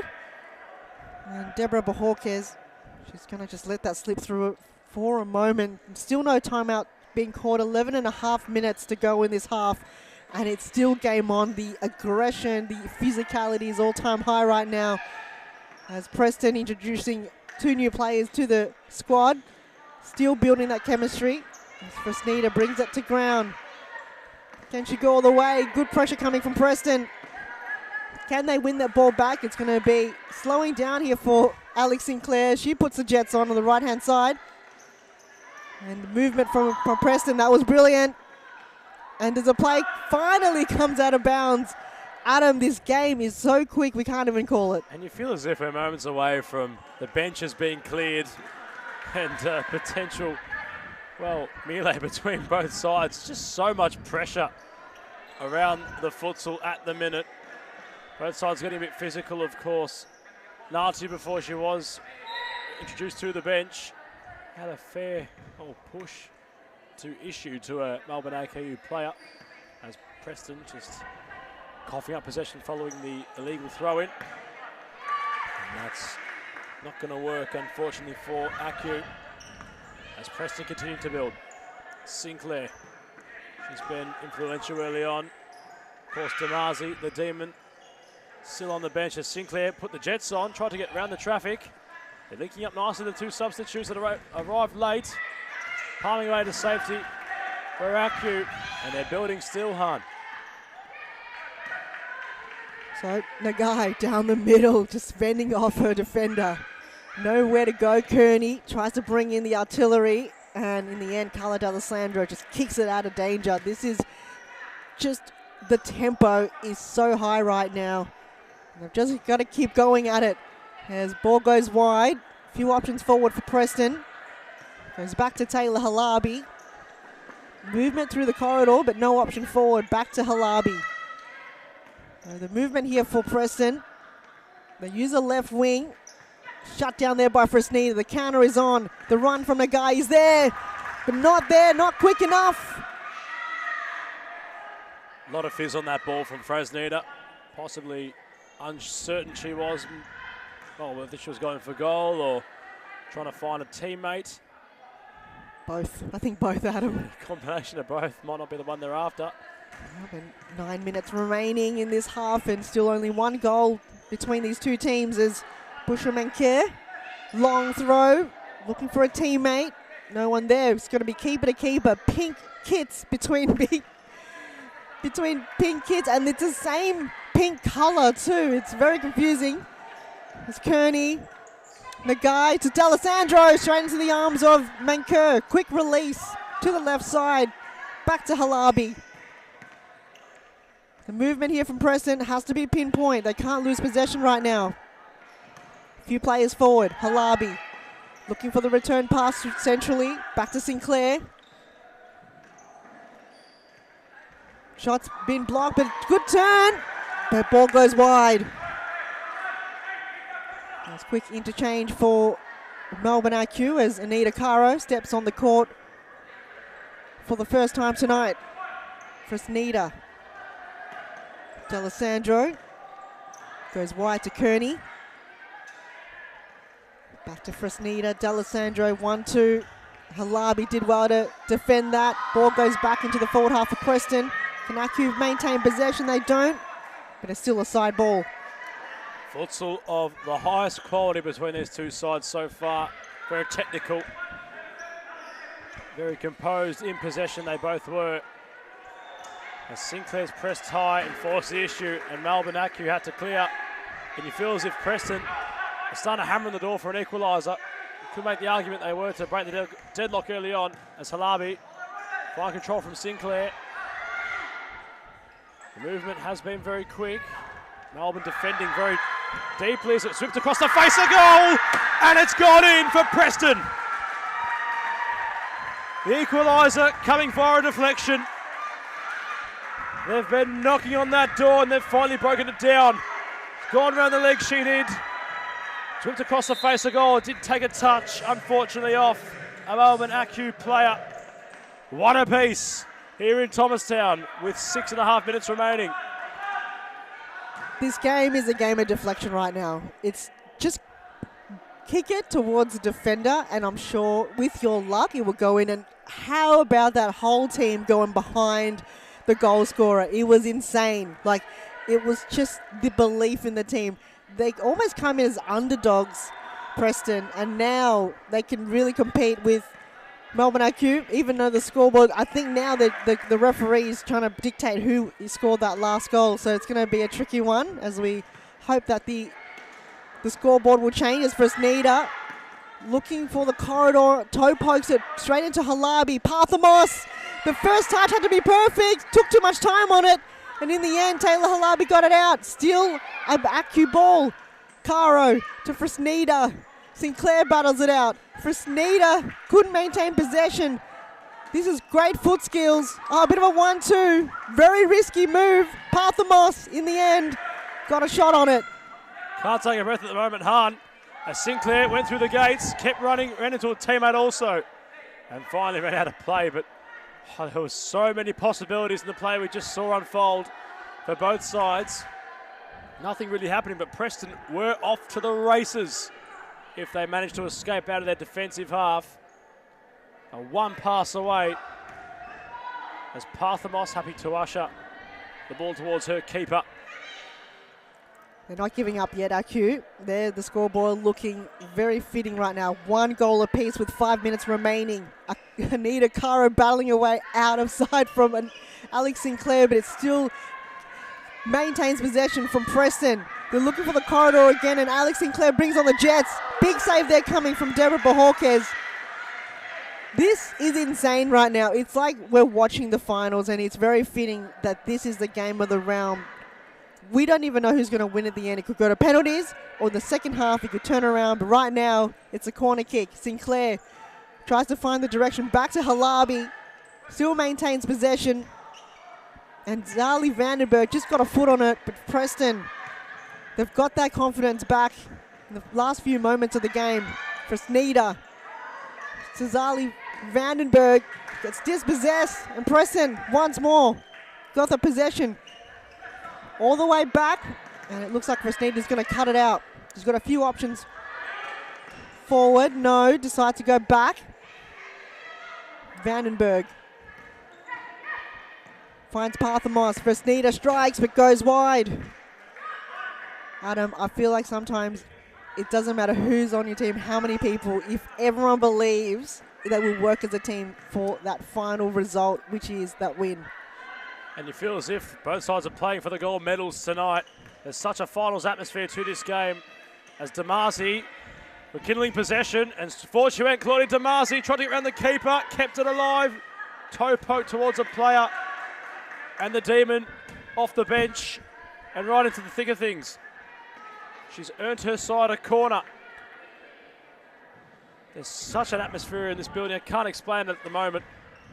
Both sides need, well, you feel like they need to beat each other. There's such a exclamation point on the contest, and Hatu once more forcing the issue. A timeout has been issued. Do not move. This contest's too hot. We'll be back soon.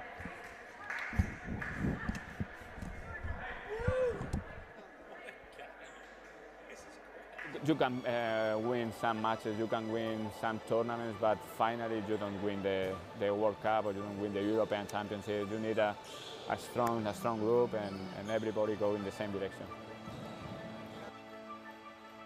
The futsal is totally different than in Europe or in other countries. I think there are good levels here in Australia. There are good players, so they have to work hard. And maybe in the future Australia is in the top.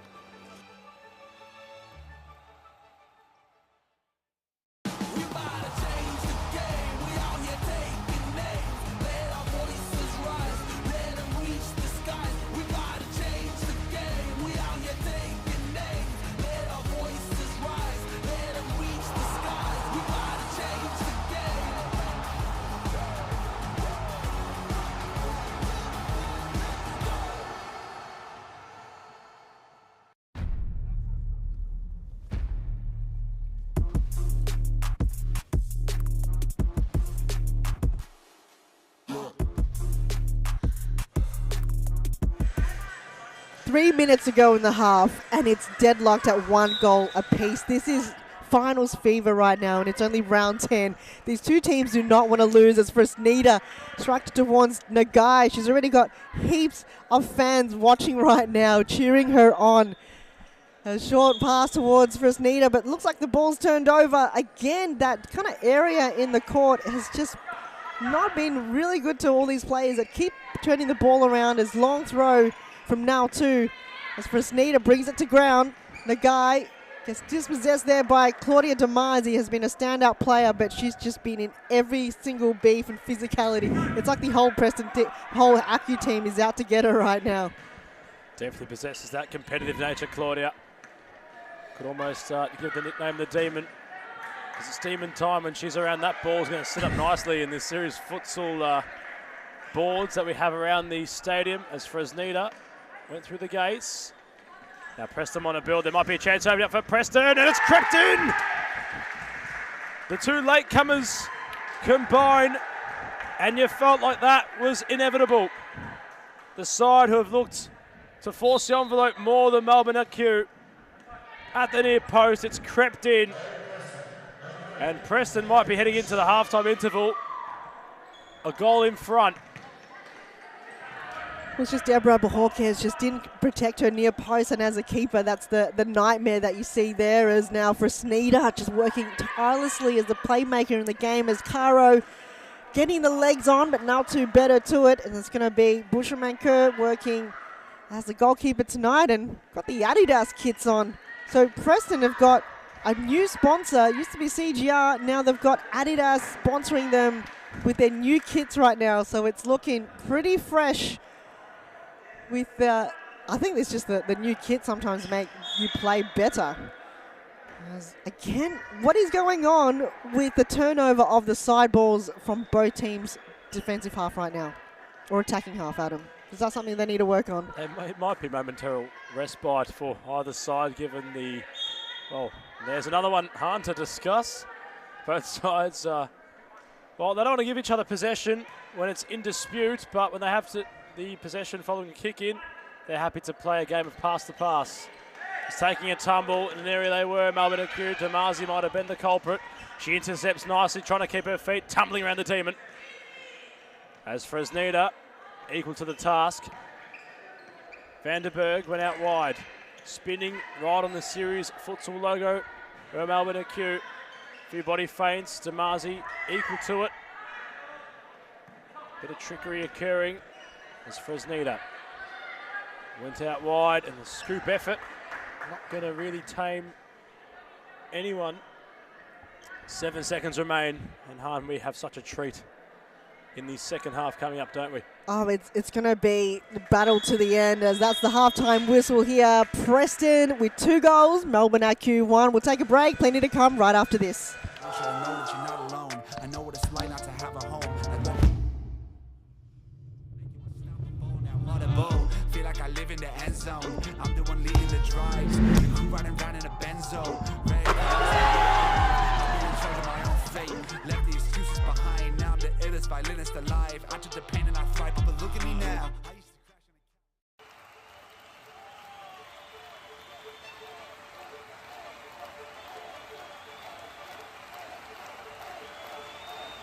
A good futsal player has to be intelligent. It's the most important quality in a futsal player, because in futsal play is very fast, and you have to think really fast. You don't have time, you don't have space. They have to enjoy the game. This finally, futsal or football or basketball or tennis, it's only a game, so they have to enjoy. If they don't enjoy the game, they don't improve. No, they know that. We know as coaches that every day is good for improving your level, so you have to work hard every day. It's detail, it's important for improve your career. The group is the key of success. If you don't have a union group, you can win some matches, you can win some tournaments, but finally you don't win the World Cup or you don't win the European Championship. You need a strong group and everybody go in the same direction. The futsal is totally different than in Europe or in other countries. I think there are good levels here in Australia. There are good players, so they have to work hard. And maybe in the future Australia is in the top.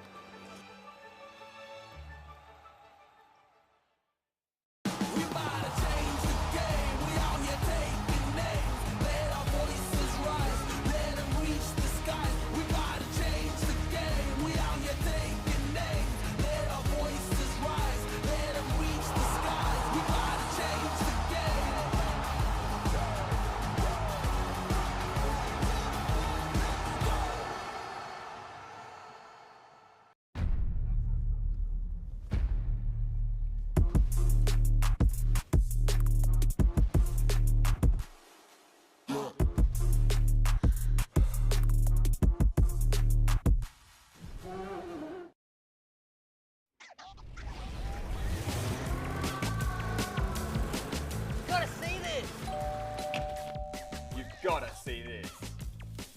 You've gotta see this. You've gotta see this.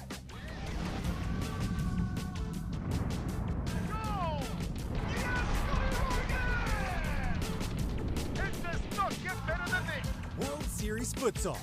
You've got to see this. We're back. 2 goals to Preston and 1 to Melbourne ACU. It is a comeback because ACU was leading by a goal for quite some time until Preston came in and they brought artillery with them. We finally got the names of the 2 players that has been in addition to the Preston squad and in addition to the 2 goals.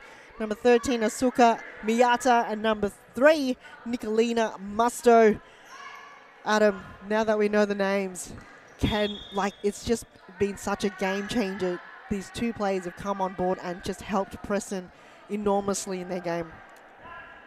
Suka in particular has been very pivotal with her nimble movement. Of course, she's not on, no, she's on the field at the moment with the Nike headband as Damasi has a corner. She tried to deceive the keeper as AQ want to go forward. They had numbers. It's rekindled nicely. Damasi trying to dance away from 4 AQ shoots. Done brilliantly across the face of goal. It's deflected in.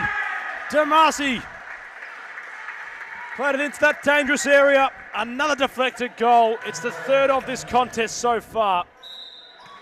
I think the guy was in the right position at the right time, but on that occasion just flicked it, just forgot where she was. And I think it's the pink kids that are confusing everybody right now. I don't think this should be allowed. Next time, I don't even know how the referees allow both of the keepers to wear pink kits, because momentarily she probably thought it was the opposition goal because she flicked it in the back heel. So I don't know if it's a defensive error or a bit of confusion in front of goal, but unfortunate for AQ, they're now 2 goals down as D'Alessandro used her body as a ramp, and they're on the move again.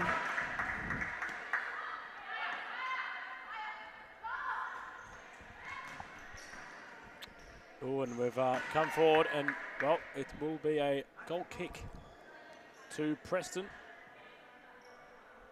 I want to just discuss Asuka Miyata. Yes. Her movement tonight on the ball and the way she makes things work. Of course, she didn't arrive late, but since coming into this contest, she has been providing some answers for Preston. As Fresneda wants to try to build one of her own, received it, whipped across the face of goal. And Damasi happy to kick it into the stands. I have a feeling Preston needs a player to match up to Saki Nagai, and they've done it. And there she is, a strike straight into her teammate Kearney. And Fresneda low, but now 2 got in the way. So this is just recruiting at its finest. You've got to find players that can match up to your opponent, and Preston have done exactly that. As Rebecca Yee have replaced Deborah Bajorquez, another pink goalkeeper kit on the court. Kearney, D'Alessandro got 2 players in front of her, now 2. Again, Miyata, she's got Claudia Damasi on her left. And that was good defending and goalkeeping coming from Rebecca Yee. Damasi was in such a brilliant position. She made up some ground to get into it. She continues to press, and Claudia takes a tumble, wins the ball. She was confronted by D'Alessandro in the form of Carla. As Fresneda went long to no avail. Just always want to discuss Damasi, although she does have a smile on her face and tends to play with demeanour. She definitely has a lot of charisma and competitive nature, as aforementioned. Right, D'Alessandro goes wide, and her link up to Kearney haven't been the best tonight. Might have to try other avenues here. Oh, dispossessed once more, and D'Alessandro straight into the breadbasket of Bushram and Kerr. Short passes towards Taylor Halabi. Goes to now 2. Taylor looking for a few options forward. Damasi lurking there. That was good ball centrally, but Camilla Fresneda had to run and outmatch Asuka Miyata, which has just been so crucial to Preston's offense tonight. Halabi on the right wing. Got no options forward, but Miyati, once more, she's just been such, as you mentioned, Adam, a nimble player that always has the eye on the ball and really hard to get the ball off. She has so many tricks up her sleeve, also so composed that you just don't know what to expect from her when she's in possession. She's bamboozling the Melbourne AQ shirts this evening. As Fresneda's trying to find her to spur her on her side. She's in possession once more, Fresneda. Only hitting the legs of the captain, Halabi. So with 18 minutes remaining in the game, 3-1 to Preston. Can they be the one to just get that 3 points off Melbourne AQ? Miyata, Claudia Damasi just being frustrated there. Couldn't get the connection. Kearney just had to out-battle her. And it's back to Fresneda, looking for the heads up. Oh, Nagai, she's been the target for the entire Preston team. They're out to get her. And I feel like on the other side, everyone's out for Claudia Damasi. Corner kick for Aku. Fresneda. Ball goes wide. There's a fine clearance from, well, the lady that's just into the bench in Miata. Conceded the corner. Preston, for the meantime, survived any threat that might have caused, as Damasi's also been resided to the bench. Natu couldn't get it out wide. Parthamos pressing hard. Fresneda intercepting. Here comes Nagai. Trying to find the opening, and they're finding the keeper. Oh, and she's intercepted brilliantly to keep it away from Sinclair, who's backtracking. So look to build across. Fresneda. Nagai, short ball, might work, and a spin away, unfortunately, from Kearney. As a deep throw-in's been issued. So I feel like Preston's bench, they're happy with that, but both teams at the edge of their seats right now. Some of the players for Aku are standing up. They just can't take it anymore. This is too intense. 3-1 with 16 minutes to go. As Nagai, Kearney's asking for it. A lot more movement coming from Aku. Good pressure coming from Naltu. Back to Parthamos. Goes wide to Fresneda. Didn't reach her in time as Kearney kicks it straight into Naltu. Nagai couldn't find the possession of her teammate, Fresneda. So different avenues. Parthamos in the back and Fresneda at the front. But Melbourne Aku just struggling a little bit with a few of their players not connecting. And Saki Nakai again just going wide. So accuracy once more just not working in their favour for Aku. Can't give either Nagai or Damasi a moment to dispatch a shot. Such quick feet, as Parthamos had to be quick to the task to intercept Natu. And so far early on, Preston have been strong in their defensive efforts. They did concede the first goal of the contest, you could say, against the run of play off a deflection. All goals this evening have been of deflections. But they have been relatively strong. That one coming towards Yuhan in commentary. We have the netting in the way, thank goodness, but there is a few holes in the net, so I'm really concerned as Caro strikes it, but Taylor Halabi got in the way. So Preston, one of the best defensive team in the league, are just now unstoppable, only conceding one goal, and that was earlier on in the game. I think Parthamos might have accidentally stumbled on the ball as she dispatched it, and she's turned over possession. Halabi made it work. Natu, Halabi, Sinclair. Had Parthamos nipping at her heels, and she's conceded the free kick. I feel like sometimes that's got to happen. You've got to put their body on the line. As Parthamos putting a hand up to be in the wall now too. Got a strong kick on her. She can go all the way if she wants. Sinclair lurking there in the D. Oh, Nagai got enough on it. Parthamos tries to get the ball out as Halabi to Musto. Fresneda tries to nutmeg Musto. And tries a second attempt. And Bushram and Kerr have just been such a brilliant goalkeeper in this game, even though she normally isn't one. Sinclair throwing her body around. Of course, her and Parthamos looking to definitely, well, it's beginning to simmer between them two. She tried a flying Dutchman header, reminiscent of Robin van Persie in 2014. Not too far away from making contact. She did make a lot of contact with the Ashveld, the number 18 for Preston, who's in possession, trying to backheel, not on the same wavelength as Miata. And he's through the corridor once more. That Aku's just finding that different avenue as Fresneda. Caro with the chase on the left, but just couldn't get there in time. So Aku have to connect more wisely. Cannot give the ball away too easily, but that's the way of the game now. It's you don't have any time or breathing space right now. Preston have just been pressing hard, and it's been working for them. Adam, another timeout, or it's just for Aku because they're just kind of struggling a bit with their movement. You took the words right out of my mouth there, Han. I think we've got that chemistry now in the commentary booth. Yeah, definitely for Melbourne and Q. They've on the back foot. They are a couple goals down as Preston want to try and make that a third. Shifting gears, brilliantly was Miata. Couldn't get away. Frozita Ken. Nicely intercepted and got away from her own marker and dispatched the shot. Great save, but there it is from Miata. Following up from close range. The initial effort from Musto was denied. You've got to see here, the first save was split save from the keeper, but the follow-up, you have to chase that. And guess who's in front of goal? Miata. She just positioned herself in a way to collect those crumbs, and that's defining moment of a very intelligent striker.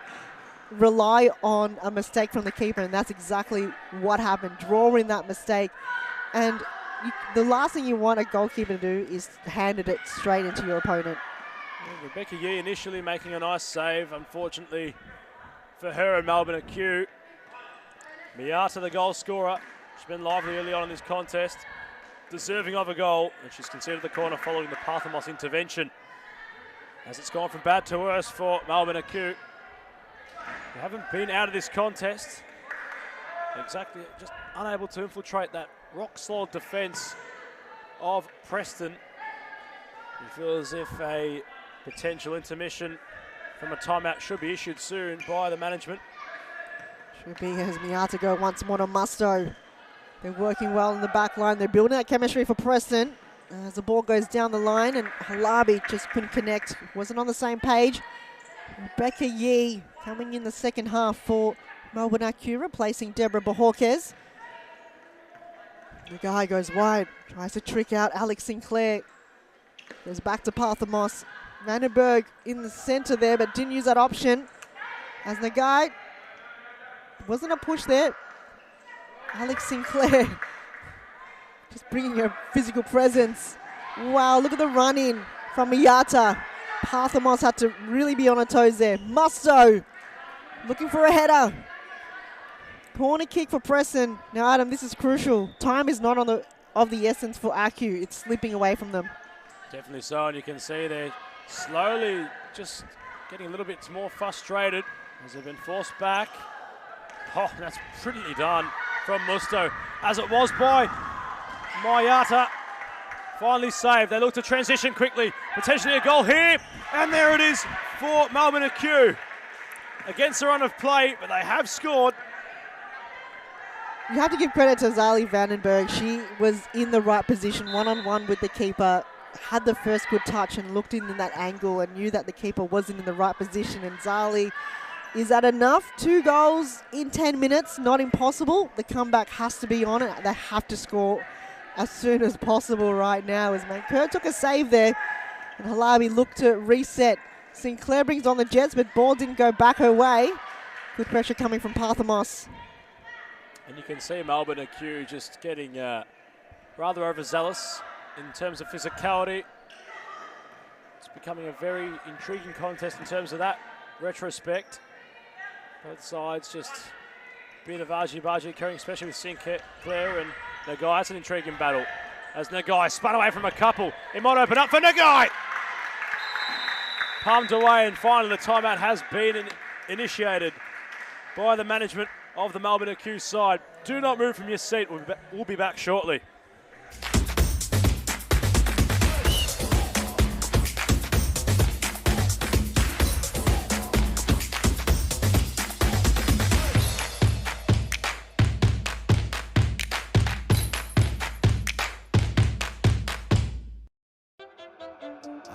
Low self-esteem was me and my mama, just us in the trauma. Hands up if you know what I mean. I see you, I feel you. I want you to know that you're not alone. I know what it's like not to have a home. Feel like I live in the end zone. I'm the one leading the drives. The crew riding around in a Benzo. Red I'm in charge of my own fate. Left the excuses behind. Now I'm the illest violinist alive. I took the pain and I thrive, but look at me now.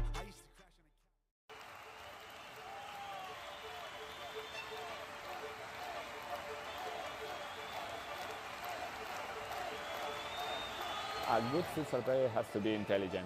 It's the most important quality in a futsal player, because in futsal play is very fast, and you have to think really fast. You don't have time.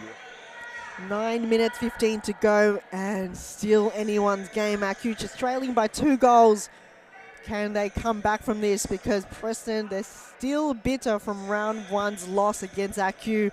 Did go to a penalty shootout, so they're looking to win this one back. And it's a very physical game. Corner kick for AQ. Zali Vandenberg had a left boot on it as a quick release from Mankurta, Damazi, and Vandenberg overshadowing her. Can she go all the way? Decides to pass it on to D'Alessandro. And the ball eventually fizzles out. How did that ball stay alive? How did Damasi keep that in? I'm not too sure, Adam. She has her ways. AQ back on the move, but there's a play of the match that we've been talking about, Miata. And a big save for Rebecca Yee. It's game on, and it's going to be the last 8 minutes of the game, Adam, is now I don't think you can blink. Not at all. A mountain of time for AQ to mount a comeback, or for Preston to run away with it. We're not sure which side it might tip over, but we do know it's very well and truly in the balance. As Fresneda went down the line to the goal scorer, more recently for AQ in Vandenberg. Trying to play that target role, you could say, in attack, the number 6. As Musto on the edge of the area with Fresneda. She has to be careful, of course. Musto greeted by Vandenberg. Across the face, nipping at the heels is Miata. As they look to build now, D'Alessandro went across. And Damasi just a crash and a bang into Nagai, who has a laugh with her fellow counterpart. I feel like sometimes they just in the momentum, as she's on the momentum again, but shut down there by Vandenberg. Looking for a teammate, runs into Musto instead. On the left flank, Fresneda got a foot on it, and then quickly put her hand up saying it's not a foul. Quick release from Yee. Tries to trick Damazi. This time around, she's got her hands up. Vandenberg against Miata. Takes a strike, but no one there centrally. And where's Claudia Damazi is absolutely everywhere on the court right now, Adam. You see her, she came out of nowhere. Teleportation is the best way to describe it for Claudia Damazi. Simply all over the place. As has she been in Van Egmond. She went for goal. Sorry, Vandenberg, not Van Egmond. Perhaps the similarity in play style. As an effort from Natu. Just nearly evading Rebecca Yee. And well, that mistake on commentary and comparing Van Egmond to Vandenberg would be perhaps hard in that they play in very similar ways. They sure do, and I'm sure she's not going to be phased about it if we do compare her to Van Egmond. As ball makes its way up to the ceiling, and side ball for AQ. This is now the crucial part of the game where AQ needs to find a way. As Nagai to Fresneda, looking for a deflection, but long way from home. Musto to Nautu, goes wide to Damazi. Back to Nautu. The diamond formation is really shaping up now for both teams. As Miata finds a clear way to Damazi, and no one there in the back post. All the effort from Claudia Damazi, but no one there to finish it off for her. And you feel as if she is to hit the back of Rebecca Yee's net this evening, it's going to be a resounding celebration from Claudia Damazi. She certainly loves the goal. She had abundance of them a couple of weeks back now. Was Miata had a hit, Fresneda intervened, and Damazi in front of the interchange throws it in. Musto was the target. Yee palming away. Nagai now confronted. Trickery on display as Nagai used her feet. Fresneda bumped by Natu. She has a smile, which is great to see from Camilla. As that ball was thunderbolted in towards where the fans are sitting. As Fresneda wants to let one fly. Damazi intervening. Someone's going to lose a head soon, I feel. Either it's on the stands or in the court, because even Fresneda had to shield her head. Side ball for AQ. 5 minutes remaining. Still 4 goals to Preston and 2 to Melbourne AQ. This could be almost an impossible mountain to climb now for AQ, because Preston might run away with it. This is now crucial for Preston to hold this lead. Can they maintain it, or will it slip away from them? Can definitely sense if Melbourne AQ are to find a goal. Could have nearly found a free kick there as Damazi through the gates. It's going to open up for Sinclair. She went the unselfish. Miata not on the same wavelength. And that could have been the contest wrapped up from Sinclair if she went the selfish option. Could have been, but she had two people in front of her. She goes, do I go through traffic and hope for the best, or do I look for a teammate? And Alex Sinclair, that's exactly how she is. She is always a team player and looking for different options that's not her own. As we did see a potential foul coming off play, but referee says play on. It's going to be hard now for a referee to really call this game. It's only one foul to AQ and nil to Preston, which is very hard to believe, as this game is just so physical right now. They're letting everything slip as Nagai finds Annenberg. Good save there coming from Manker. As ball goes to ground. Sinclair left boot. Alex Sinclair finds the back of the net. Preston, they're on the winning streak, and that might be the sealer. Thoroughly deserving of a goal tonight, Sinclair. Been very instrumental in her defensive efforts. A love heart gesture towards the Preston fans on the fan side of the stadium here in Thomastown. She's led it alight, as of Preston, and they're very deserving of a 3-goal buffer. Now, 3 goals. That's the difference between the two teams. But I feel like Preston, they've got the belief, and that's got them through this game. AQ working tirelessly. Dispossessed there. Miata, Parthamos finds a way now in the back post. Nagai goes wide. That was her opportunity right there. You felt that might have kick-started the potential surge from Melbourne AQ, of course. They do have time against them now. 3 minutes remaining. It was 3-2.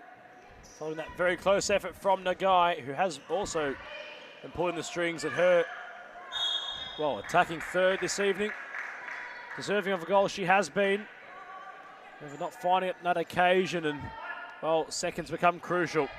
As Sinclair trying to turn away from her marker. Miata amongst it. Miata had a dig, and she's earned her team a corner. And what a result it could be for Preston.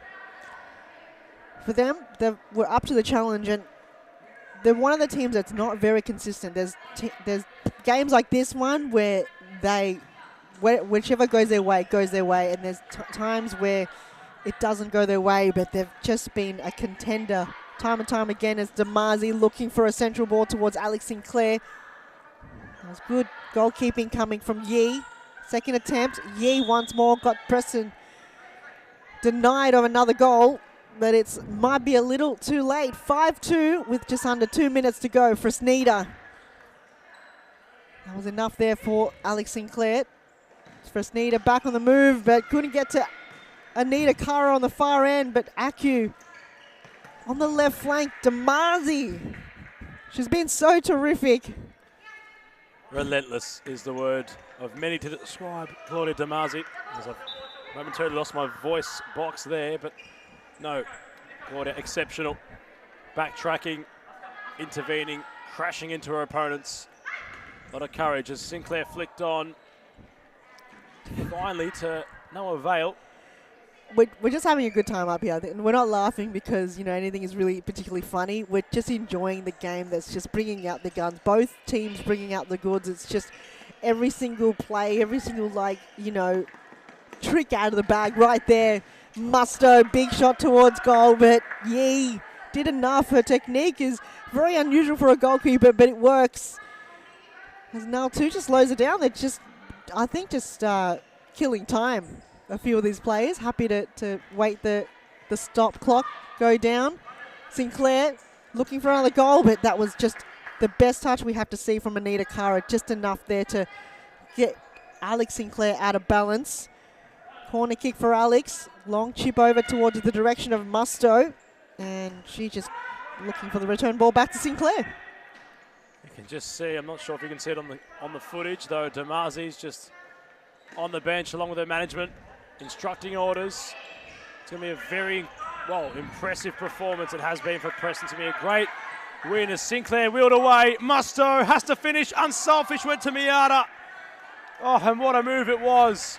Trickery of the highest order from Sinclair to evade three players as Miata set her feet. Yee made a big save and ushered it out of play, but what a move it was from Preston. The quality of this contest has been off the top shelf and then some. This is the final moments of the game. AQ just outplayed here by Preston, as we just saw there from Miyata. This is recruitment at its best, as we keep mentioning, from Preston, as they bring on a bit of artillery coming on this game, as Parthamos lines it up for Fresneda. And now two. Unfortunately got her team a corner kick against her. Kearney looking for Caro. She's been surrounded by Preston players looking to get that return ball. Side ball and 21 seconds to go. And there it is once more, I think. Another, yes, another.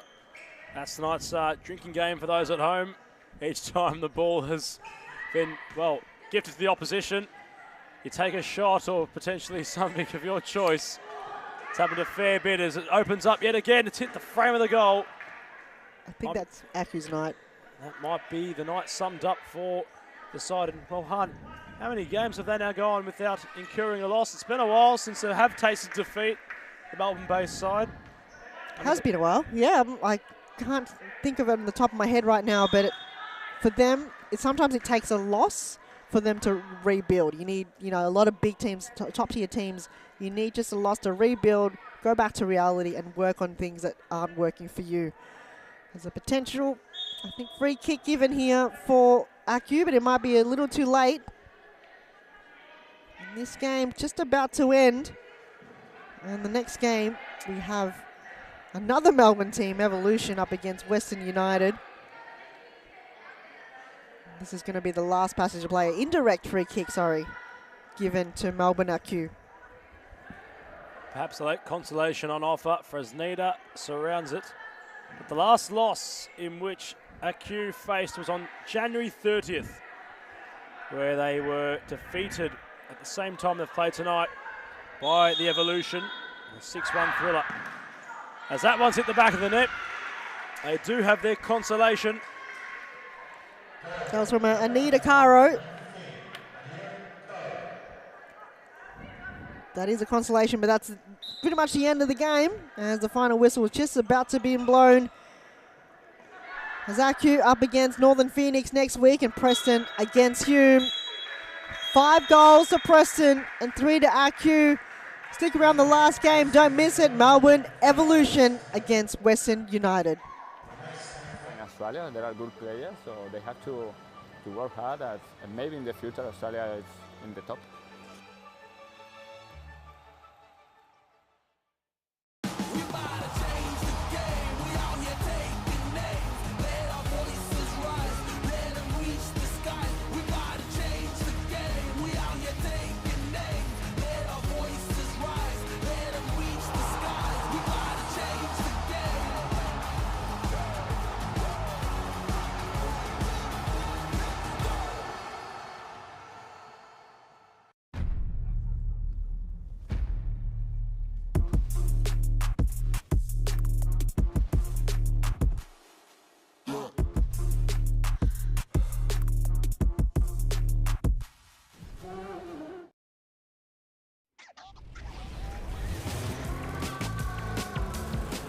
Gotta see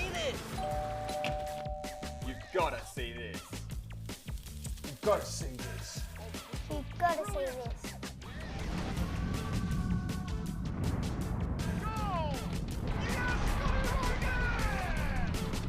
It does not get better than this. World Series Futsal.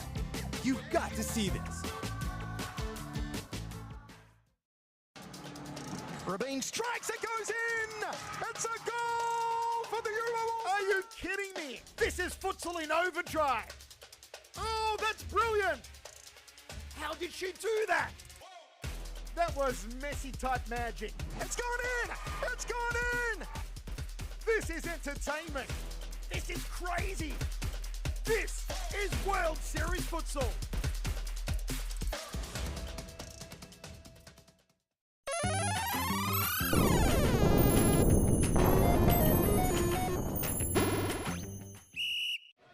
Santos out to Cooper again.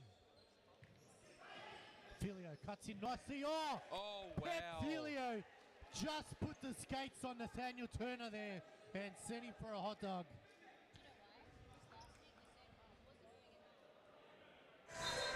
Welcome everyone to the post-match interview. I'm here with player of the match from Preston, Nicolina Musto. Wow, congratulations on the win. Thanks.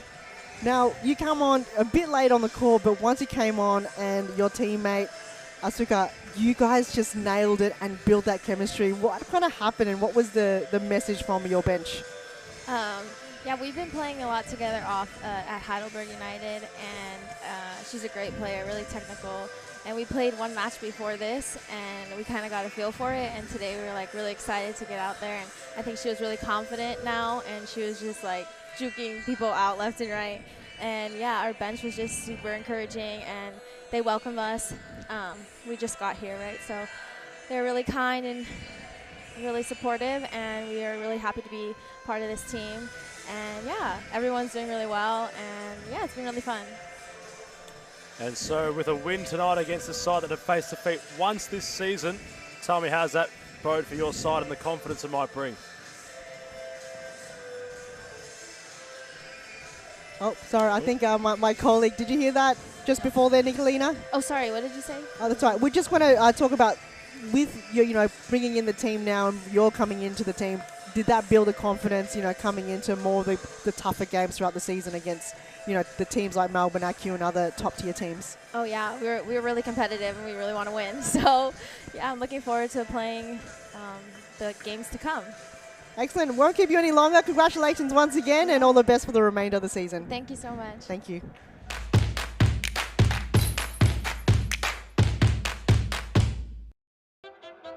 I grew up with low self-esteem. It was me and my mama, just us in the trauma. Hands up if you know what I mean. I see you, I feel you. I want you to know that you're not alone. I know what it's like not to have a home. Feel like I live in the end zone. I'm the one leading the drives. The crew riding around in a Benzo. Red I'm in charge of my own fate. Left the excuses behind. Now I'm the illest violinist alive. I took the pain and I thrive, but look at me now.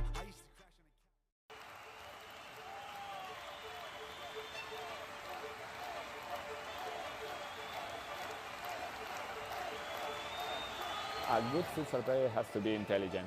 It's the most important quality in a futsal player, because in futsal play is very fast, and you have to think really fast. You don't have time, you don't have a space. They have to enjoy the game. This finally, futsal or football or basketball or tennis, it's only a game, so they have to enjoy.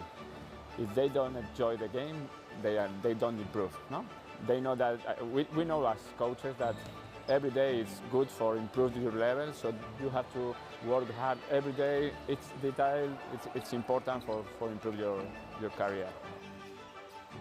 The group is the key of success. If you don't have a union group, you can win some matches, you can win some tournaments, but finally you don't win the World Cup or you don't win the European Championship. You need a strong group and everybody go in the same direction. The futsal is totally different than in Europe or in other countries. I think there are good levels here in Australia. There are good players, so they have to work hard. And maybe in the future Australia is in the top.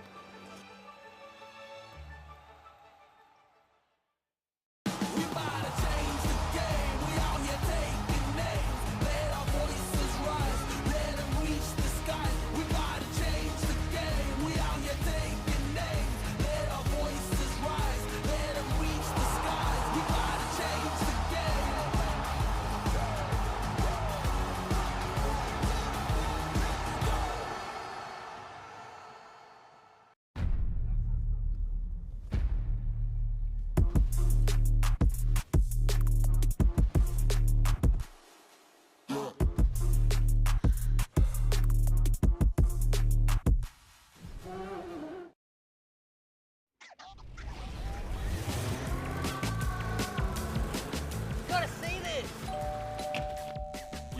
see this. You've gotta see this. You've gotta see this.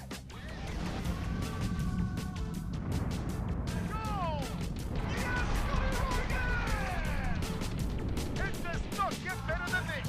World Series Futsal. You've got to see this. Rabin strikes, it goes in! It's a goal for the Euro. Are you kidding me? This is Futsal in overdrive. Oh, that's brilliant. How did she do that?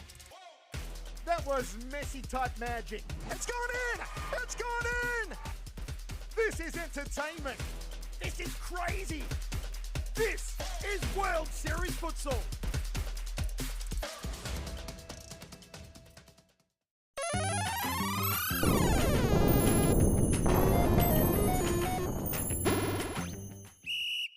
To Santos, out to Cooper again.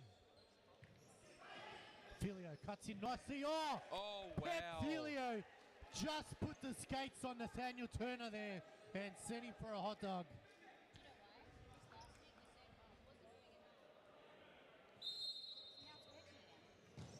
Oh, Enrique Pimenta just goes bang.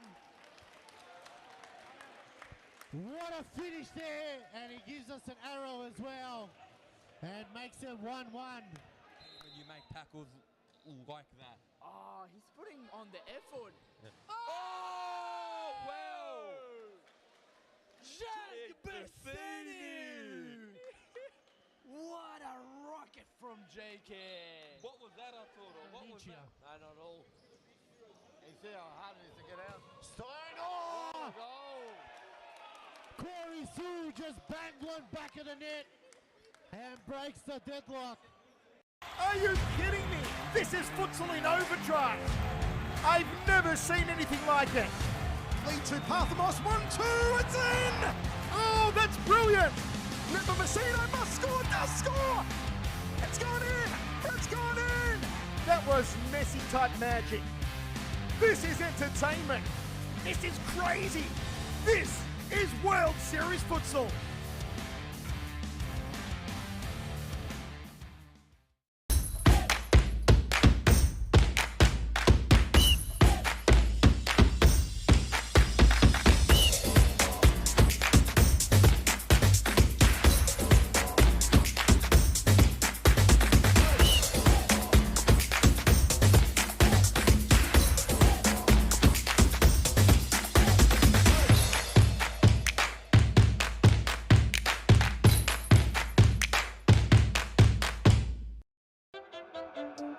Low self-esteem. Was me and my mama, just us in the trauma. Hands up if you know what I mean. I see you, I feel you. I want you to know that you're not alone. I know what it's like not to have a home. Feel like I live in the end zone. I'm the one leading the drives. The crew riding round in a benzo. Red I'm in charge of my own fate. Left the excuses behind. Now I'm the illest violinist alive. I took the pain and I thrive, but look at me now.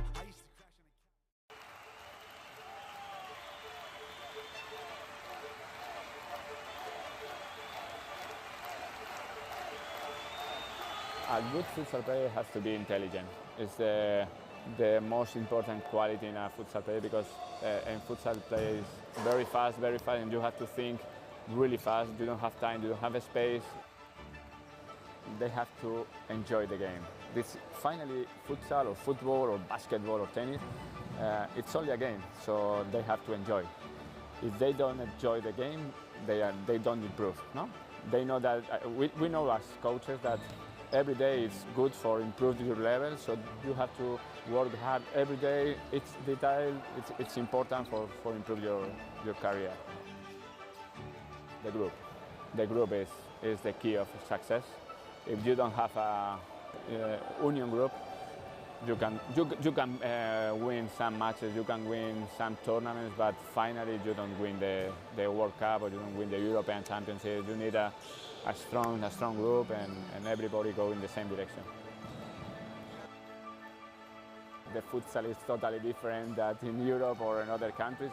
I think there are good levels here in Australia. There are good players, so they have to work hard. And maybe in the future Australia is in the top.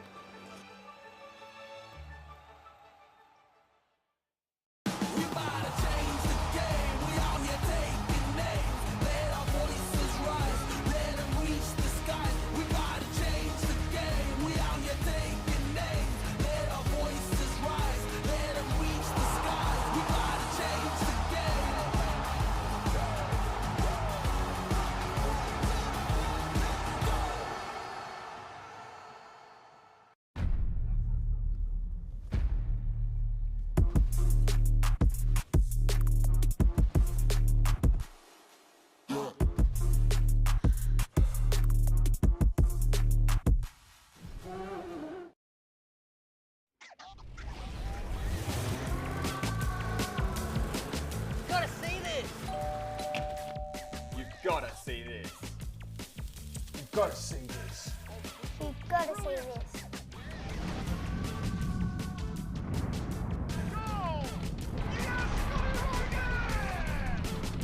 It does not get better than this. World Series Futsal. You've got to see this. Rabin strikes, it goes in! It's a goal for the Euro. Are you kidding me? This is Futsal in overdrive.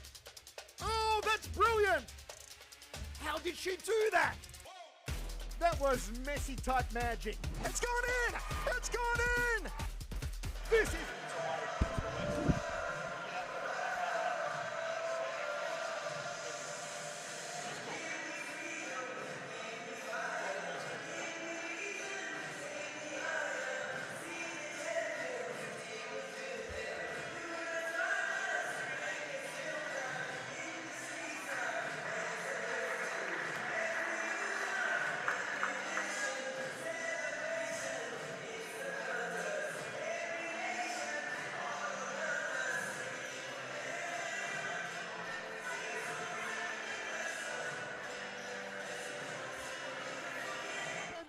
Just goes bang. What a finish there, and he gives us an arrow as well and makes it 1-1. When you make tackles like that. Oh, he's putting on the effort. Yeah. Oh, well. Jack Bessini. What a rocket from JK. What was that, Arturo? What was that? I don't know. You see how hard it is to get out? Stone! Oh! Corey Sue just banged one back of the net and breaks the deadlock. Are you kidding me? This is Futsal in overdrive. I've never seen anything like it. Lead to Parthamos, 1-2, it's in! Oh, that's brilliant! Remember Messina must score, does score! It's gone in! It's gone in! That was Messi type magic. This is entertainment. This is crazy. This is World Series Futsal.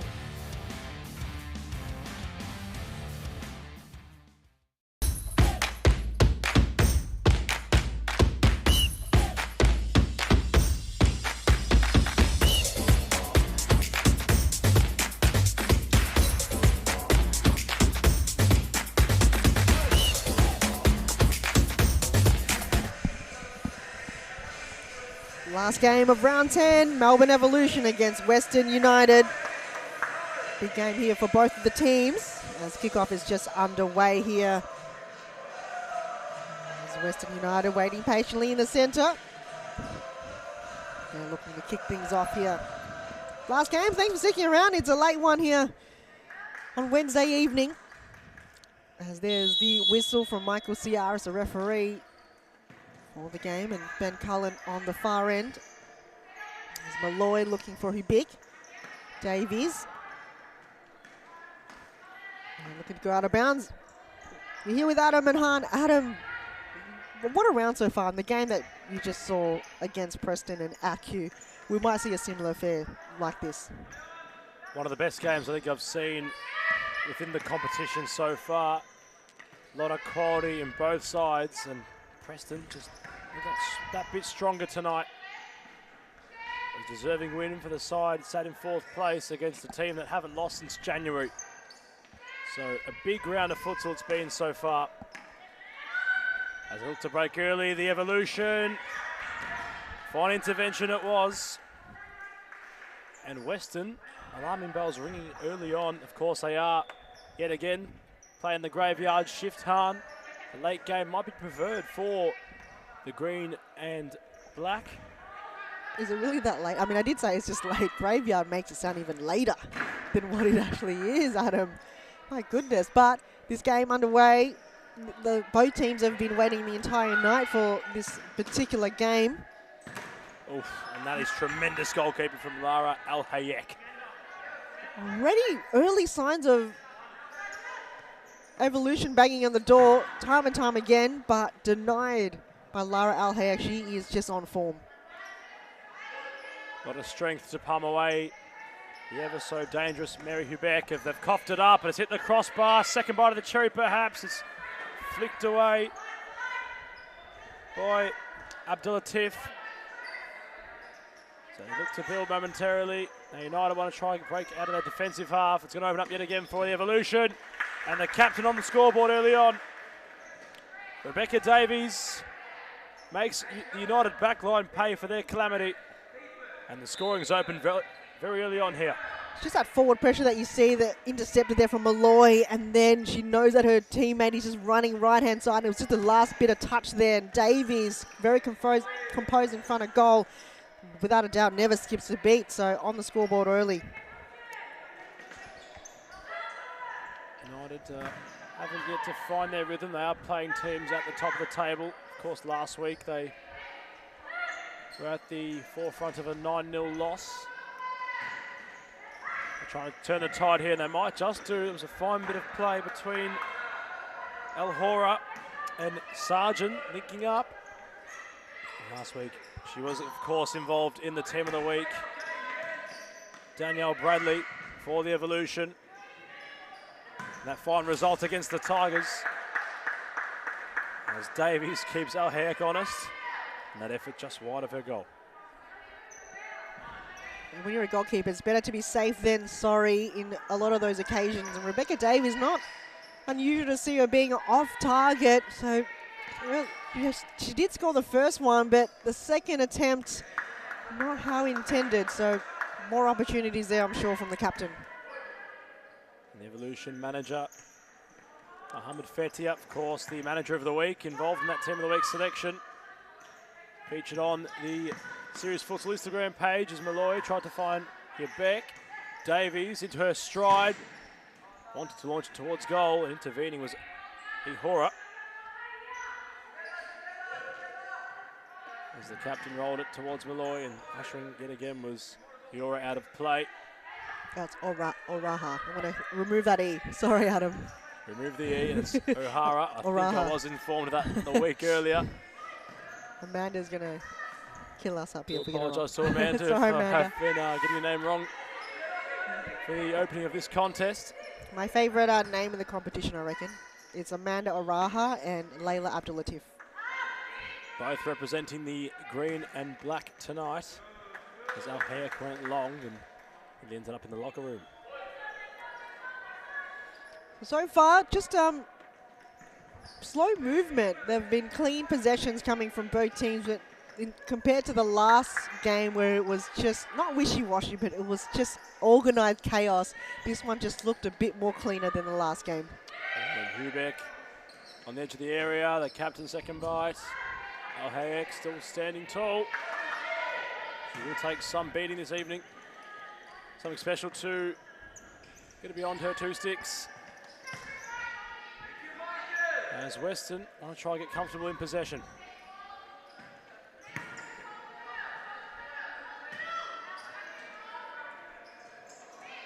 Just moving it along their defensive half. Hubeck. Rekindling. Malloy finds Hubeck. She had broken the deadlock and nearly bagged a hat-trick in her last match against the Fitzroy Tigers. A fine result for the Evolution, who remain undefeated so far as Hubeck went towards goal. Now Hayek is happy to see the side of her net. Russell. There's good movement coming from Evolution. They're just slowly building down the line, looking for different avenues. They're not stressing too much. You know, this is a journey. It's a long game. They've got to reserve that energy and not overcomplicating a lot of it and just stick to simple futsal as they're giving the ball away once again. It might open up here. Across the face of goal it went. Malloy had to intervene. Fetia having a chat to his players. Oh, look, goal bound before Hubeck intervened. O'Hara went backwards. Abdulatif, O'Hara. Quite a positive start for Western United. Of course, they are the goal down, but a rather large contrast in comparison to the week earlier. There was Melbourne Akayu, came away victorious. That 9-goal victory that they played out to. So far, they've looked more promising tonight. They do. I feel like they've done their homework. They've done the hard yards, and and stuck to what they know and how they play futsal. Sometimes, you know, there's games that they overdo it or not do enough, and they probably did listen to what we told them to do and fix on throughout the week, and it looks like that they look like a lot of better team. The communication is definitely there, and then not kind of rushing the ball, which we saw a lot in the last game. Last week we were quick to call upon the lack of cohesion on display. Tonight so far looking like a well-drilled side, which is something we're happy to see as the captain of the Evolution intervened. Hugh Beak is in. And Mary Hugh Beck nearly having a chance to add a second goal to the competition so far. Of course, Evolution haven't exactly crashed out the box yet. Went through the legs. Was Rebecca Davies and earned her side a corner. So the set pieces here is this is where they could be crucial and dominating in the game with their set pieces. They're one of the best in the competition. That's why they're unbeatable, because of the time and time again, their set piece is just unbeatable. I keep mentioning it again. Adam, this is where Western United has to be on point, and they have to know who to stop and who to shut down. Galanos has just replaced Burke. Her first touch of the futsal ball. Found Hubeek. Trying to weave through the traffic, gave possession away. Bold Jaron does well. O'Hara, not as far as Grove. As O'Hara went towards goal, and that one is going back towards Laylor. But no, United off to a very good start, despite being a goal down. Escaping in terms of quality from the week before, as Afa mentioned.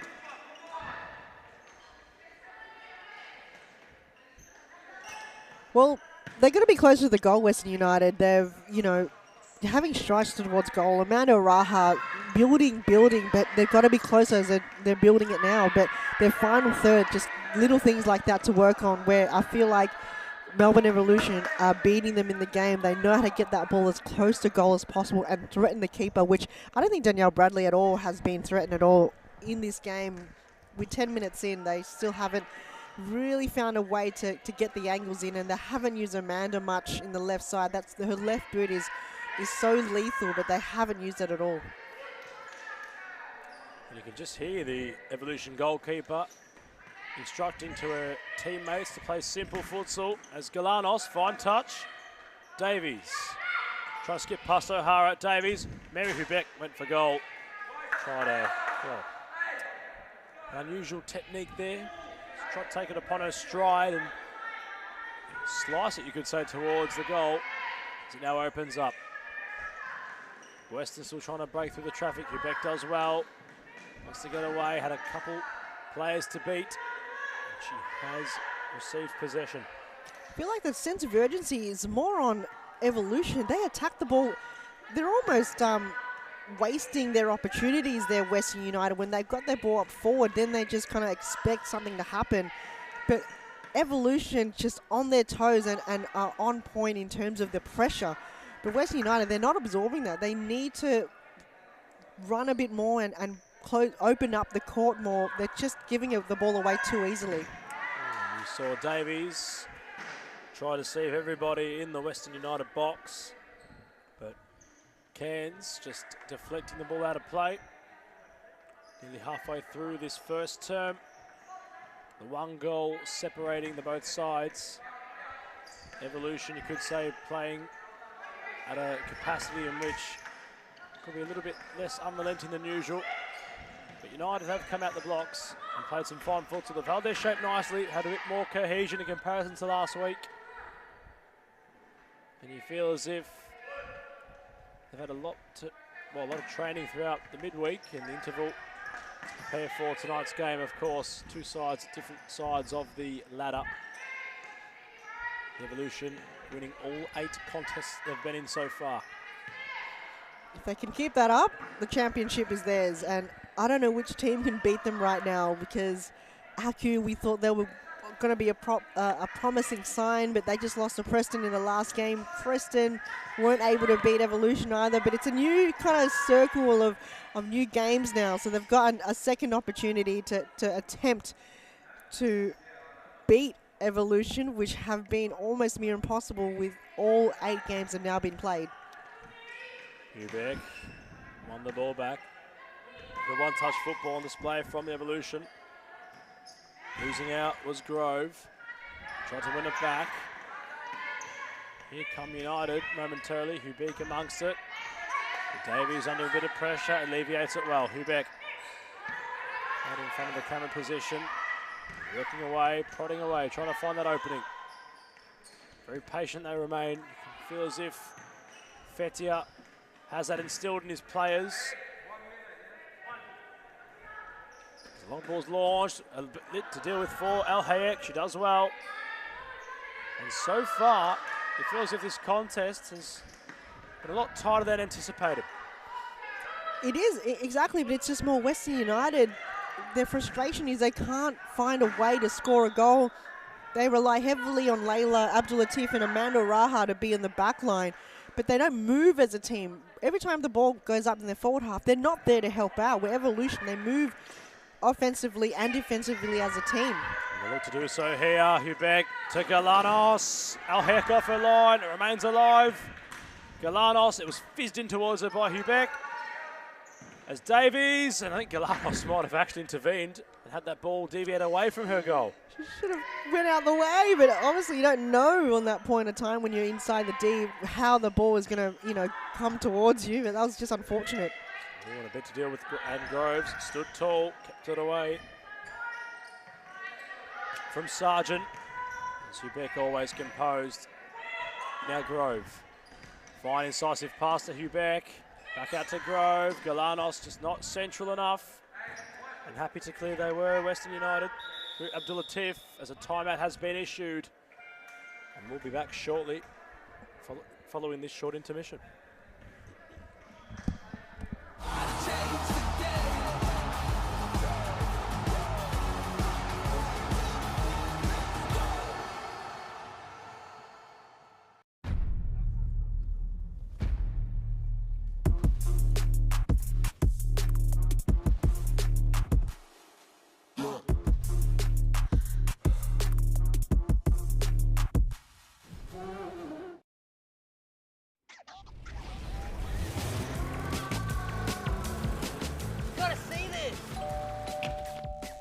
Gotta see this. You've gotta see this. You've gotta see this.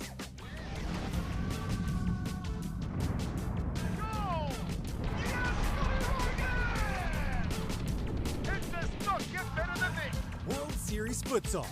You've got to see this. Rabin strikes, it goes in!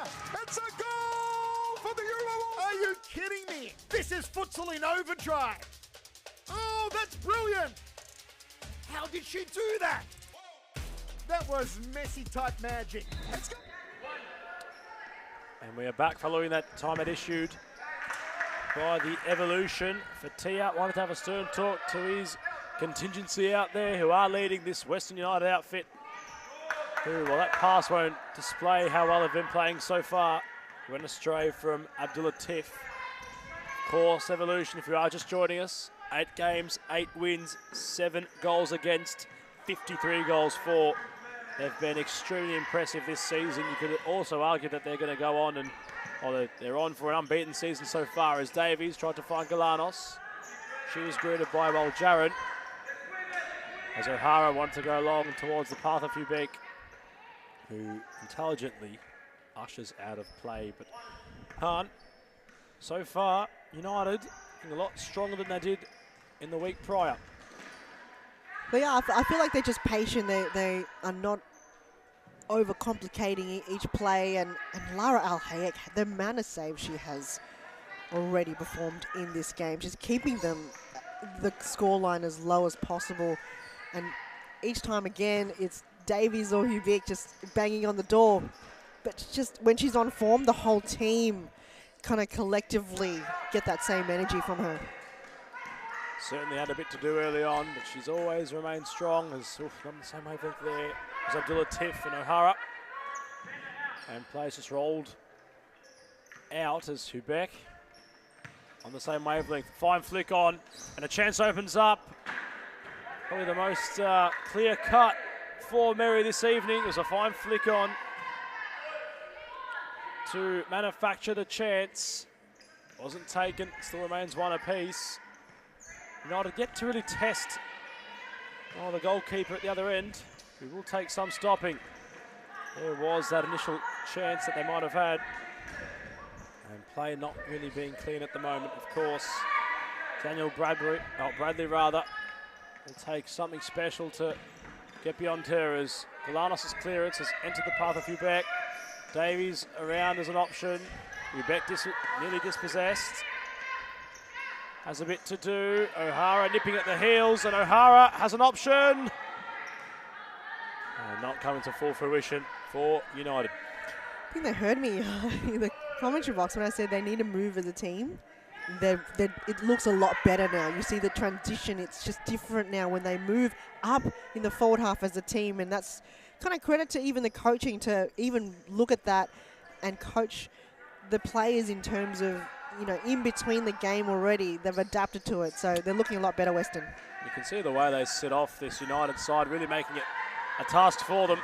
As it went towards goal was Jaron. It could have been lethal deflection, and Bradley momentarily seemed to be glancing up at her crossbar. That ball might have been dipping inside of it. However, it's gone over for a corner kick. United looking for an equaliser. Whipped in, and Bradley, it's catching practice for her. She rolls it quickly to Galanos. Nipping at the heels, does well, gets around a couple. Chance for United. They're coming ever so close to finding the equaliser. And Bradley, as did the Evolution players, looked on and weren't sure, and you can see Fetia on the touchline, looking rather bewildered. Hands on his head, not having the answers so far. Mohammed, of course, the Team of the Week manager of the previous round. As O'Hara wanted to let fly, intervening was the captain, Hubeck amongst it. Galanos, intelligent, they want to remain composed in possession. Evolution, they just having that kind of territory, gaining it in each time, and they've done well to really keep that pressure on Western United. That diamond formation, they're adapting to it, and the movement, you can see now each player is tagging, especially Mary Hubeck as well. So I feel like they're building in this game, and it's brewing, but who will score the next goal is almost near impossible right now. You can see each time the number 7 for the Evolution gets anywhere near the ball. O'Hara equal to it as well. Jaron not willing to let that ball roll out of play. That dangerous area. And the Evolution have another kicking chance. Amanda O'Hara been very on defensive duties tonight, not giving Hubeck a sniff. As Burke had a chance, it's gone well wide of the goal. Al Hayek will be happy to see that happen. As Lara goes long, just unsure what the stoppages are at the meantime. Looks like it will be a side ball. Yeah, it was a turnover ball, and again, it's just that particular corner that's causing havoc for every team tonight. Giving the ball away, something's going on. It's a Bermuda Triangle down there on the right side of your screen there. It's just bizarre that each time, the ball is given away, it's very frustrating. It's like everyone knows the rules, and they've played now 8 games. They should all know. When Galanos dispossessed, United have a chance. Bradley extending her left leg to make the save. Fetia nearly in disbelief as O'Hara. Just a little bit too much on that one. That was really good technique from Bradley. I love the movement that she does, and it's just very effective, and it just veers the ball out of danger. Makes it very hard for her opponents to score, of course. Bit of height around the goalkeeper for the Evolution. They've worked it brilliantly. Galanos right at the death, just not getting the touch she would have wanted. Otherwise, as for Bradley at the other end, always a difficult task for her opponents. 7 goals she's conceded this season. It will take the kitchen sink and then some to infiltrate her goal.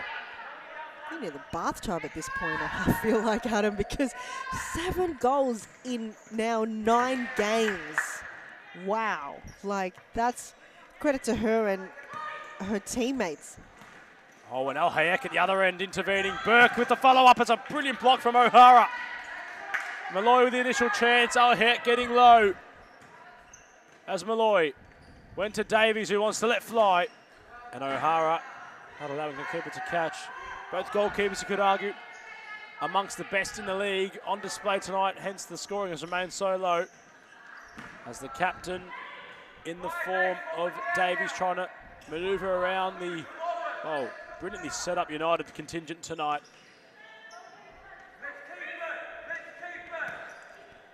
But it's just the movement from Evolution. I'm just at seeing it. You know, it's very rare that they make a mistake, and when they do, the other team, like Western United, have to take advantage of that. And when they're on the counter-attack, you've got to threaten the defence. It's so hard. Like we just saw it then. It's just so hard to pass them. They're just so well oiled and so structurally in the defence, just so hard to beat. It'll take something special. United, however, are remaining in an arm's length of this contest. And although it is only 1-0, Evolution have not looked at their imperative best.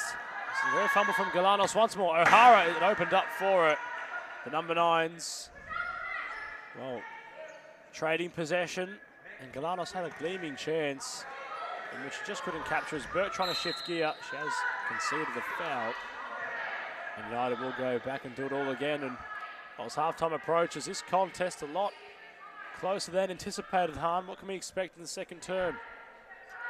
I feel like they need to move Beck Davies forward. She's so far the only one that is threatening of a goal. I mean, obviously other teammates are working tirelessly to be in a good position, but she's so far been the only one that's been more accurate than a lot of her teammates. But I feel like there's going to be a stern talking from the coach from Evolution to kind of just to be more accurate in those trying to be more threatening with the goalkeeper. But Western United, look at them go. They've just maintained that really low goal scoring ability from Evolution. Malloy found Davies, and it's flicked on so intelligently by Galanos. That is a moment of brilliance from Nikki Galanos, who caps off a team move on the counter-attack. Let's have a watch on the replay. Malloy's played it in. No, sorry, Davies has played the initial pass. Galanos remained lurking. Oh, that is brilliant from Nikki. Doesn't get better than that. Like, just a touch. That moment of touch. But we'll talk more about it in the second half. Take us out. 2 goals, the buffer for the Evolution as we cross to the final half-time break of this evening. Union group. You can win some matches, you can win some tournaments, but finally you don't win the World Cup or you don't win the European Championship. You need a strong group and everybody go in the same direction. The futsal is totally different than in Europe or in other countries. I think there are good levels here in Australia. There are good players, so they have to work hard. And maybe in the future Australia is in the top.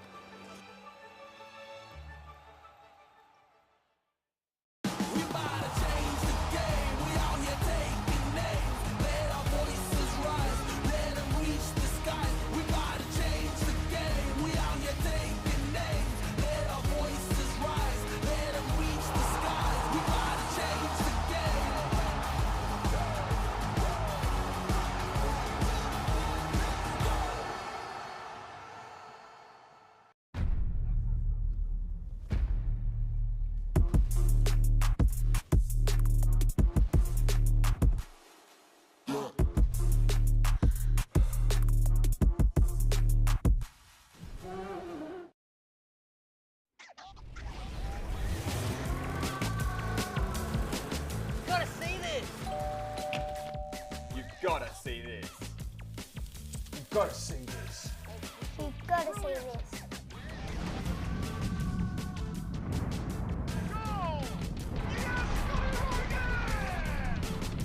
It does not get better than this.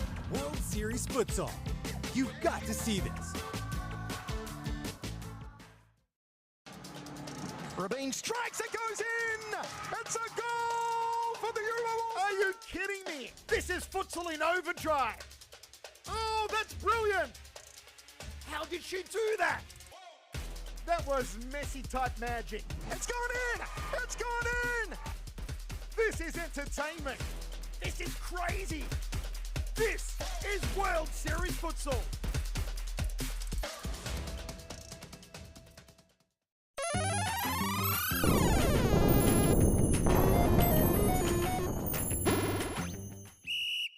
To Santos, out to Cooper again. Filio cuts in nicely. Oh wow. Filio just put the skates on Nathaniel Turner there and sent him for a hot dog.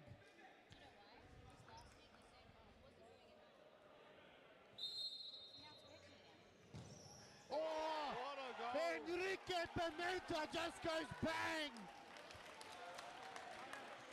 What a finish there, and he gives us an arrow as well and makes it 1-1. When you make tackles like that. Oh, he's putting on the effort. Yeah. Oh, wow! Jack Bessini! What a rocket from JK! What was that, Arturo? What was that? I don't know. You see how hard it is to get out? Stone! Oh! Corey Sue just banged one back of the net and breaks the deadlock. And we're back following that short intermission from half-time. Do want to make a massive apology to Amanda O'Hara. I've been getting her name wrong this entire commentary evening. She has played a magnificent game, been a staple in the defence for United, which has been breached twice right on the edge of half-time by Galanos with that very intelligent diversion away from Al Hayek in goal. But a lot of credit to this green and black outfit this evening. A lot more cohesion on display. They have played two very progressive attacking sides in recent weeks. And this time round rather, looking a lot stronger than what they did against AKU the week prior. Haven't they, Hub? They just look like they're more composed. They're not kind of rushing the ball, as I keep mentioning, and the communication is working for them a lot more. And they're just playing simple futsal. They're not overcomplicating each move, and it's each play-by-play for them. It's crucial. They know that each possession counts, and that it's really working for them tonight. As Davies intercepted nicely. Beat keeps it alive. They look towards the referee. It's kept alive. And Ubik taking a tumble. She could have slipped on her own feet there, Mary, but has been called back for a foul. Yeah, I feel like Zygon just got a foot on it, so potentially that may have caused her to get out of the way. I'm not too sure, but sometimes in futsal, weird things happen. Do you trip over the ball, or is it caused by another physical presence around you? Like you mentioned before, get out the way when Davies lines up towards goal. Instead, she went the reverse pass. Malloy was the option from Quebec. And the green and black back in possession. Araha got her right this time. She skips around Burke. Trying to find a teammate. Couldn't do so. Wanted to go for a stroll, and Quebec intercepting nicely. It's going to open up for Burke. She has Davies all on her own. They scramble back United. Credit to them. Brilliant defensive second efforts on display. And they rush towards Rebecca Davies before she could do anything of danger. As she swifts around the area. Araha intervening. Malloy confronted by Abdul Latif. And Ubik back in possession for a kick or throw in on the fan stand of the Series Futsal Arena. I feel like Evolution, that I'm not saying it's an off night, but they can be better. They can really threaten the defense of Western United, but something about Western United right now, they're working more as a team defensively, which in a game style like this, it works so well. But if they want to win, or they want to get back in the game, they have to score goals. So that's just going over the top, and Sargent unable to trap it. And you do notice that these two teams were discussing at half-time, now they do tend to play a more counter-punch approach as Ubek went around the traffic, cleared off the line. Alhet committed.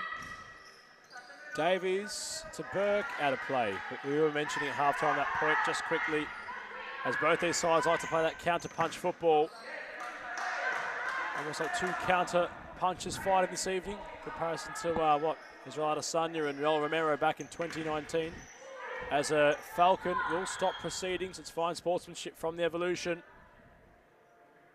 There's a second time this evening in succession where we've had both games, or a couple games now, where the futsal ball has fizzed into the path of a player's head.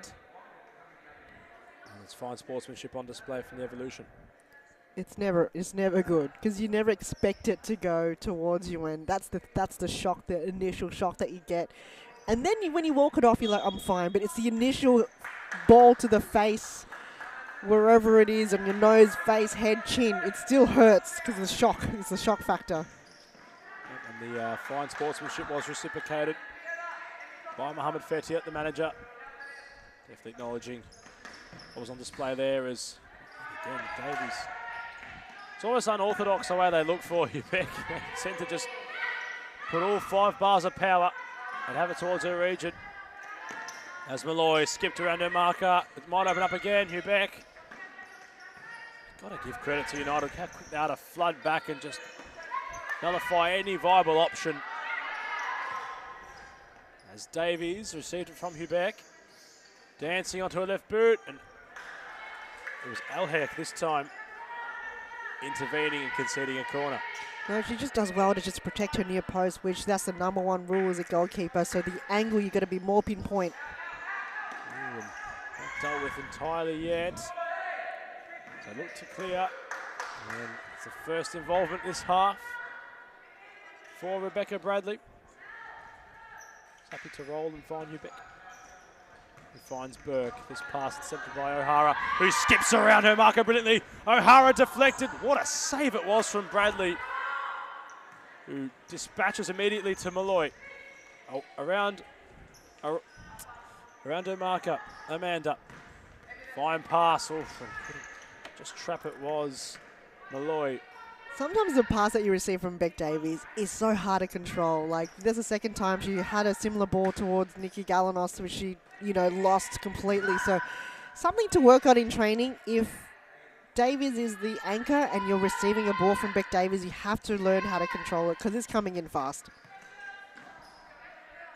That's big. Ushers out of play, and Araha, arguably the most important player this evening. In conjunction, that's a great deep ball from Davies. So might open up a little bit too deep, but before that play was to occur, I was just mentioning the importance of Al Hayek and Araha this evening for Western United. Very imperative to their team's defensive structure. Even on the attack, Araha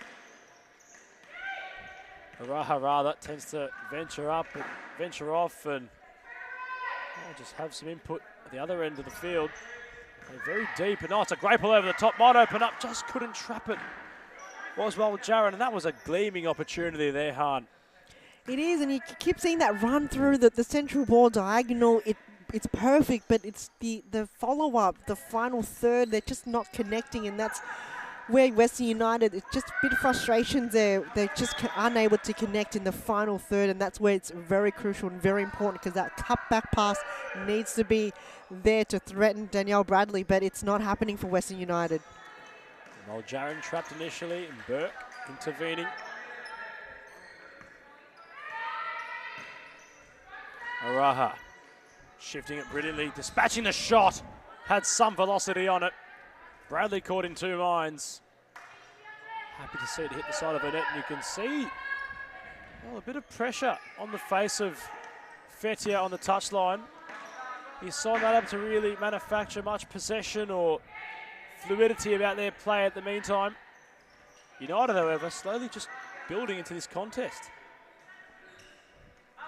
They're definitely brewing something and applying that forward pressure, which we rarely have seen in the first half. Shot down the pill of El Hayek from Hubeck. He plays it very deeply.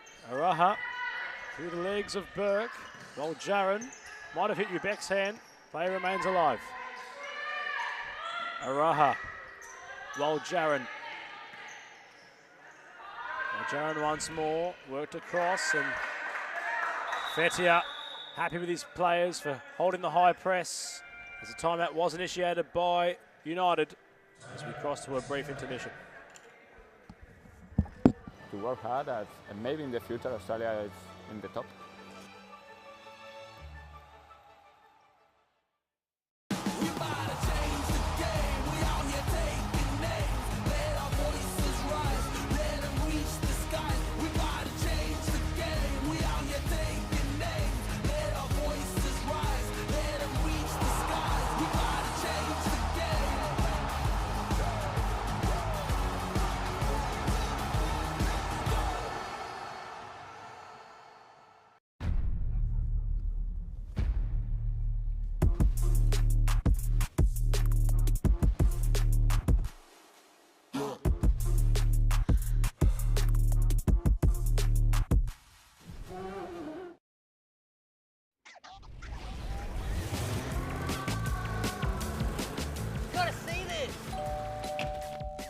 Gotta see this. You've gotta see this. You've gotta see this.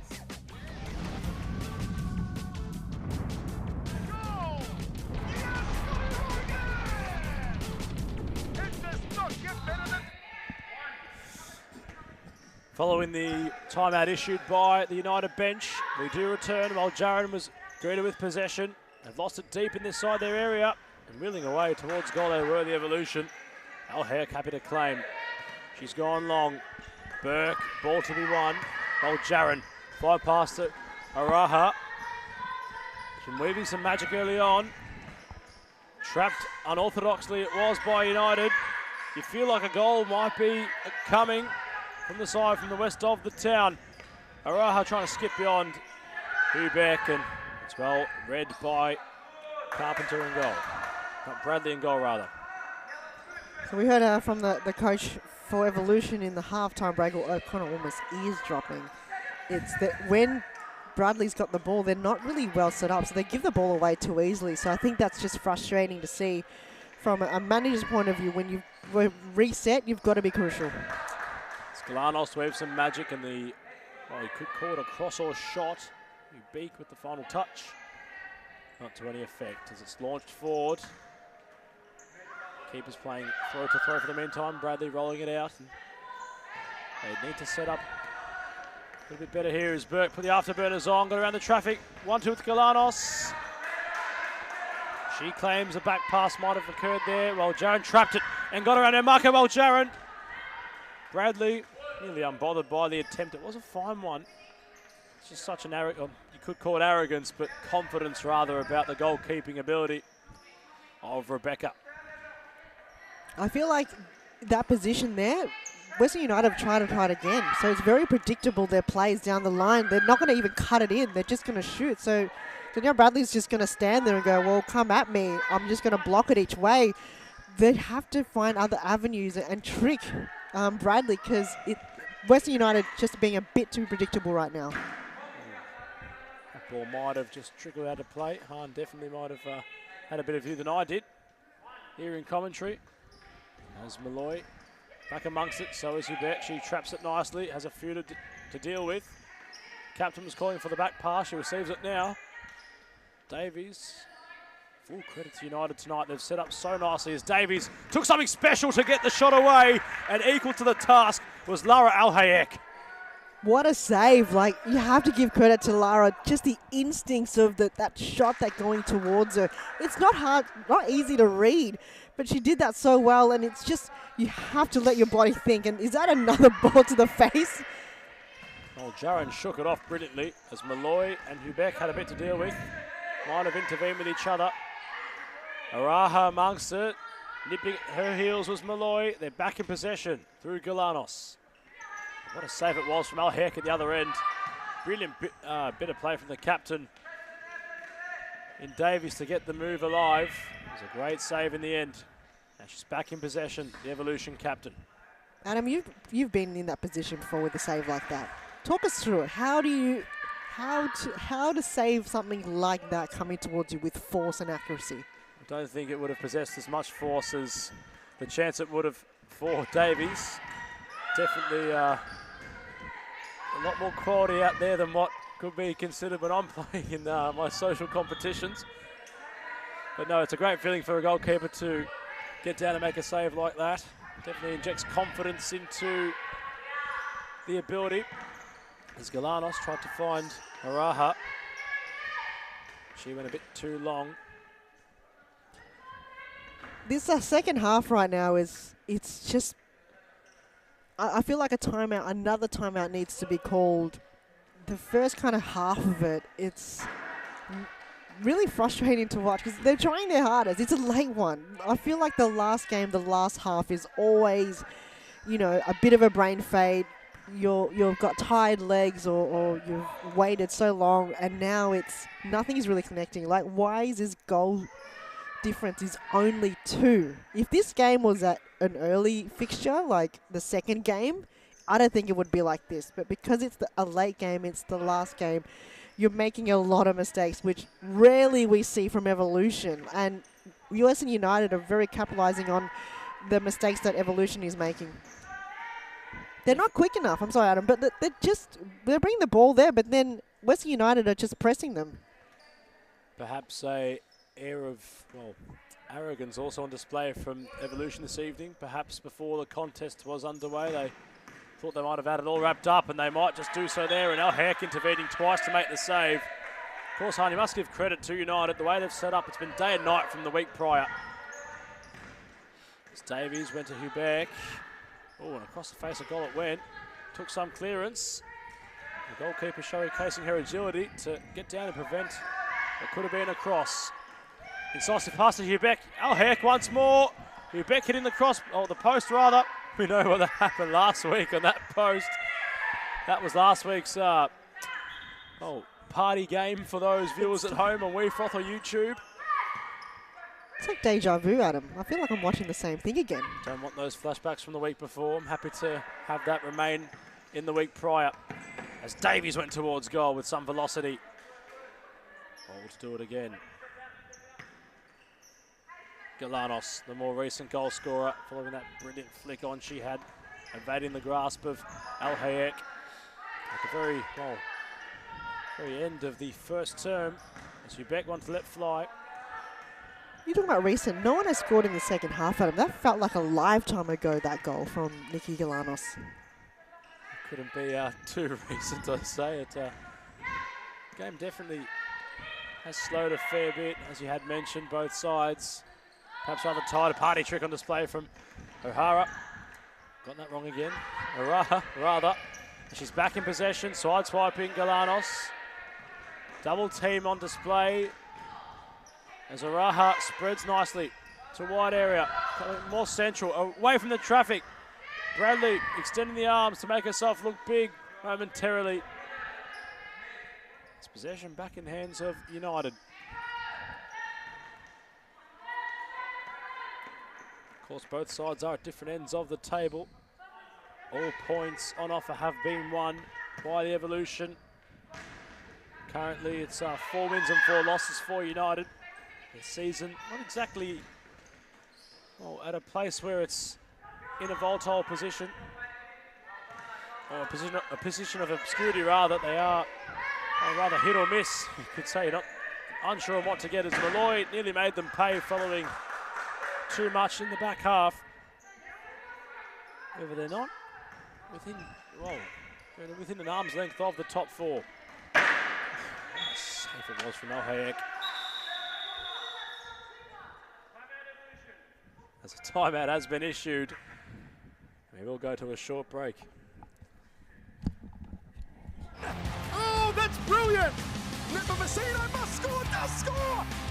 It's gone in! It's gone in! That was Messi-type magic.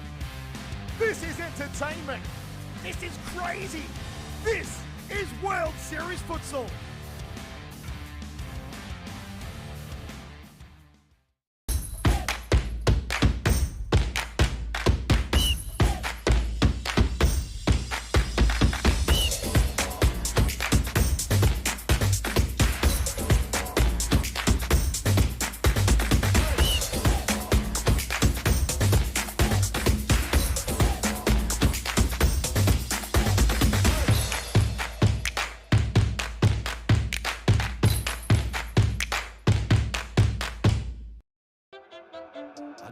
self-esteem. Was me and my mama, just us in the trauma. Hands up if you know what I mean. I see you, I feel you. I want you to know that you're not alone. I know what it's like not to have a home. Feel like I live in the end zone. A large roar from the Evolution bench as they do have a corner kick. Galanos jostling across to take it. Hans, 7 minutes, 4 seconds remain. 2-0 the difference. One more goal could potentially open the floodgates, but United been adamant to keep their goal from being infiltrated too much in this contest as Galanos went to the captain. It's set up nicely off the side foot. Just to no avail. Now Hayek breathes a momentary sigh of relief as they've overplayed that in the back. United. Perhaps Evolution have come out of the team talk with their tails up and wagging. Try to find a bit more of full effect at their end as Galanos fizzed it in to no teammate. Conceding possession was Davies. Yeah, Evolution, 2 goals up, so they're not, you know, at ease yet because the game can quickly turn around at any moment's time. We've seen it time and time again. Western United, if you sense the 2 goals in the 6 minutes and then it eventually goes to penalty shootout, can you imagine? You said in the break there, Adam, if that happens, this is going to be one of the biggest comebacks of the season for this game right now to go into a penalty shootout.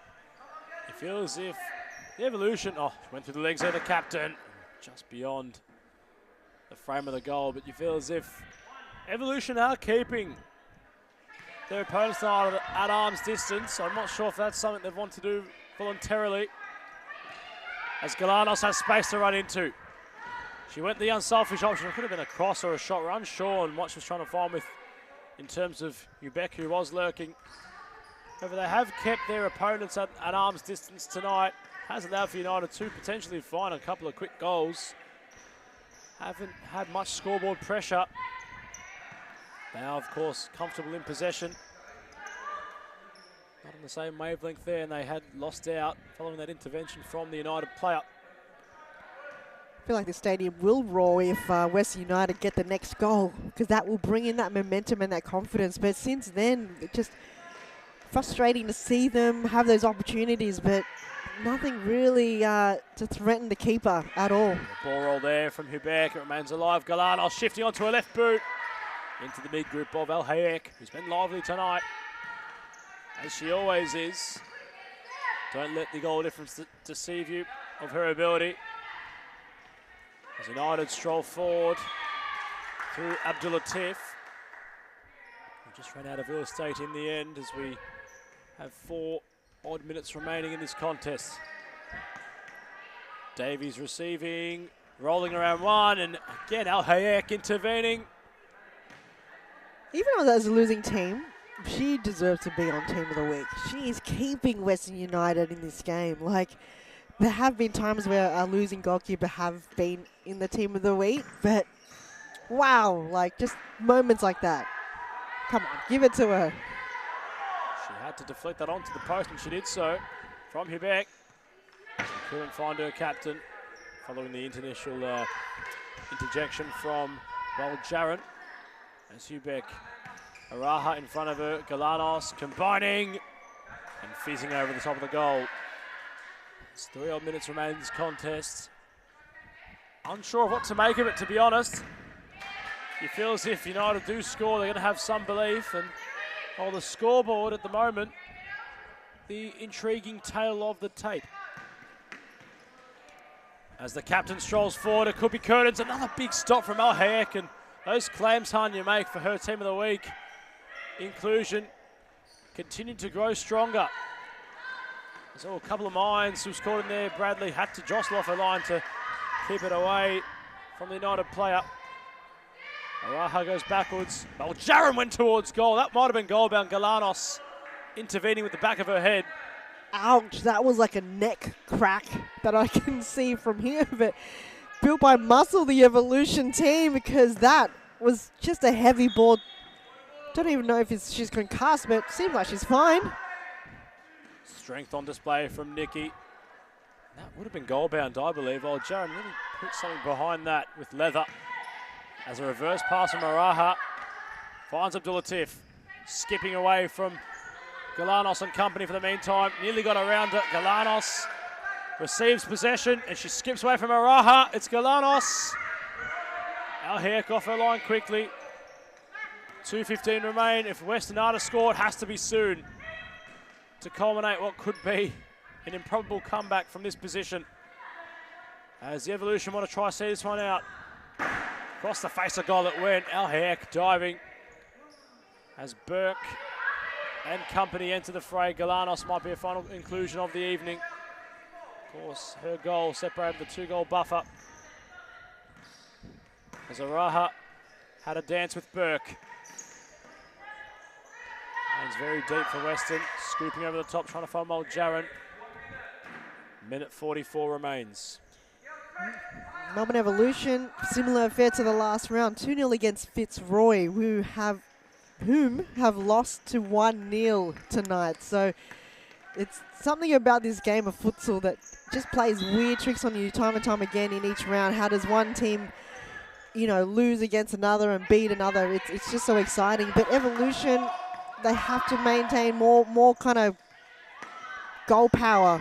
But for them, to their defense, only conceding 7 goals is, you know, it's just hard to beat. How do you even beat that, Adam? It's just, how do you score against a team like this? It still claims that if United are to score, the entertainment system, the computers, oh, and the chance might have been there.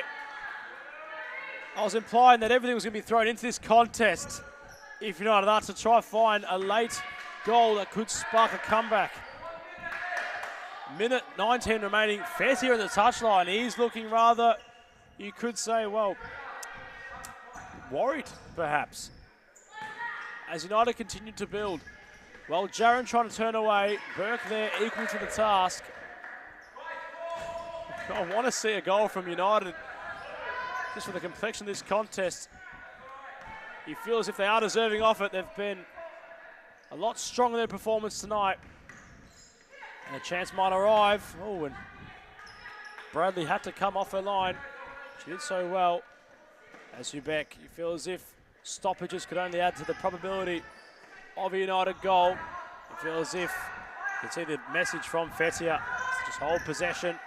United other team chasing the game, of course. As Hubeck combining nicely.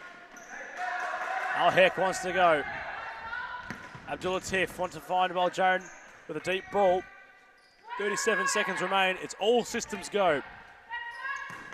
Entertainment system, kitchen sink, couches, portable air conditioners, everything to be thrown from United. Are you an electronics store? What is going on? Not sponsored by JB Hi-Fi, the good guys, I must say. As Burke went towards goal. I don't know if they sell sinks there though, but they sell everything else. TV. What else? The good guys are listening. We are always looking for sponsors here at Serious Futsal. As Davies went for a spin, 15 seconds remain. And what will remain is the impressive, undefeated streak. Winning streak it will be for the Evolution. 9 games played, 9 wins, 7 goals conceded, 55 scored. You could say their claims for championship supremacy in an undefeated realm might just be a claim worth making. As a culmination of Serious Futsal on this Wednesday night has drawn to a close. Evolution with a victory, rounding off the graveyard game. Ivan Adam Palombi. I'm Han Solo. And have a good night, and stick around because we might have a player interview coming right after this. How did she do that? That was Messi-type magic. It's gone in! It's gone in! This is entertainment. This is crazy. This is World Series Futsal.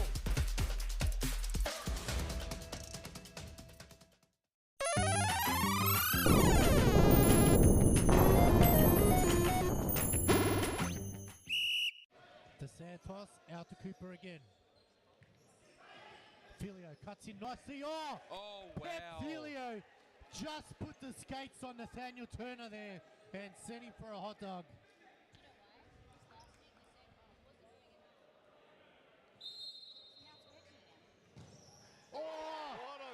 Enrique Pimenta just goes bang. What a finish there, and he gives us an arrow as well, and makes it 1-1. When you make tackles like that. Oh, he's putting on the effort. Yeah. Oh, well. Jack Bessini. What a rocket from JK. What was that, Arturo? What was that? I don't know. You see how hard it is to get out? Mo, fantastic from your players this evening.